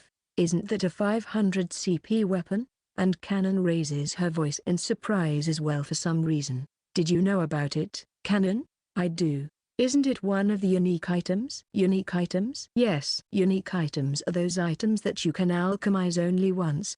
That means there's only one Dainsleif in this world? No. Given that each demon king can alchemize only one of it, there exists as many Dainsleifs as there are demon kings that reached alchemy B. Based on the logic of this world, 1 million demon kings exist in this world. Even without all of them reaching alchemy B, even by a low estimation, more than 10,000 demon kings will likely do so. If you consider it like that, I guess it's a unique item with more than 10,000 copies existing. Somehow I feel slightly complicated about that. If it were possible to alchemize Excalibur someday, would there be hundreds or thousands of Excaliburs in the world? If one is unlucky, their numbers could even go beyond several tens of thousands. Where's the dream in that? Rather than that, why is it a 500 CP item for Reena-san, who just became your subordinate, and I, a veteran and former demon king, only get the 150 CP Kuropokuru's wand? The right item for the right person. Canon, what's your role? My role is that of a staff of Google Chan, right? If I compare Canon, who's expected to basically work as a search tool at my side, and Reena, who's soon going to invade the domains of other demon kings upon my orders. It's a natural decision. Is it really all right? Reena, who had listened to my conversation with Canon, asked shyly. I didn't know that it's a unique item, but I can't use swords anyway. It's no problem as it suits your image. I see. Got it. After Reena consented to receiving it, I began to talk about the real issue at hand. Chapter 44 Level Up 2. There are many things that have to be tackled, but, first, Reena. Yes? While sorting the things that need to be done in my head, I attach priorities to each. I guess, first comes the restructure of the domain which I had tuned towards being anti-hero party. A while ago Kainzawa's officially recognized hero party, Reena's party, was defeated. But what do you think? How are the humans going to move against my domain from now on? I consider it to be a good idea to ask Reena, who has the most experience with humans here, about matters pertaining to humanity. Let's see. If Ando-senpai managed to survive, he will probably report to the higher-ups to have the hazard rank of this dungeon raised. Hazard rank. The danger level of a domain, selfishly allocated by the humans. Since they have been kind enough to upload the rankings to the net, I knew about it to some extent. Hazard rank, starting with E, the danger level rises from D to A. S means an invasion prohibition, right? Correct. Shin, your dungeon's hazard rank was C. Canon's was E. I never expected for both dungeons to be ruled by the same demon king. Reena answers Canon. It's obvious from the exterior, isn't it? My domain. The first domain and the domain that was ruled by Canon. The second domain share the same exterior that's similar to an Ayers rock with only the entrances being separated. In our eyes the forest that formed Canon's dungeon suddenly vanished, and then reappeared in the shape of being connected with Shin's dungeon. It was concluded that it's a different dungeon since the inner structures differ too much, despite being connected. I see. I consent to Reena's explanation. This time Kainzawa's selection members, who invaded this dungeon, got wiped out. As such, since there are no liberators other than us in the city, the hazard rank will become S, prohibition of invasion. I think, for a while no humans will come invading. In that case, it feels like the invasion through the second domain will stay the same? I suppose that's how it is. Or rather, is it fine for me to ask a question, too? Reena looks into my eyes and asks. What is it? You two. Why are you so well informed about our, humanity's situation? Meaning, for example about us being officially recognized by Kainzawa, the existence of hazard ranks, etc. That, huh? We looked it up on the internet. That we did. Huh? An idiotic sound escapes Reena's lips. Well, as I said, the internet. There are smartphones here, aren't there? It's possible to look things up with them, right? Once we did, we learned about the hazard ranks, Reena's party being authorized by Kainzawa, and to go even further, your party setup and levels, thanks to Yalol. Yalol? Masakado?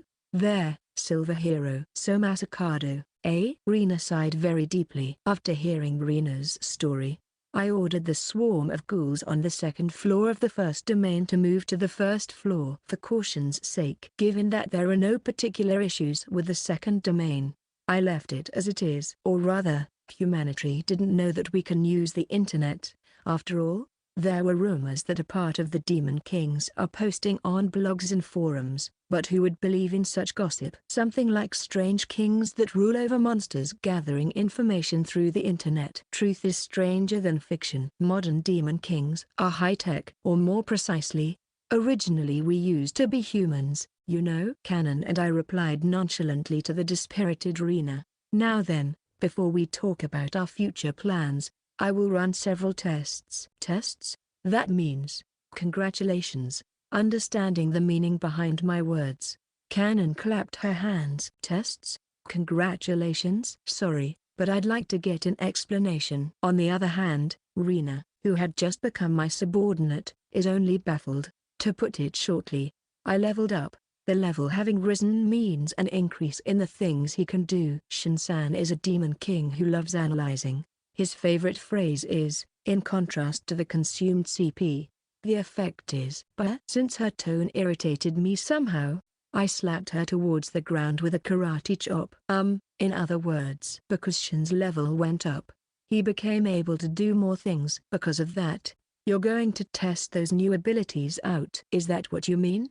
Reena replies while looking at Canon and me with slightly cold eyes. That's how it is. Since I raised the rank of creation with this time's level up, the things I'm capable of have increased drastically. I want to run various tests in advance before actually putting them into practice. Creation? Reena cocks her head in puzzlement after hearing my words. I see. Since Reena isn't a former demon king like Canon, there are many things she doesn't know, I guess. Explaining from scratch is going to be a real pain. Or rather, there's no particular need for Reena to be present anyway. Reena, you must be tired after having become a bloodkin not long ago, right? If you like you can take a rest. Don't worry about it, it's a rare opportunity. I wish to stay here. My offered kindness is rejected quickly. I could send her away forcibly, through an order, but Reena is one of the few members of my forces who can state her opinion freely. I judged that it might not be so bad hearing the opinion of a former hero. Canon. Give Reena a simple lecture about creation, subordinates and domains. Okay. Leaving all of the bothersome explanations to Canon, I operate my smartphone. I check the list of the new subordinates I can create. Lilim, rank C. An evil spirit of the night ruling over dreams. They lead enemies astray through temptation. Their physical strength is low, but they excel in magic. Creation cost, 50 CP. Living male, rank C. A wandering alma that had been possessed by a ghost. Its real form is that of a ghost. Its properties will experience big changes depending on the equipped armor. CP costs, 60 CP. Werewolf, rank C. A lycanthrope that became unable to return to its human form after having released its instincts. Its instincts are closer to that of beasts than humans. CP costs, 80 CP. Dampier. Rank B. A being born between a human and a vampire. Its power doesn't wane below the sun, but neither does it grow within darkness. CP costs, 120 CP. Finally, a rank B subordinate. I, a vampire, lose a lot of power in the sun, but have my powers largely amplified in darkness. Dampiers seem to not have that trait. Aren't they normal humans then?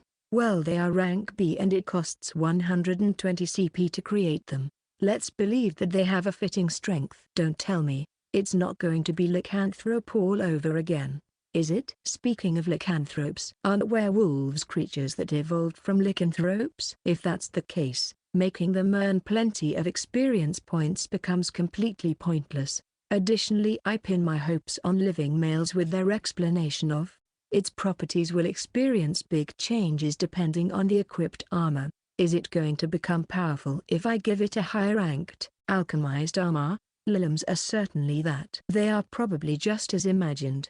Given that they seem to excel at magic, I shall look forward to them as long-awaited magic personnel. Moreover, there's an ability I'm looking forward to apart from the new subordinates. The new special ability which I acquired after going up to level 5. Random creation. It's a special ability I acquired as a bonus for subordinate creation. Its effect is: create a subordinate by offering everything. It's necessary to consume all CP. The subordinate that will be created depends on the goddess of luck. If the goddess smiles at you, a unique subordinate will be created. It must be that.